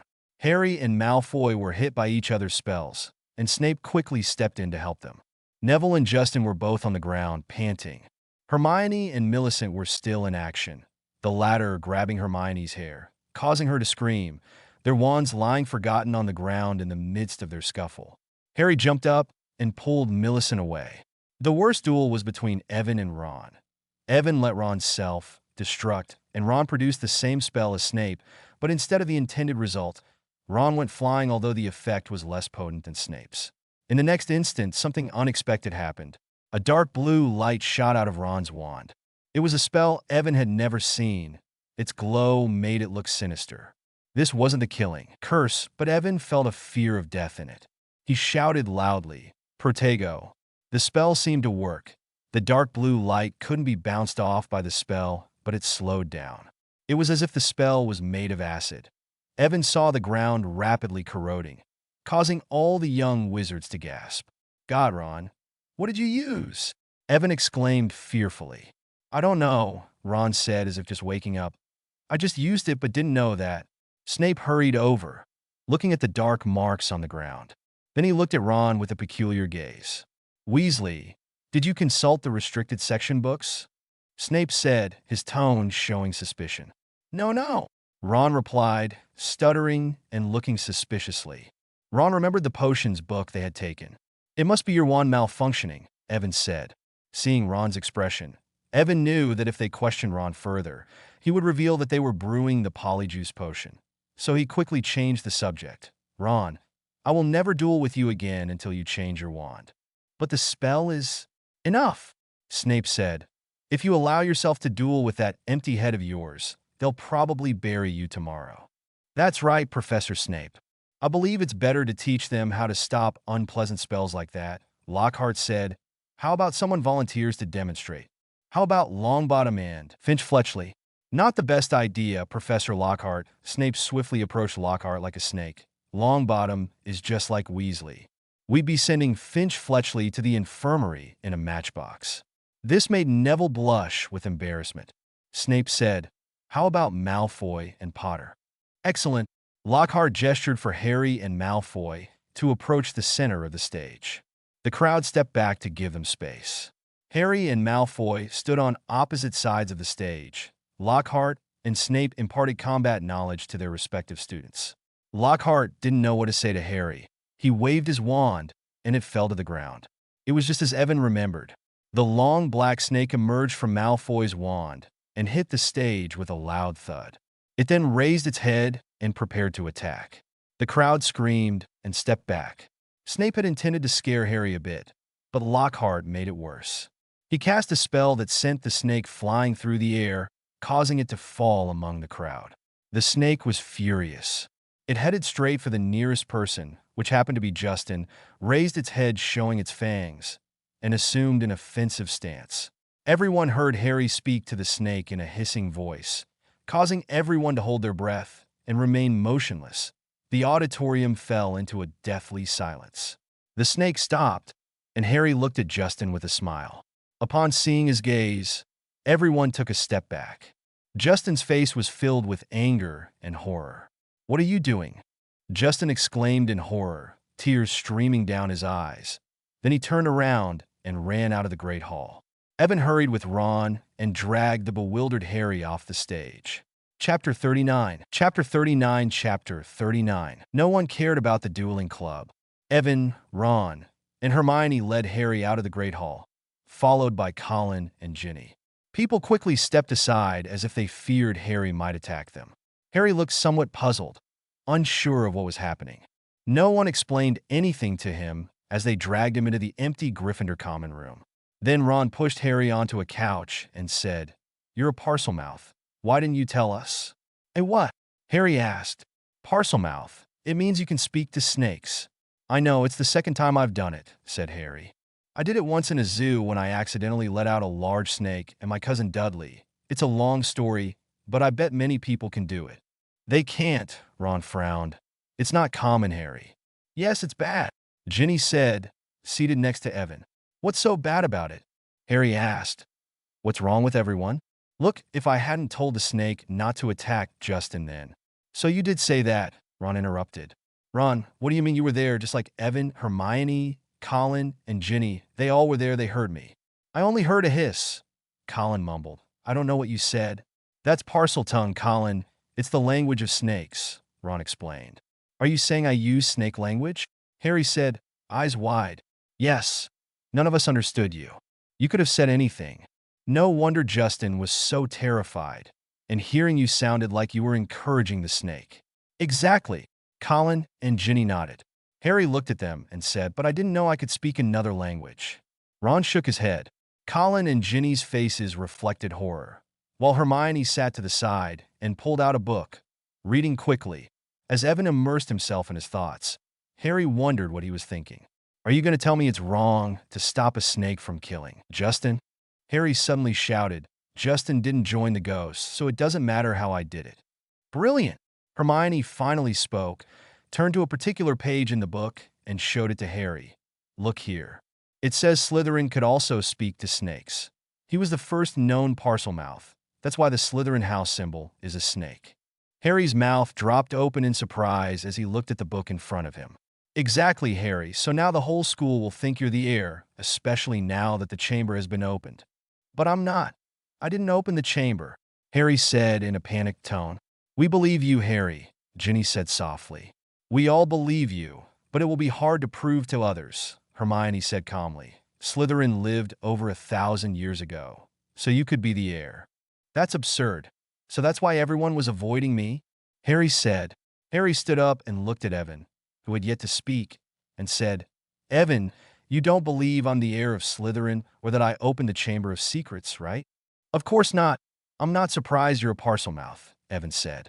Relax, Harry, Evan said. Although being a Parselmouth is very rare, it's not unique. Many wizards can do it besides the heirs of Slytherin. I can name a few if you'd like.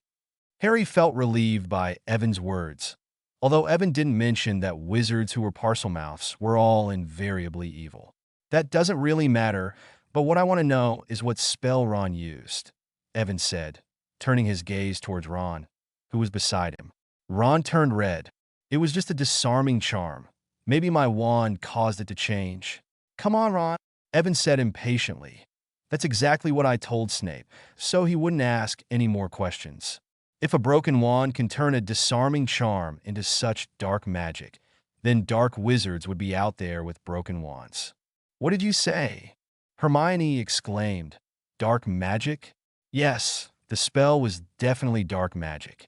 That's why Snape asked Ron if he had been in the restricted book section. But I didn't, Ron said, alarmed. Who knows? Evan said as he stared at Ron. Maybe it wasn't you. I didn't do it, Ron repeated. Then, Ron stood up, angry and confused. What do you mean, Evan? Do you think I'm someone else who used Polyjuice Potion to become Ron? Ron let out a harsh laugh. Colin and Ginny were slightly frightened, and Harry and Hermione looked bewildered, unsure of what Evan really meant. I think he really is Ron, Hermione hesitated. Evan, you're probably too stressed by current events.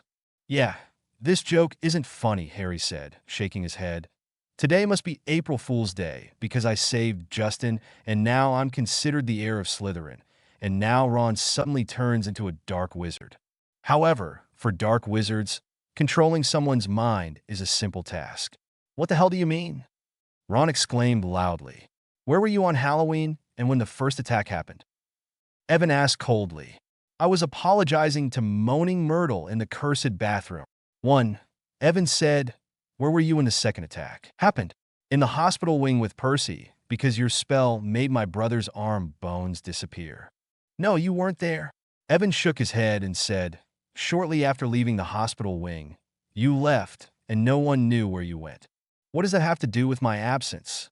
Ron looked somewhat hysterical.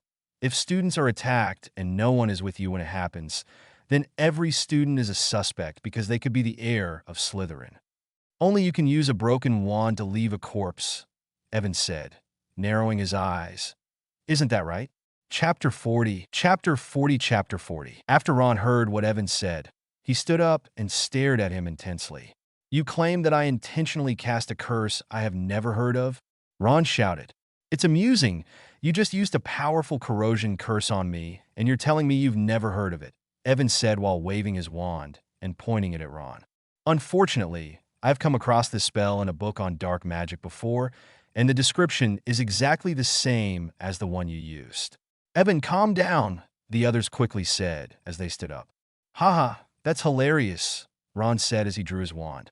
I see now. Must have been that book giving you the illusion that I was attacking you with dark magic.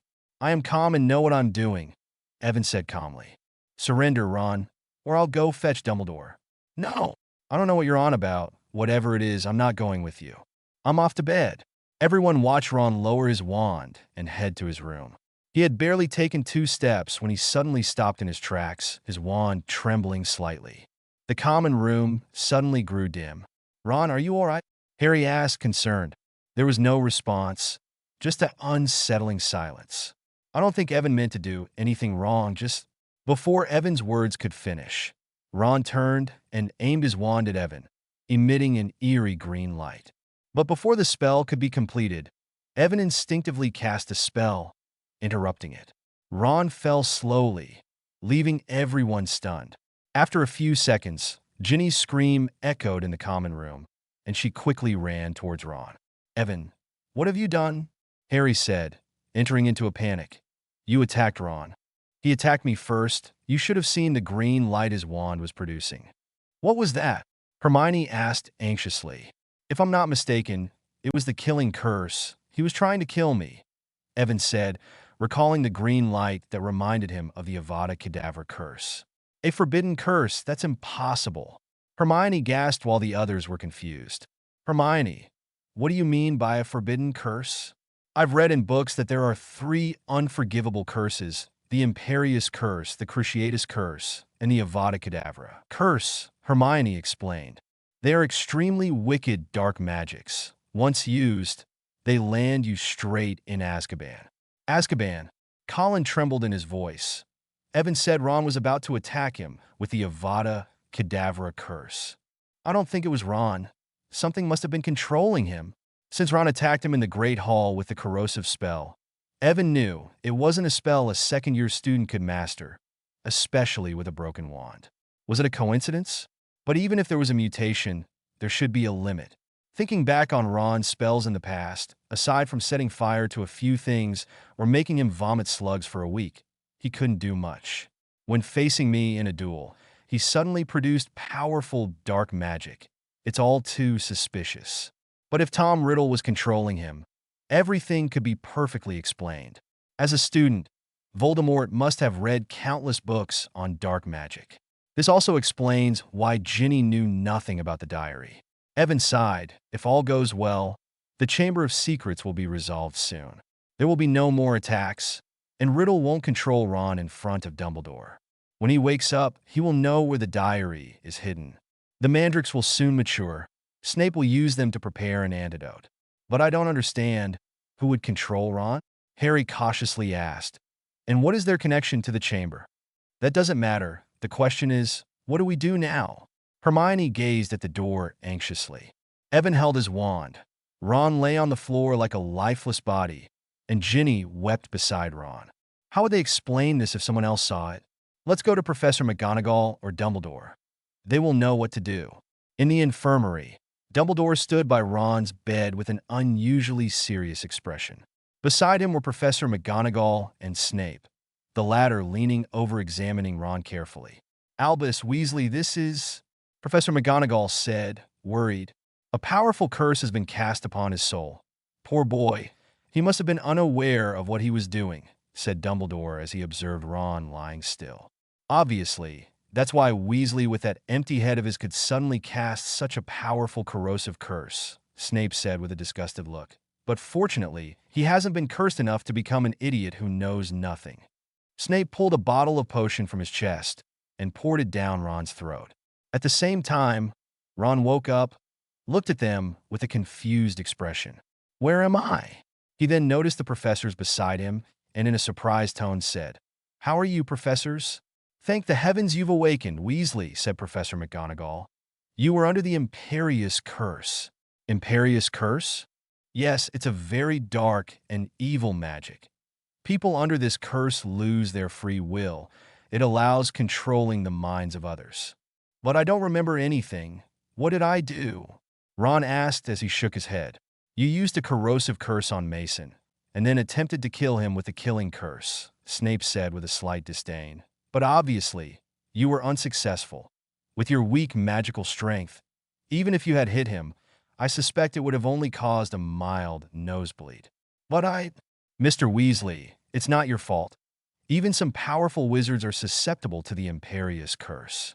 Dumbledore said with a dignified expression as he gazed at Ron and gently asked, "But I must ask you, is there anything you wish to tell me?" "No, no," said Ron, pale, not knowing what to say, hesitating for a long time before softly responding, "I don't remember anything, Professor." Chapter 41. Chapter 41. Chapter 41. After the teachers left, Evan, Hermione, Colin, and Ginny hurried to the infirmary to see Ron. Ron apologized to Evan and told him that he didn't remember anything. Madame Pomfrey did not allow them to stay long. According to her, Ron needed rest. The impact of the Imperious Curse on the soul is not easy to recover from. Poor Ron will probably need to spend the next Christmas in bed. Evan was surprised. He thought they would discover more. Evan wanted to tell Dumbledore about Tom Riddle and the diary, but in the end, he said nothing. He didn't know how he could explain what he knew about Voldemort and the Horcruxes. This information is confidential, and so far, even Dumbledore is only making guesses. The situation is becoming more and more complicated, so Evan had to act on his own. It wasn't Ron who opened the Chamber of Secrets. Controlling a wizard with weak will is quite easy, and anyone under Tom's control can use the Imperious Curse on Ron. Ron had contact with many people. Evan can't investigate them one by one. So, he was back to square one. Ron, under the Imperious Curse, used a corrosive curse and the killing spell, which means that Tom has become suspicious of him and wants to get rid of him. Evan directed his suspicions towards everyone around him, but almost everyone was suspicious. In the following days, the school increased its surveillance. The teachers often patrolled the corridors and escorted the students. The air of Slytherin was bad enough, but now there is also the Imperious Curse. The young wizards were unaware of the truth. They were discussing Ron's disappearance. People kept peeking into the infirmary to see if he had been attacked. Madame Pomfrey had to put up a curtain around the bed. Professor McGonagall announced that Ron's wand had turned against him and he had been hit by a very serious curse, but no one believed her. People agreed that Ron had been attacked. Rumors spread throughout the school, and the young wizards were talking about who the heir of Slytherin was. People were certain that Harry was the heir, especially after he revealed that he was a Parselmouth in the Dueling Club. Harry felt terrible. He wanted to talk to Justin about what happened, but he was avoiding him. On Friday afternoon, Evan and Hermione were in the library preparing the next issue of Magical Hogwarts when they saw several Hufflepuff students whispering about something. Evan and Hermione glanced at each other and approached stealthily. "Anyway, I told Justin to hide in his room and not let Potter find him," said a burly boy. "I mean, if Potter is after him, he'd better hide for a while." "But why?" "Since Justin accidentally told Harry he is Muggle-born, it's very likely that Harry will go after him," said a boy. "Yes," some Hufflepuff students nodded. "But Ernie, are you sure he's a Slytherin descendant?" "You still don't get it. He's a Parselmouth, and everyone knows it's the mark of a dark wizard. Have you ever heard of a good wizard who can speak to snakes?" "But he seems friendly, not like a dark wizard," said a golden-haired girl. "Hannah," Ernie said seriously, "he can speak the language of snakes, and every time there's an attack, he's the first one to show up at the scene." Upon hearing this, they began whispering. "Do you still remember the words written on the wall?" Ernie said, "The cat didn't let Potter into the girls' bathroom on the 3rd floor. Penny had encountered Potter outside the restroom. But why does Potter have to go to a ladies' lavatory? Who knows, perhaps he's practicing dark magic in there. Or the entrance to the Chamber of Secrets is there," Ernie remarked. Evan had been eavesdropping and was left in shock. Who would have thought that Ernie's nonsense was actually correct? "How dare you, Ernie? That doesn't make sense," Hannah hesitated. "Aside from Potter, Granger, and Evan could fit as well, but they can't be descendants of Slytherin since their parents are Muggles." Upon hearing Hannah's words, several girls nodded hastily. "They are Potter's accomplices," Ernie exclaimed. "Evan is not a typical first-year student. I would even say none of the first years can compete with him, given that he even has a newspaper in his curses. But I think he's handsome. Don't be deceived by his appearance, Hannah," Ernie whispered, lowering his voice as the Hufflepuffs drew closer. "Look at Ron, who was recently attacked. He tried to stop them before, but he was attacked. But Professor McGonagall said it was because of his wand. A wand turning against you wouldn't leave people in bed. And also, think about how Harry defeated the one who must not be named. He whispered in a barely audible voice. No one knows how he survived when he was attacked. Everyone has seen Evan's article. He should have died, so only truly powerful dark wizards can escape that spell. Probably why the one who must not be named attempted to kill him. Now only Hufflepuff remains, and I dare say the next attack. Hermione couldn't bear it any longer. She emerged from behind the bookshelf, and Evan quickly followed her. The scene that followed was comical. He witnessed every Hufflepuff becoming frightened, and Ernie's face darkening. You overheard us, Ernie hurriedly said. I might as well tell you that if you trace back 9 generations, you'll see that my lineage is as pure as anyone's, so… Enough! Hermione interjected with disdain as she walked away. I don't care what kind of ancestry you have, Evan stated as he leaned in, narrowing his eyes at Ernie. Listen, if you continue spreading this rumor in public, even if I'm not the heir of Slytherin, I can make you resemble Filch's cat. Upon hearing those words from Evan, Ernie was completely terrified. Chapter 42. Chapter 42. Chapter 42. They didn't mention what happened in the library to Harry, but everything that occurred spread like wildfire. Now almost everyone avoids them. It's as if they had grown fangs and were dripping poison. On Monday morning, while Evan, Harry, and Hermione were together, people whispered and pointed at the three of them. It's amusing, but I regret what Ron did, Fred said as he approached. Yes, Harry, George continued. You have everyone terrified, and this is exactly what Snape has always wanted. This is not amusing. Evan was now in a bad mood, and on top of being questioned, sales of the Hogwarts Magic newspaper had decreased even more. Cheer up, Evan, said Fred as he patted Evan on the shoulders. Our products are also selling poorly, but there's nothing we can do about it. In these challenging times, we need a bit of laughter, said George. After finishing breakfast, Fred and George approached Harry and shouted, Make way for the heir of Slytherin, the most wicked wizard. This is not funny, Percy said with an angry look. Catch on, Percy, Harry is tense, said Fred. Yes, he'll go to the Chamber of Secrets and have tea with his toothless servants, George chuckled. This was what Fred and George considered a joke. Ginny wanted to stop them. Harry didn't care. At least the twins found it ridiculous to think he was the heir of Slytherin. But their antics seemed to have angered Draco. Every time he saw them do this, his face looked like he was going to kill them. When they went to see Ron in the infirmary, they told him everything that had happened. Ron seemed to have recovered well, saying, You know how much Malfoy hates being outdone, and anyway, now you know, Harry. It won't be long before the Polyjuice Potion is ready, Hermione said with satisfaction. I wish I could leave, but Madame Pomfrey has insisted I stay here until the end of Christmas. Don't worry, Ron. We'll stay with you. After 3 days, the semester will end. Given what happened, most wizards have chosen to go home. The snow inside the castle was mostly untouched by anyone. This made Harry sigh in relief. He was free to roam without anyone bothering him, saying he was the heir of Slytherin. Evan has also stopped his research. He has not yet found a spell to replicate the crowing of a rooster. What's worse is that Hagrid's rooster was nearly dead. Hagrid said that a fox or a vampire was attacking his rooster. Hermione insisted it was strange. She didn't know if she had noticed anything so far. In the morning, when they went to visit Ron, they saw several people discussing things related to the chamber. After lunch, Evan and Harry practiced dueling while Hermione went to the library to read a book. Except for a few, Colin, Ginny, Fred, and George stayed at the school, making a snowman outside the castle. Percy didn't care about the students' behavior. He often went to the school hospital. Ron was surprised that he was so concerned for him, as he came to the hospital to see him more than anyone else, although Ron had little to say to him.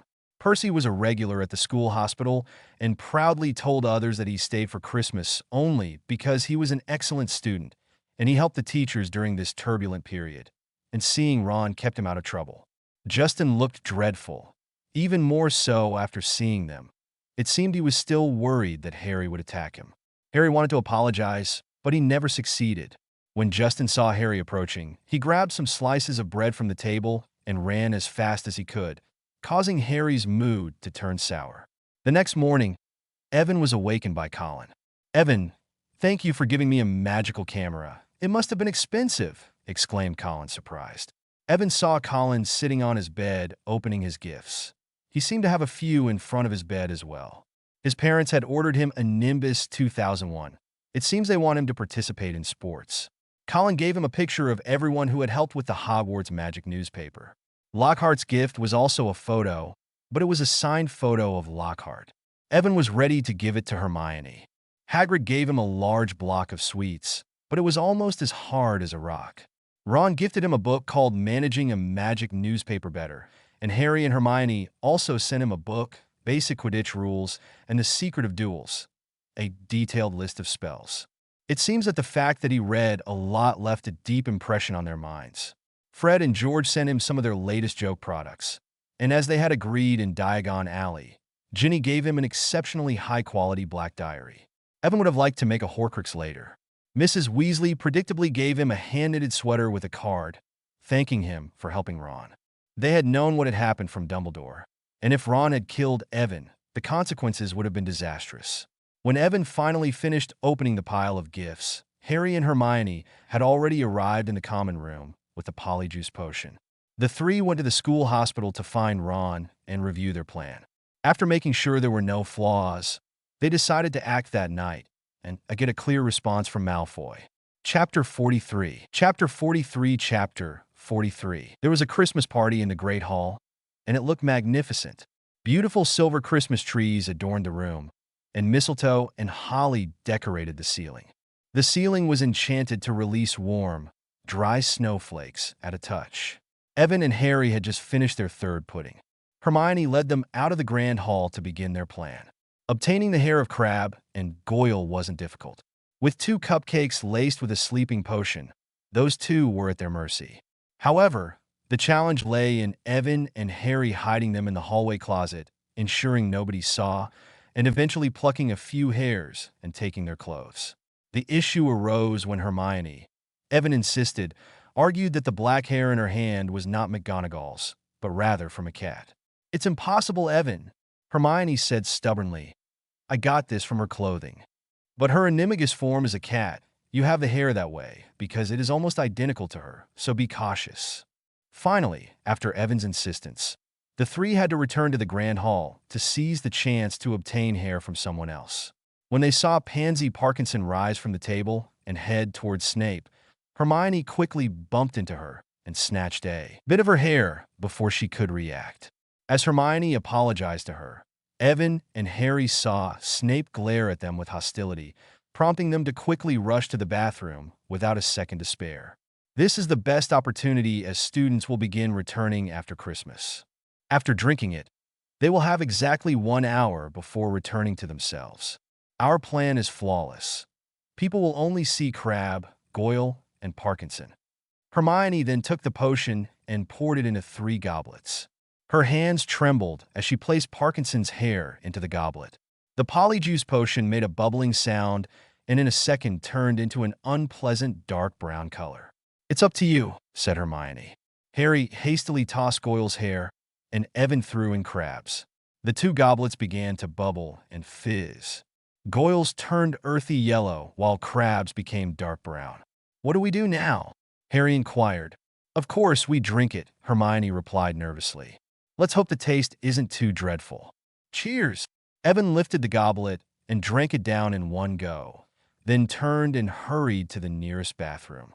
The Polyjuice Potion tasted vile. Swallowing it, he felt a burning sensation spread through his stomach, fingers, and toes, as if melting. His skin felt like bubbling hot wax as he collapsed to the floor, watching his hands begin to enlarge, fingers thicken, nails widen, and knuckles bulge like bolts. As Evan's shoulders stretched, a sharp pain set in. A tingling sensation on his forehead indicated his head was changing, and as his chest expanded, his robe tore. It all happened swiftly and stopped abruptly. Although he had read about this transformation countless times in the book, the feeling of becoming Crabbe was indescribable. Evan effortlessly shed the small uniform and donned Crabbe's clothing. Then he heard Goyle's voice yell, "Are you both okay?" "I'm fine," Evan responded in Crabbe's voice. Evan approached the mirror to see himself. He looked exactly like Crabbe. Harry and Hermione had also transformed. "Have you finished looking at each other? We have already wasted more than 5 minutes of valuable time. Let us go to the Slytherin common room and hope that Malfoy is there." Then they carefully opened the bathroom door and saw that no one was there. They then mimicked the movements of the person they were supposed to be. Under Hermione's leadership, the trio headed towards the Slytherin common room, but they stopped when they saw the person standing in front of them, Snape. "Good evening, Parkinson, Goyle, and Crabbe," Snape said in a slow, low voice. "What are you doing here?" "YEA." Evan and Harry looked at each other, unsure of what to say. But Crabbe and Goyle seemed unfazed as usual. Snape ignored them and looked at Hermione with interest. "Professor, we are returning to the common room," Hermione said cautiously. "Oh, why?" Snape said softly. "Miss Parkinson, please come to my office later. I believe it is worth discussing a bit about the party." "But, Professor," said Harry, unable to continue, as he had no reason to stop Snape from taking Pansy Parkinson. Evan and Harry watched as Snape led Hermione away. "Is this also called foolproof?" Harry anxiously asked. "I wonder if she will be okay. I think we should stick to the original plan, and when we are done with Malfoy, then we will try to save Hermione," Evan suggested. "Easy to say, but do you have any idea where the Slytherin common room is?" Evan shook his head, realizing this dilemma. The empty dungeon corridor was like a maze after a quarter of an hour. They were back where they started. They reached a hallway with 3 paths they could take. One led to Snape's office. Another was where nearly headless Nick was celebrating his birthday party. And the third was one they had never passed before. But Evan saw a painting of a silver fruit bowl, which should be the secret entrance leading to Hogwarts kitchen. "No, I remember this picture. We just saw it. Maybe we should go left," Harry said uncertainly. "No, that leads to the Hufflepuff common room." Just as the two were filled with despair, they saw Draco Malfoy walking towards them. This was the first time Evan was glad to see him. "Why are you two standing here? I thought you would be back by now," Malfoy said. Evan and Harry nodded, and Malfoy led them to the right side of a damp, empty stone wall. "What is the new password?" Malfoy asked Harry. "Well," Harry hesitated. "Oh yes, it's pure blood," Malfoy said. As soon as he uttered those words, they saw an opening slowly form in the wall, and Malfoy entered, followed by Evan and Harry. Chapter 44. Chapter 44. Chapter 44. The Slytherin common room was spacious, with walls and ceiling made of rough stones, and green lights hung from the ceiling. There was a beautifully carved fireplace, surrounded by several Slytherin students. "You two wait here. My father has just sent me something," instructed Malfoy as he gestured for them to sit in 2 empty chairs by the fire. They did not expect to see what Lucius Malfoy had sent without being asked. They wondered if what Lucius had sent was related to the Chamber of Secrets. A moment later, Malfoy returned holding a newspaper clipping and thrust it under Harry's nose. "Goyle, you'll laugh when you see this." Evan saw Harry tremble slightly. He could see what was written on it. The Ministry of Magic's investigation into Mr. Weasley, head of the misuse of Muggle artifacts office, resulted in an additional 50 galleon fine for the bewitched car incident today. It was reported that the enchanted car crashed into the Whomping Willow at Hogwarts earlier this year, and Lucius Malfoy has called for Mr. Weasley's resignation. Mr. Weasley has tarnished the Ministry's reputation. Mr. Malfoy has made it clear to me that he is not fit to draft laws for us, and his absurd Muggle Protection Act should be abolished immediately. Mr. Weasley had no comment, but his wife told reporters to leave, or she would release the ghost to bite them. According to an earlier article in this paper, he urged the Ministry to pay attention to the safety of underage wizards. The author of the article was a 12-year-old girl named Miss Granger. "What do you think?" Malfoy asked as Harry handed back the clipping. "Do you find it amusing?" "Ha!" Evan and Harry smiled dryly. "I wonder how the Weasley family will react, considering it was an article written by the conceited mudblood Granger," said Malfoy. Evan wasn't sure how Mr. Weasley would feel, but he was relieved that Hermione hadn't followed them. Otherwise, she would have been upset. "We must find a way to make her read the Daily Prophet tomorrow morning." "Well, I'm not surprised to hear the Weasleys are being attacked," said Malfoy disdainfully. Look at the behavior of the Weasley family. They are a disgrace to pure-blood wizards. Evan tried to restrain Harry from attempting to hit Malfoy. Let's not talk about the Weasley family anymore. You must know who opened the Chamber of Secrets and who the heir of Slytherin is. You know I don't know, Goyle. How many times do I have to tell you? Malfoy retorted. Dad wouldn't tell me the details of the last time it was opened. He wasn't even born yet, but he knows everything. He told me it was a secret, and that knowing too much would make him suspicious. But the last time the Chamber of Secrets was opened, a mudblood died. We already know it was Moaning Myrtle, added Evan. Of course, I already told you, said Malfoy. It's just a matter of time. Hoping it's Granger or Mason. He's an excellent choice, too. Harry was shaking violently as Evan took a deep breath to refrain from hitting Malfoy. Did you know the man who opened the chamber last time was caught? It is said he was caught and expelled, said Malfoy. You can check. Whoever it is probably still in Azkaban. Evan remembered when they found out the expelled student was Hagrid, but that Hagrid was actually innocent. Malfoy, your father must know something, Evan cautiously asked. Can you tell me who he has been in touch with? What do you mean, Crab? Malfoy stared and exclaimed. Are you questioning the taste of my father's friends? Unlike the Weasleys, my father is in contact with true pure-blood wizards. But, although I want to assist the heir, Father advised me not to be in the spotlight, said Malfoy. But you know the Prophet has not reported on the attacks yet, which surprises me. Perhaps it's not worth reporting, as they are only petrified and Dumbledore will soon cure them. Yes, it must be Dumbledore who is concealing everything, said Malfoy. I hope everything is revealed soon. My father said appointing Dumbledore as headmaster was the worst thing that happened to the school. Dumbledore favors muggles.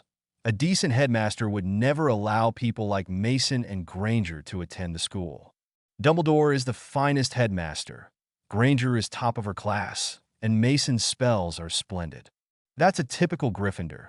That rude house is simply dreadful, said Malfoy maliciously. Especially that cursed mudblood Mason. He dared to attack me.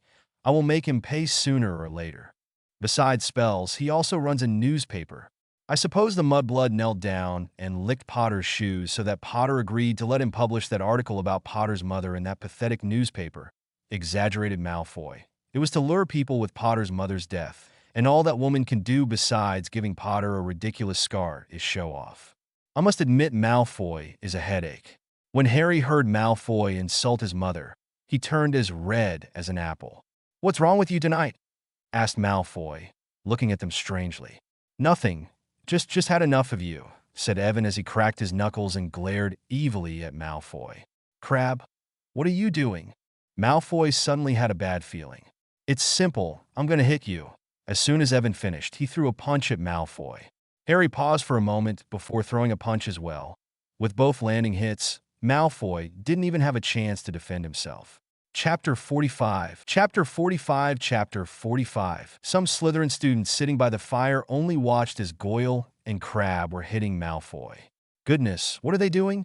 Asked a surprised fifth-year student. I've had enough of him, Evan yelled. Yes, me too, Harry responded loudly. Both were furious. Evan kicked Malfoy again. Suddenly, they dashed out of the Slytherin common room and ran to the third-floor bathroom. Evan, that was amazing.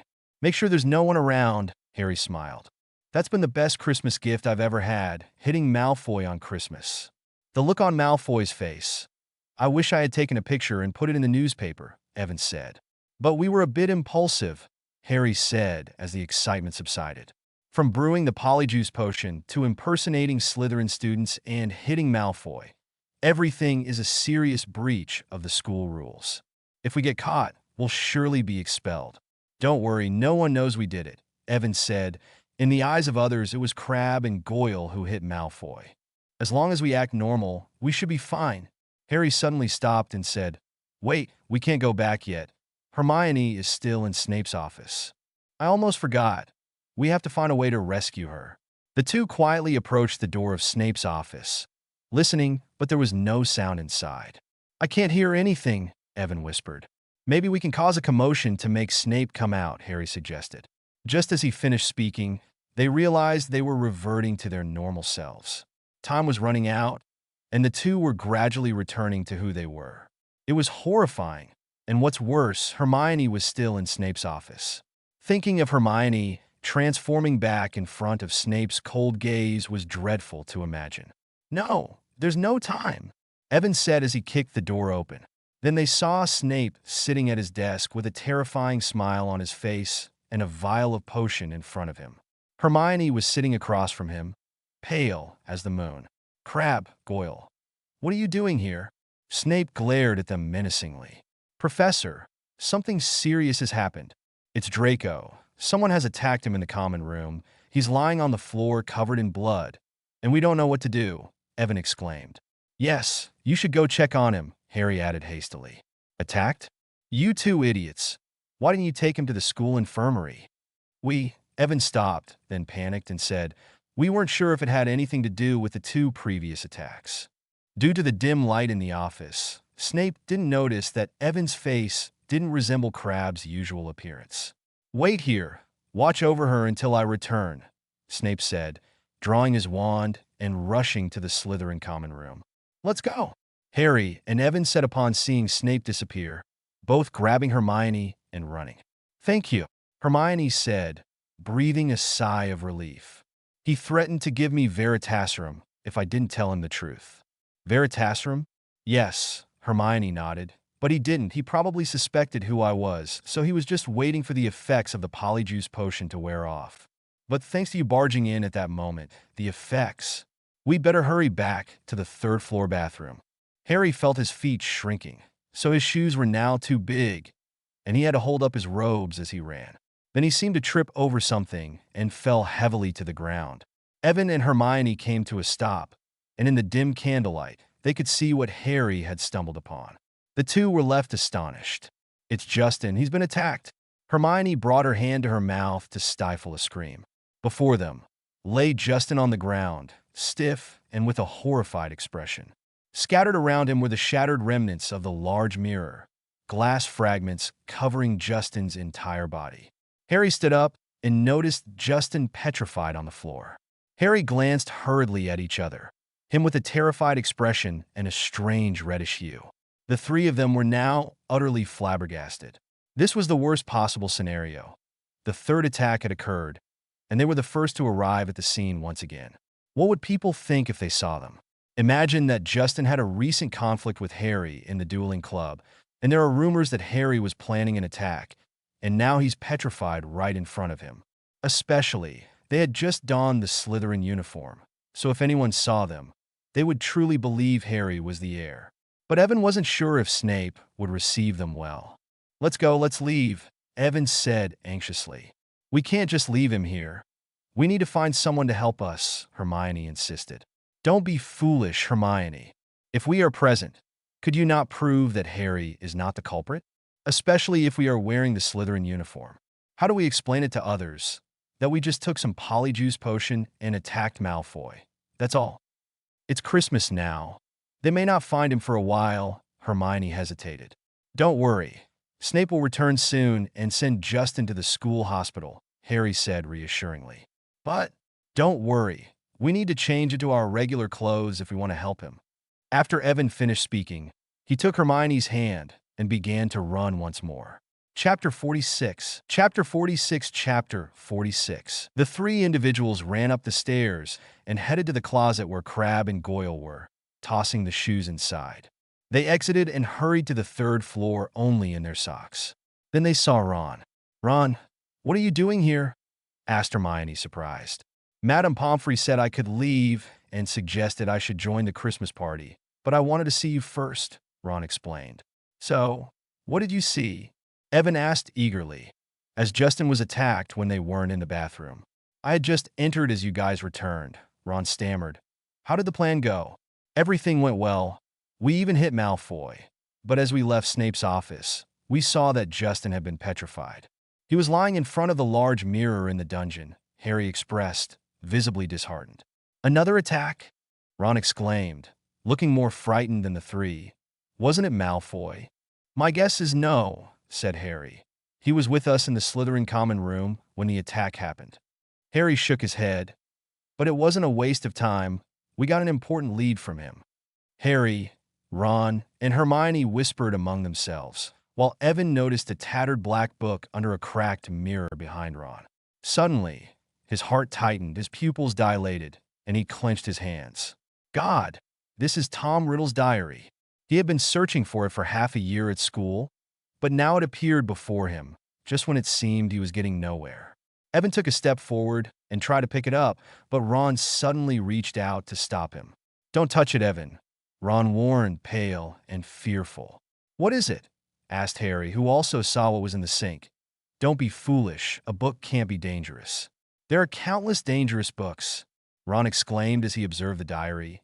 "My dad told me that some of the books confiscated by the Ministry of Magic could burn your eyes, and there are also books that once you pick them up, you can never let go, and so on."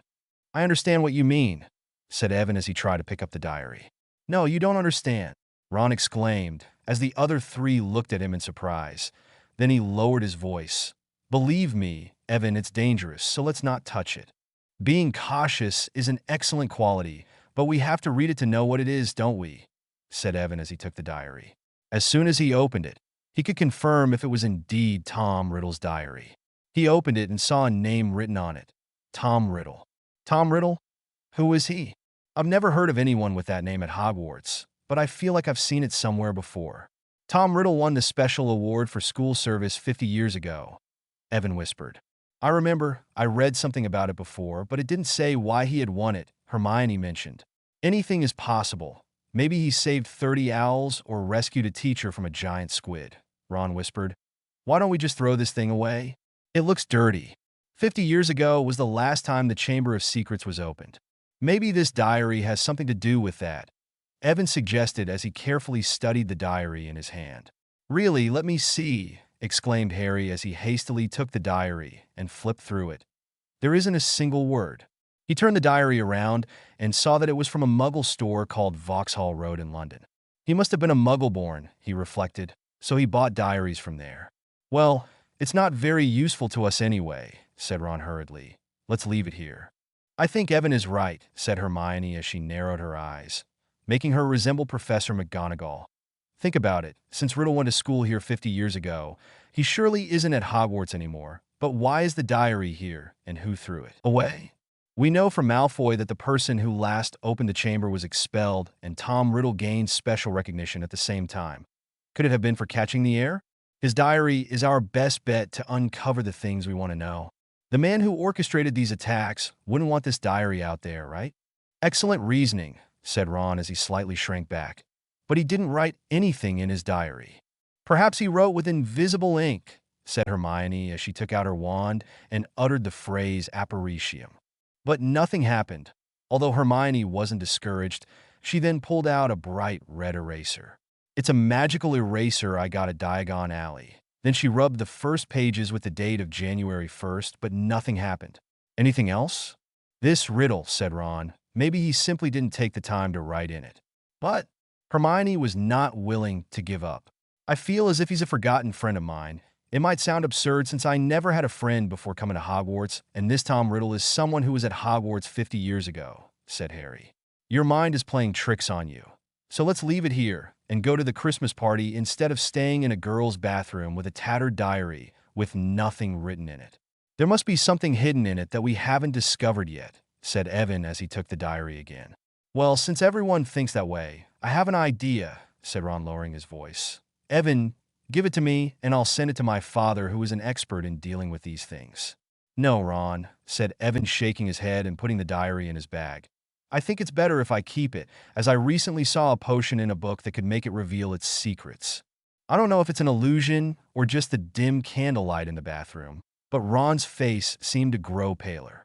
Chapter 47. Chapter 47. Chapter 47. After confirming his current strength and his inability to destroy the diary, Evan decided to try to communicate with Tom. "I must not believe everything he says." That night, Evan sat on his bed, took out a quill, and wrote, "Hello, my name is Evan Masson." The black ink shone brightly for a second, but then, in the next, seemed to be absorbed by the paper and disappeared without a trace. Then, a series of words that he had never written appeared. "Hello, Evan Masson. My name is Tom Riddle. How did you find my diary?" Seeing the other person respond made Evan's heart skip a beat. The words disappeared as he started to write more. It seems you have offended someone, and they threw your diary in the toilet where I found it, Evan wrote. Fortunately, I recorded my thoughts in a more lasting manner than ink, as I knew there would always be people who did not want this diary to be read. This diary records some terrible things from the past. Some of them are from Hogwarts. Oh, so you were a student at Hogwarts? Yes, when I was, the Chamber of Secrets was. Before Riddle could finish, he was interrupted by Evan, who wrote in the diary. Great, you can help me with my homework. Homework? Tom was surprised, not responding for a moment. Yes, I have been looking for an elder to help me, but it seems they are only interested in Quidditch. Professor Snape and Binns gave us some difficult assignments. Evan's handwriting was fast and careless, like that of a first-year student who has not yet adapted to Hogwarts and finally found someone who could help him with his duties. These tasks are very difficult, and with my ability, it is completely impossible to complete them. Tom, won't you help me? Sorry, Evan, but I believe tasks should be done by oneself. If you want, I can tell you more, like things about the Chamber of Secrets. When I was in 5th year, the chamber opened, and the creature inside attacked several students and killed one. I eventually caught the man who opened the Chamber of Secrets, and he was expelled. Yes, well done for you. But if I don't finish before the holidays end, forget about the monster. The professors will kill me, so it was nice talking to you. Goodbye. With a wave of his wand, he closed the diary. Evan took a deep breath and fell back onto his bed. Today he was only establishing first contact with Riddle, so there was no need to have a profound conversation with him. And he had to be cautious when dealing with Voldemort.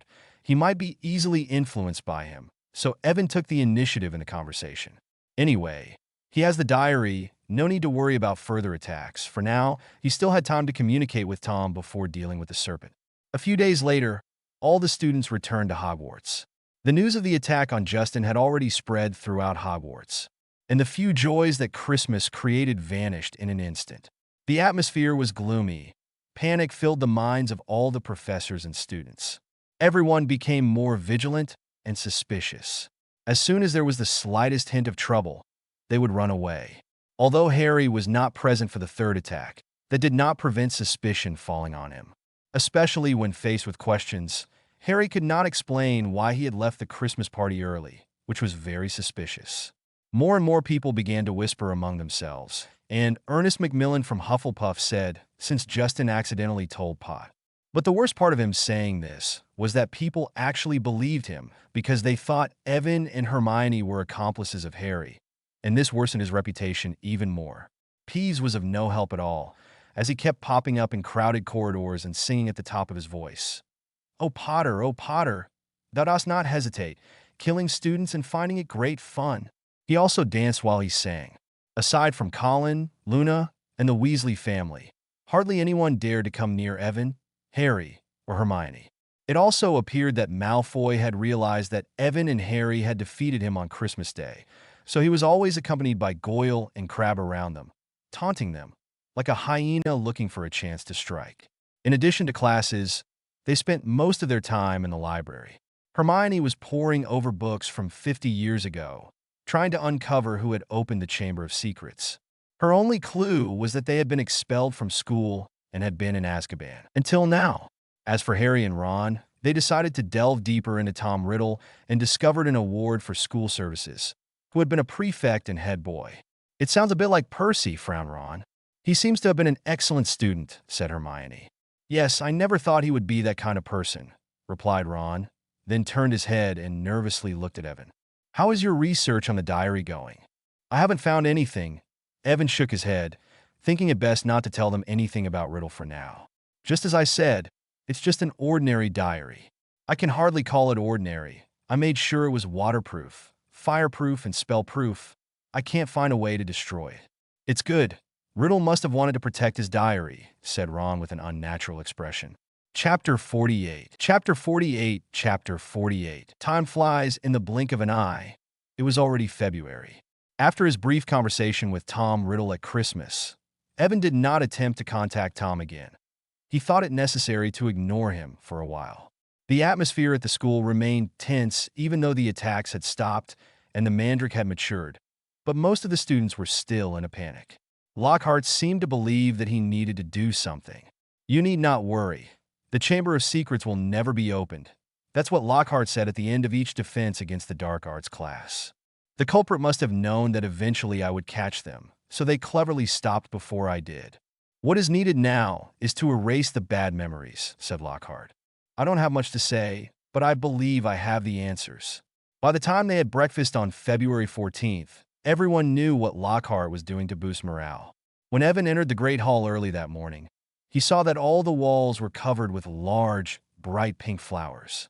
Worse still, there was an abundance of heart-shaped confetti falling from the light blue ceiling. Lockhart was seated at the teacher's table, donning a bright pink robe that matched the decorations, and the teachers sitting beside him had peculiar expressions. Professor McGonagall shuddered slightly, and Snape looked as though he might vomit. Lockhart announced that he had arranged a small surprise.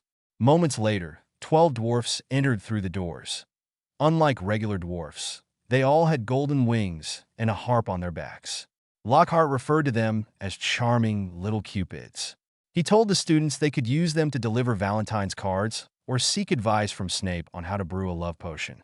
Evan was unsure if anyone dared to ask Snape about the potion, but the dwarfs continued to run around the school delivering Valentine's cards. Among the teachers, Lockhart received the most cards, nearly 200 or more. This made him the least popular among the faculty, and when a dwarf entered the classroom for the 12th time, Professor McGonagall dismissed Evan with a displeased look. A dwarf brought him a song as a Valentine's gift, but Evan was quicker than the dwarf and cast Silencio. To prevent other dwarfs from finding him, Evan returned to the common room. Evan decided to speak with Tom Riddle once more. It seemed that after over a month of ignoring him, the other party was becoming impatient. When Evan opened the diary, an article appeared answering his last question for the potions class. "I have already done that task myself, and Professor Snape gave me a terrible grade, so my question now is," said Evan with an ironic smile, jotting down his recent magical research inquiry. After about a minute, a response was written on the page. Riddle provided a flawless answer that gave him a profound sense of enlightenment. It appeared that Riddle's understanding was even deeper than that of the professor's. Thus, Evan began communicating with Tom Riddle for the second time. Every night, after everyone had fallen asleep, he would quietly retrieve the diary and pen down his struggles in his magical studies. The problems grew increasingly challenging, posing many questions that young wizards would not typically ask. But Riddle seemed not to notice. Riddle wanted to talk to Evan about the Chamber of Secrets and the man who opened it. Yet every time Evan changed the subject, Riddle adapted to Evan's demeanor. A peculiar agreement formed between the two. First, Riddle would recount a tale about the Chamber of Secrets, and then Evan, as a young Voldemort. Tom Riddle possessed an extensive knowledge and could address nearly every question Evan posed if he so desired, from the simplest classroom task to the most esoteric magical theory. For instance, the sound recording method that had troubled Evan deeply was bestowed upon him by Riddle, who could embed a sound into any object. Thanks to Riddle's assistance, the academic research section of magic at Hogwarts was thriving, no longer featuring dull articles like Luna's, but genuine scholarly investigations. Following the Transfiguration class, Professor McGonagall even expressed her astonishment to Evan at the depth of his research on animagi. Moreover, the editor of the Daily Prophet, who had been following his newspaper, offered to publish some of his research articles, and Evan even received manuscripts from various professional magical academic journals. However, most of the articles were by Tom. In just a month, Evan's progress had reached new heights. He learned a great deal from Riddle, including theoretical knowledge not taught in class, encompassing dark magic. Indeed, the other part seemed to be intentionally or inadvertently teaching him the dark arts and encouraging his use of these spells. At first, Evan did not notice anything unusual. After consulting with Professor Flitwick, he discovered that Tom had been instructing him in dark magic. Until then, Evan was unaware of how serious the issue was. He thought it would be beneficial to learn more about dark magic. After a while, he finally realized what was amiss, and dark magic seemed to have influenced his thinking. He became more irritable and sensitive, and each time he practiced dark magic, cruel thoughts emerged in his mind. In particular, When he recently confronted Malfoy, Evan was tempted to draw his wand and employ a new spell he had just learned. It was akin to Snape's Sectum Sempra spell, but far more potent, and if Malfoy were harmed, he could perish. Halting at the last moment prevented irreversible consequences. This terrified him. It was a perilous sign. He now understood why Riddle was unusually imparting magical knowledge to him. Riddle aimed to weaken Evan's will, as Evan always distrusted him and showed no interest in the Chamber of Secrets, hence tempting him with magical knowledge. And when Evan was ensnared by power, that would give him the opportunity to control him. Even if Riddle could not control him, Evan's ultimate fate might likely mirror Voldemort's, say, malevolent dark wizard. Since then, Evan never dared to touch the diary again. Tom Riddle was truly wicked. He could gradually seize control of someone's mind. Even individuals like Evan, who had been vigilant from the start, could fall into his clutches. Chapter 49. Chapter 49. Chapter 49. Evan kept the diary with him at all times, as there was still the threat of Tom Riddle controlling another person to retrieve it, but he never opened it. Thanks to Evan's caution, there were no attacks in the castle. For months have passed since Justin was petrified. Almost everyone seems to think the attacker has given up. One day, during breakfast, Evan overheard Professor Sprout and several students talking about the nearly matured mandrakes. This brought great joy to people. Hufflepuff is no longer avoiding them, and Peeves grew tired of mischief. Newspaper sales were rising, and attention was turning to the upcoming Quidditch match between Gryffindor and Hufflepuff, which will determine this year's Quidditch Cup winner. Evan saw all the third-year students sitting in the common room, looking dejected on Easter Sunday. The school has asked us to choose a subject for the next year. Harry and Colin entered with a list of course offerings. It seems we have to add more subjects. Professor McGonagall told us to take it seriously, Hermione said, giving Harry and Ron a serious look. This will impact our future. I don't want to, but I want to give up potions, said Harry. Impossible, said Ron, sounding dejected. If we could drop core classes, I would have dropped defense against the dark arts. But that course is extremely important, Hermione said, surprised. With Lockhart, I haven't learned anything, Ron said. Wizarding families' children received owls from their families, telling them what to choose. This made the decision difficult for some students like Neville, who couldn't make up his mind. As for Harry, who grew up in a Muggle family, he received no advice. In the end, he closed his eyes and randomly pointed his wand to choose a subject. You can't do that, Harry, Hermione said, quickly stopping him. Do you have any better ideas? Harry asked, frowning. We can choose it all. The school didn't say it's not allowed, right? Hermione said uncertainly. Yes, but I don't want to do that. Harry quickly shook his head. Divination class seems interesting. You should choose that, Evan suggested while reviewing Harry's list. It intrigues me, and I'd like to go over the material if you get the chance. Evan's advice is excellent, as divination can help you see the future, Percy said, after hearing that the mandrakes would soon mature, appearing back to normal. The choice of subject depends on what you want to do in the future.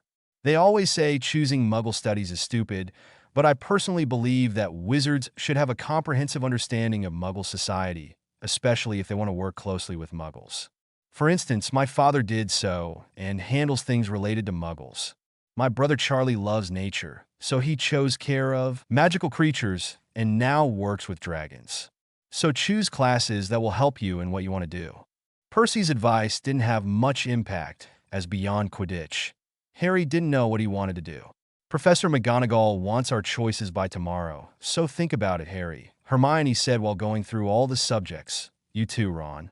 You sound just like my mom, Ron said, frowning. Eventually, Harry and Ron chose the same subjects. They figured that even if the lesson was dull, they could endure it together. Just as they finished writing their choices, they saw Hermione rushing in. I found out who was expelled from the school 50 years ago. Hermione lowered her voice and said, It was Hagrid. Hagrid opened the chamber 50 years ago. That is impossible, said Harry hastily as he stood up. I wish it weren't him, but the evidence I found was concrete, Hermione said. Since I couldn't find anything in the library, I wrote to the editor of the Daily Prophet and asked for help. What did he say?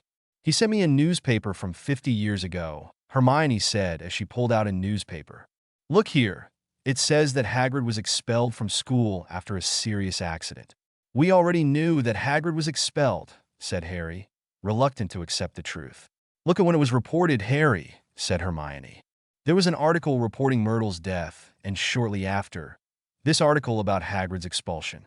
Perhaps there is no connection between the two, said Harry, distressed. But after Hagrid's expulsion, the attacks stopped, sighed Hermione. What could be serious enough to expel a student from school? Think about it. The last time we saw Hagrid was in Diagon Alley. He was just buying potions to get rid of the slugs, said Harry, raising his voice.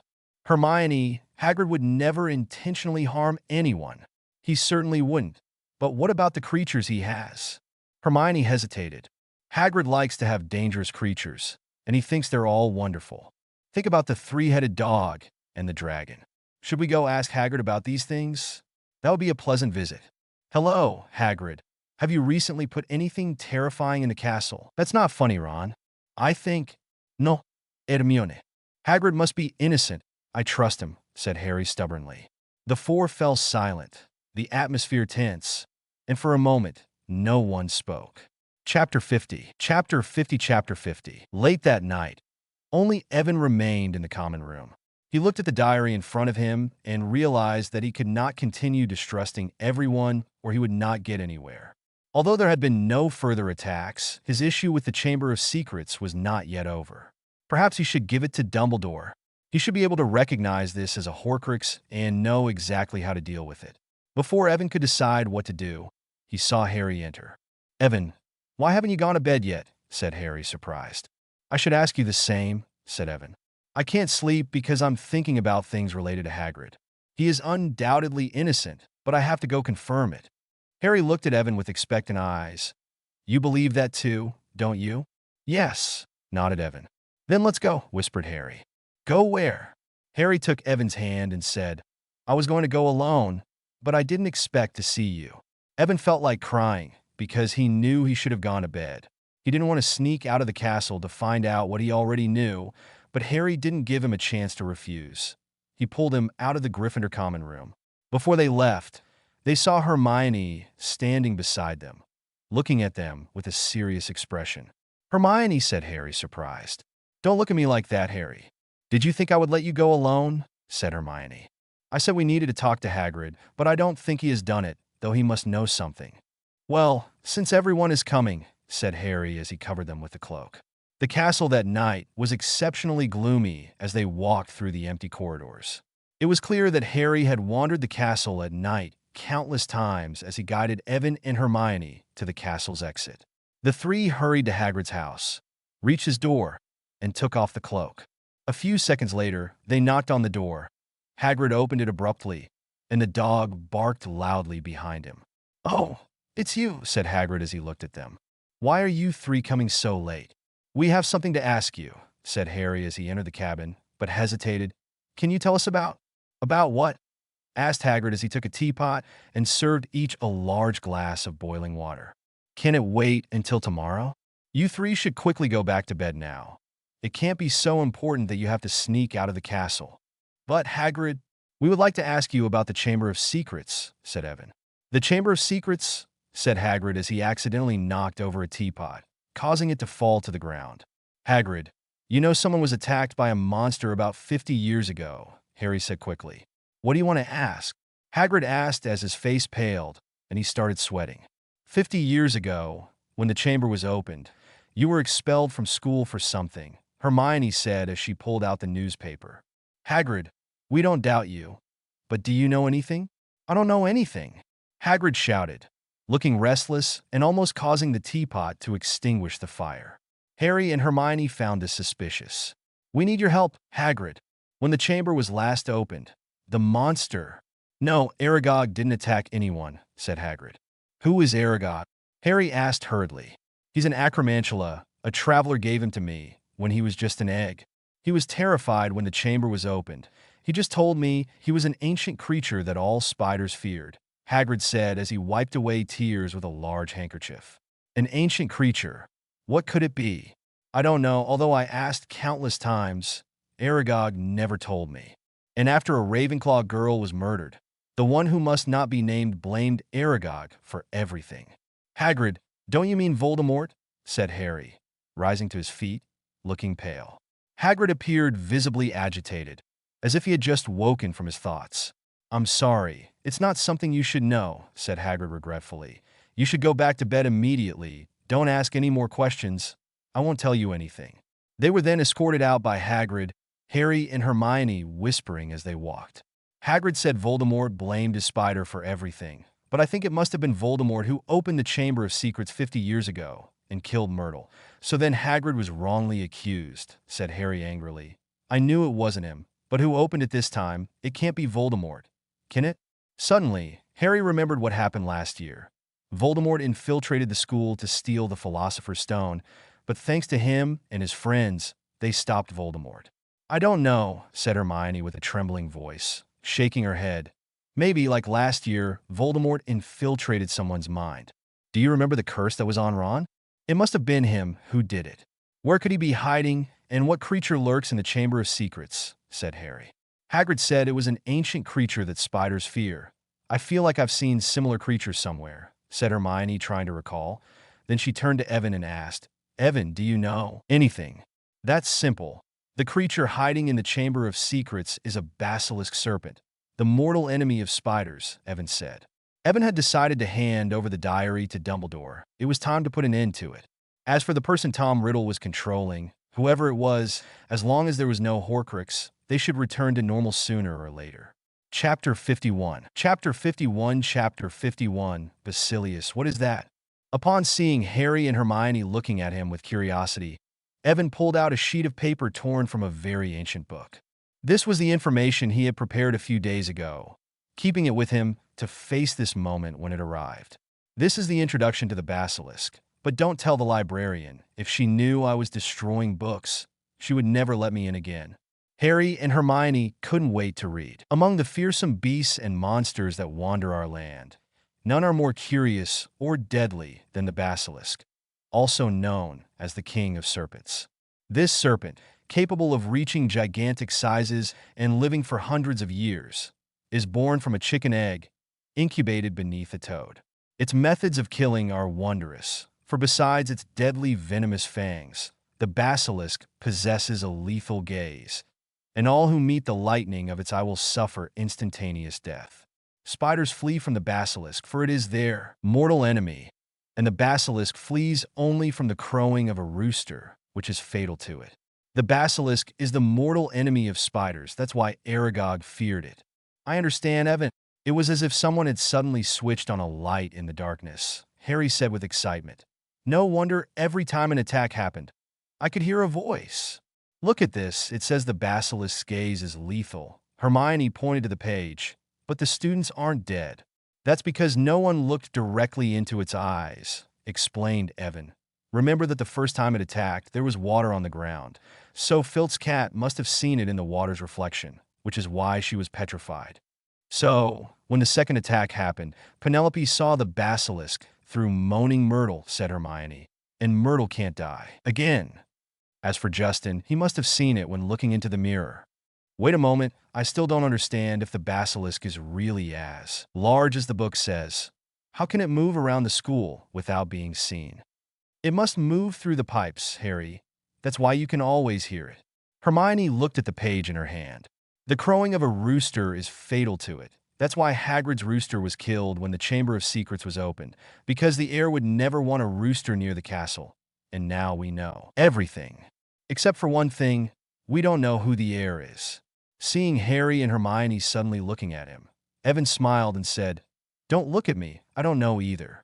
We have to analyze the clues from 50 years ago. Voldemort opened the Chamber of Secrets, killed Moaning Myrtle, and then blamed Hagrid. Now we know what the monster in the Chamber of Secrets is. Hagrid's rooster was killed, and Ron has been cursed, so the heir must be among us, said Hermione. If they're from outside the school, we can't know. Wait a moment. We found a strange diary at Christmas. It belonged to a student from 50 years ago, Tom Riddle, but there was nothing written in it. It can't be a coincidence. Riddle won a special award for services to the school 50 years ago, added Harry. Ron and I saw the trophy in the trophy room. Didn't he win it for catching the one who opened the Chamber of Secrets? Hermione furrowed her brow, but Hagrid said it was Voldemort who caught him. Oh my goodness! The atmosphere became eerily silent, as everyone pondered a possibility. Tom Riddle is Voldemort, Evan whispered after a while. Evan, what's going on with the diary? I can't believe we've kept Voldemort's things close to us. We need to deliver it to Dumbledore. It's probably dark magic. Don't worry, I've been keeping it with me. Evan touched his pocket, but it was empty. He turned pale, his expression frozen. This is bad, I left it in the common room. The three gazed at each other and hurried towards the castle. In the diary, Tom felt very strange, even a bit insane. Over the past 4 months, he had revealed a lot of dark magic to Evan Masson to earn his trust. But suddenly, the other side stopped communicating with him for a long time. What was his plan? Tom Riddle suddenly thought of an idea, but rejected it completely. That cursed mudblood, an 11-year-old boy, could not simply give up the powerful magic at his disposal. In his view, Evan should be like him, addicted to power. He had seen the weakness in Evan's mind, just a little more, and he could control him. But the cursed mudblood vanished at the most crucial moment. All his efforts and planning were in vain. If he could, Tom Riddle would run and kill Evan. The diary suddenly opened. Was it the previous boy? It was marvelous. Tom could feel the other person injecting their life into the diary, allowing him to regain his strength.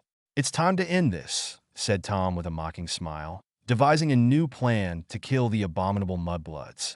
He would personally carry out Slytherin's noble cause and purify the mudbloods of Hogwarts. Chapter 52. Chapter 52. Chapter 52. The three hurried towards the castle, but before they could enter the common room, they saw Snape emerge from the shadows. What a pleasant surprise!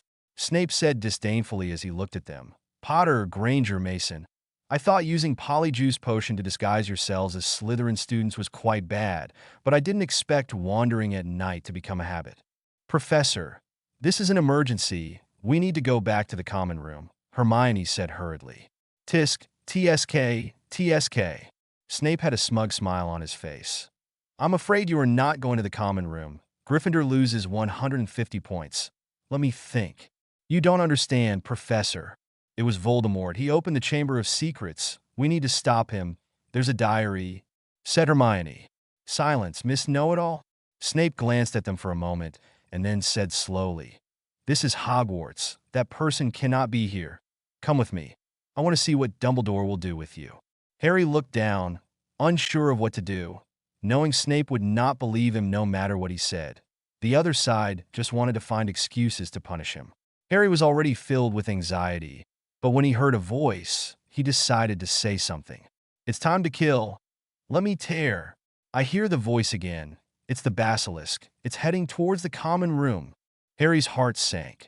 He knew that if the Basilisk was allowed into the common room, the consequences would be disastrous. Consider a group of unprotected students facing a creature that can kill people with a single glance. How many will die? Evan, Hermione, it's here. Harry didn't wait for Snape before yelling the password and running towards the common room entrance. Evan and Hermione stood frozen for a moment before hurriedly following. The common room was just the same as before. The only difference was that the fire had gone out. Through the dim light, Evan could see that the lectern where he had left the diary was empty. It must have been taken by the student Tom Riddle was controlling. But who was it? Ginny or? Then he noticed the writing on the wall above the fireplace. Hogwarts will be purged, and the heir of Slytherin will fulfill his greatest mission. Evan's pupils contracted. Hogwarts will be purified, and the heir of Slytherin will fulfill his greatest mission. What does Tom Riddle want to do? Then a figure emerged from the shadows. It was Ron. Ron looked strange, elegant, and calm with a hint of oppression, completely different from his usual self. Ron, thank goodness you're here. The Basilisk is coming. We need. Harry exclaimed anxiously. I know it's here. I'm the one who called it, Ron said with a strange smile. You did? What do you mean? Harry and Hermione looked at him with surprised expressions. I mean, everything was done by me, Ron said with a more visible smile. Harry Potter, I have long wanted to see you. Among all the students at Hogwarts, you are the one I most desired to see. Ron, What are you talking about? Harry asked as he took a step forward. Don't come any closer, Harry. He's not Ron, he's Tom, Evan exclaimed. Evan Mason. The smile on Ron's lips turned colder. Filthy, loathsome half-blood. I expected you to be a problem, but I didn't think you would disturb the great heir of SL. Enough. What the devil are you four up to? Snape interrupted Ron. He had heard their conversation from outside and frowned, thinking these four were insane. Weasley as the heir of Slytherin was the biggest joke to him. Those four must be pulling his leg. Snape drew his wand, ready to use the stupefy spell to render them unconscious. But before he could cast it, he heard a loud noise from inside the common room, loud enough to wake the entire castle. Do the fools of Gryffindor not know what time it is? Or do they wish to be expelled from Hogwarts? Snape shouted. He stopped upon hearing a loud noise coming from the bathroom, not far away. It seemed as if something gigantic had fallen from the sky and landed on the stone floor. The entire Gryffindor tower shook, clearly not something a student could do. Snape turned around and looked towards the bathroom, pointing his wand at it. Ron had a peculiar smile, while the others stared at the bathroom door in horror. Strange sounds emanated from it. What could be emerging from there? The atmosphere was tense. Evan, Harry, and Hermione swiftly drew their wands. Snape moved forward with the tip of his wand, emitting a faint fluorescent glow. With a thud, the bathroom door fell, and dust scattered everywhere. In the midst of the dust, Evan saw a horrifying giant snake slither out. It was green, as large as an oak tree trunk, and its upper body reared up high. It's a basilisk. Do not look into its eyes. Evan shouted, pointing his wand at the basilisk. Snape was quicker than him. As soon as the basilisk shot out of the bathroom, the soft glow of his wand intensified, producing 3 dark silver rays that shot like arrows, accurately hitting the basilisk and leaving 3 bleeding scars on its green, scaly skin. The basilisk shook its head. Pain seemed to enrage it. It hissed madly, its 2 yellow eyes searching for anyone willing to attack. Then it saw a ball of orange light flying towards it.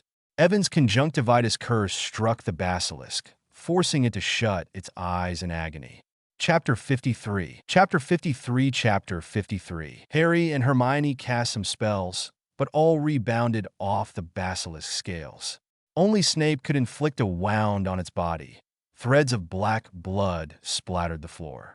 The basilisk swung its tail, crushing the room's walls. The loud sounds of the fight woke up all the Gryffindors. Students rushed out of their dormitories with expressions of panic on their faces.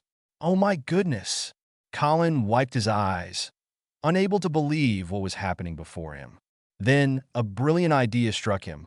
He turned around and ran to his dormitory to fetch his camera. What's going on? What's happening here? Percy asked as he emerged. The next moment, his eyes nearly popped out of his head. He couldn't believe the sight before him. A gigantic serpent was wreaking havoc in the common room. Percy's reaction was swift. He instinctively drew his wand. A red bolt struck the basilisk, but rebounded. The constant attacks made the basilisk slightly frantic. It wanted to demolish those people, but before it could do so, Snape's magic struck it again, forcing it back. In the other corner of the common room, Evan, Harry, and Hermione were fighting against Ron, who was under Tom Riddle's control, sporadically casting spells. Riddle seemed to be in a hurry, but remained calm nonetheless. Riddle tried to dodge the curse flying towards him, but couldn't evade it. With a simple gesture of his hands, he made the 3 spells flying towards him dissipate. Evan squinted his eyes. After casting Stupefy, he quickly recited a more potent spell. The magic gathered swiftly. The spell felt overwhelmingly oppressive.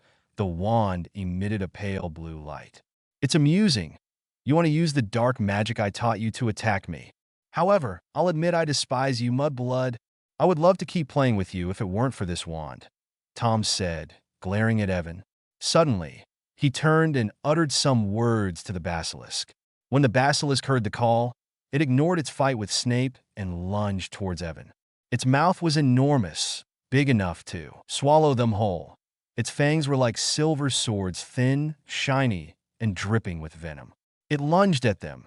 Evan halted his incantation and Hermione stood pale behind him. The two struggled to dodge, but it was too late. The basilisk was too fast. Without hesitation, he embraced Hermione, turning his back to the basilisk, feeling the girl trembling in his arms. The next second, Harry ran towards them, holding a wooden chair in his hands, and hurled it forcefully at the basilisk. But it was to no avail. The basilisk's speed did not decrease at all. Just as they thought they would be swallowed by the basilisk, Snape appeared in front of them. His face was grim. The light from his wand grew more intense. Explosion! Snape was thrown against the wall and then slumped to the ground, blood oozing from his head. He had been knocked out. It's finally resolved, so now. Riddle looked disdainfully at the unconscious Snape on the ground. By the way the basilisk was moving now, Evan could tell that the curse he imposed was fading.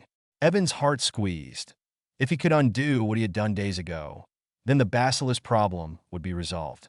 Without the basilisk, Tom Riddle would be more vulnerable since during the previous fight, Evan realized that Tom was manipulating the magic produced by the broken wand to cast potent spells, but the wand was reaching its limit. Evidently, Tom understood that his time was running out, so he ordered the basilisk to kill.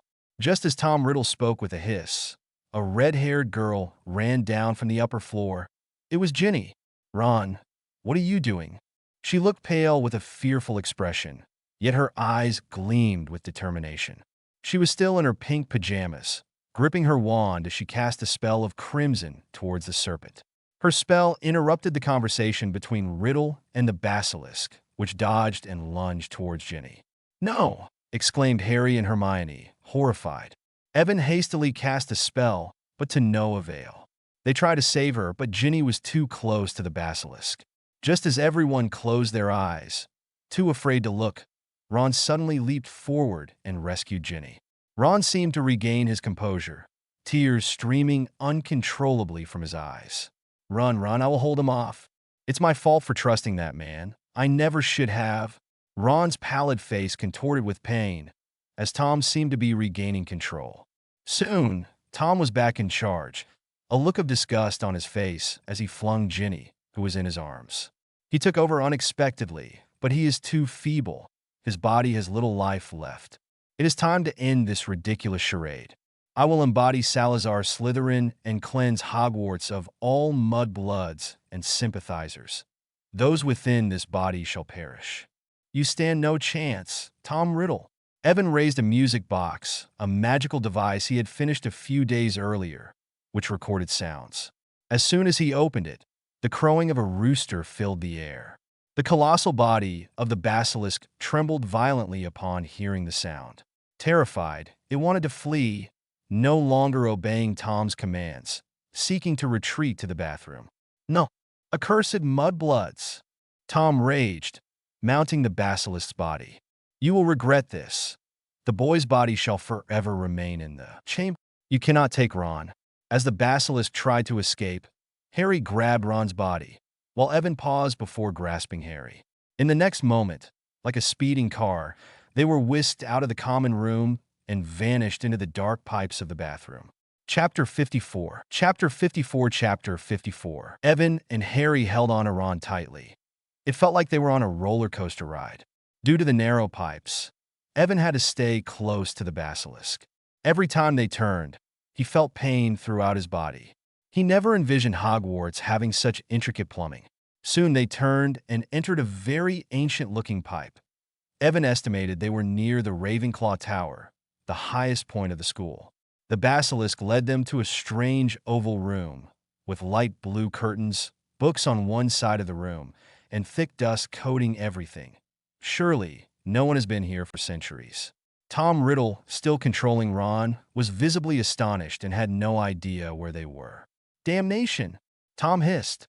He wanted the basilisk to stop, but clearly, it was frightened by the rooster's crow, so it did not heed Tom's commands and swiftly fled at top speed. The blue curtains soon vanished. Evan quickly grabbed an object with a long chain. He held it firmly, and before he could look down, the basilisk took them elsewhere. After a minute, the basilisk collided with the pipe and plunged into the third-floor girls' bathroom. Suddenly, the sink emitted a dazzling light and began spinning rapidly. The sink soon vanished from sight, and Evan saw a very thick pipe into which the basilisk lunged. It seemed to be a pipe specially prepared for it, and Evan also noticed numerous pipes branching off in all directions, but none were as thick as the pipe the basilisk descended. The pipe twisted and turned around 7 or 8 times, and it had a very steep incline all the way down. Evan knew they had descended into the school's darkest depths, even deeper than the dungeons.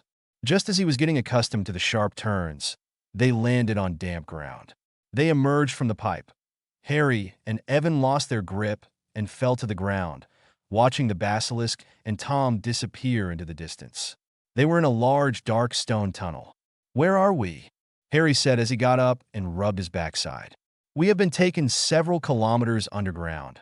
Evan's voice echoed in the dark tunnel. "If I'm not mistaken, we're probably beneath the Great Lake." He squinted as he looked at the dark, slimy walls. "Lumos!" Then his wand emitted a faint light. Using the dim light, Evan examined the object he had grabbed. It looked like a pocket watch, but only had a single hand without numbers. "What's that?" Harry asked. "I don't know," Evan replied. "I picked it up from a room the basilisk passed through." Evan hesitated to touch the hand of the watch. "We can figure that out later. We need to hurry and find Ron," said Harry eagerly. "Yes, yes," Evan responded while tucking the strange object into his pocket. They had to hurry as Tom was draining Ron's vitality, and the longer they took, the worse off Ron would be. The two ran through the damp tunnel and then heard a loud noise. Everything was dark, so they could only see a few meters ahead of them. A faint light shone from their two wands. "Harry, Tom's wand is broken, so it will take him time to cast powerful magic," Evan said as they walked. "I will distract the basilisk, and you'll search for the diary." "Diary?" Harry stopped. "The diary is Tom's power source. Remember, if you find it, try to destroy it. Riddle is unaware that we know this, so this is our only chance." "Agreed," nodded Harry, suddenly grasping Evan's shoulder. "Look, isn't that?" Evan extended his wand, and with a faint glow, he saw the outline of a coiled snake lying motionless on the ground. "This is the basilisk's skin." Before them lay a huge snake skin, light green in color, coiled around the tunnel, hollow and about 6 meters long. It was evident that it belonged to the moment when the basilisk shed its skin. They kept walking, carefully turned another corner, and what stood before them was a wall with 2 intertwined snakes, each with emerald eyes. "Harry, try speaking to them in parcel tongue," whispered Evan. As Harry approached, he felt his throat dry. He tried to imagine the 2 stone serpents as real, but it was unnecessary. Their eyes seemed to be alive. "Open," said Harry in a soft, muted hiss. The 2 snakes parted. The stone wall split in the middle, slid slowly to the side, and disappeared. Evan hurried inside. In front of them was a dimly lit room. Many of the stone pillars were engraved with intertwined snakes, rising up to the ceiling, fading into darkness, casting shadows across the room. "It's the Chamber of Secrets," Evan whispered. The chamber was completely silent, the 2 holding their wands as they advanced slowly. Each step was more cautious than the last. Passing the last pair of pillars, they saw a statue as tall as the room itself, clinging to the dark wall. Evan looked up and saw the immense face, an old face resembling that of a monkey. At the feet of the statue lay Ron as if lifeless. Chapter 55. Chapter 55. Chapter 55. Ron lay there like a discarded doll, his complexion as pale as marble, cold and devoid of color. "Ron!" Harry rushed towards him, knelt down, and shook him. "Ron, don't die, please don't die." "He won't wake up," a voice said softly. Evan turned towards the voice and saw a tall boy leaning against a nearby column. "Tom Riddle," Evan said softly as he pointed his wand at Tom. "It's pointless, mudblood. It's all over. It's just us here. No one will come to save you. And there's no rooster. Victory will be mine. Soon you'll be like this boy, and you'll stay here forever." "What have you done to Ron? Why is he like this?" Harry shouted as he stood up. "That's a very interesting question. It's a long story," Riddle said cheerfully. "But let me tell you before you enter an eternal slumber. As far as I know, The real reason Weasley is like this is that he opened up his heart to a complete stranger and told that person all his secrets. What are you talking about? Harry asked, surprised. The diary, Riddle said. Since my servant gave Ron my diary, he has been writing his secrets in it for several months, telling me his problems and sorrows. He's the least remarkable in his family. His friends are better than him. No one notices him. He's weak and poor. What? Harry stopped. Harry Potter, you're the famous savior. You never understood that Weasley is jealous of you. He envies your fame. He envies your talent. Riddle's eyes gleamed. He told me he was worse than a first-year student, even as a second-year. Riddle glanced cautiously at Evan and then returned his gaze to Harry, his eyes hiding an almost greedy expression. It was so boring to listen to a 12-year-old talk about his childish problems. Tom continued, but I am tolerant. I wrote him a few words in reply. I am considerate and kind. I gradually gained his trust. He thought I was his only friend. Harry turned as white as a ghost. I don't know why he would think that, but we've been friends since we met. You clearly haven't been. Tom let out a cold, strident laugh. After months of conversations, Ron poured out his soul to me. It was exactly what I needed. I swallowed his deepest fears, his most profound secret, his most intense jealousy. I became stronger than little Weasley, strong enough to control him, to achieve what I always wanted, and it was all in, stop your tricks, Tom. They won't work. When Ron wakes up, I'll set him straight until he understands that we've always treated him as our best friend. Damned mudblood. I knew you were a problem. I wanted to kill you the moment you pulled out that 50-year-old clipping, Tom said, turning his head to look at Evan in disgust. Is that why you attacked me with a corrosive curse in the Dueling Club? Ron's broken wand weakened my magic, but it was my mistake. You were cleverer than I thought, and I shouldn't have exposed myself so soon. If Dumbledore had noticed that I put Ron under the Imperious curse, is that why you tried to make him use the killing curse against me? No, without me controlling his body, he couldn't carry it out, so it was just a simple green light, Riddle said proudly. The Imperious curse was just to mislead Dumbledore, but he kept on distrusting. Ron didn't disappoint me. He was cowardly and, upon hearing Riddle's words, Evan tightly gripped his wand, and Harry clenched his fists tightly. But from that moment on, Ron no longer trusted me, Riddle said. He finally grew suspicious and attempted to dispose of the diary. Harry, how I hoped you would pick it up. As I said, I eagerly longed to see you. Why did you want to see me? Asked Harry, angry. Oh, Harry, Ron told me all about you, said Riddle. You are amazing, your charming past. His gaze fell on the lightning bolt-shaped scar on Harry's forehead. His face started to resemble a hungry beast. I must know more about you, talk to you, and if possible, see you in person. Riddle turned his eyes back to Evan and said with disgust, but I never thought it would be a filthy mudblood who would pick up my diary. I tried to control you like I controlled Ron, tried to earn your trust, even wanted to tell you about the opening of the Chamber of Secrets 50 years ago, but, unfortunately, I caught on to you, said Evan with a disdainful look.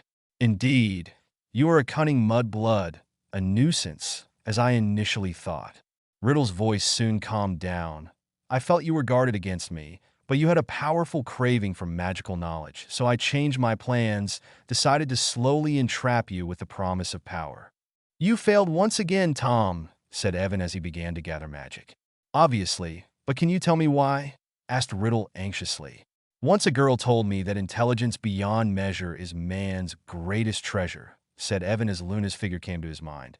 The most important thing is to believe in friendship, believe in family, believe in love, believe in all good things. Tom, you will never be able to do this, besides your own strength. You believe in nothing, thus you are destined to fail. Love. It's ridiculous that you think these things are more reliable than power, typical of weak minds. Well, let's get back to the topic. I have many questions to ask you, Harry Potter.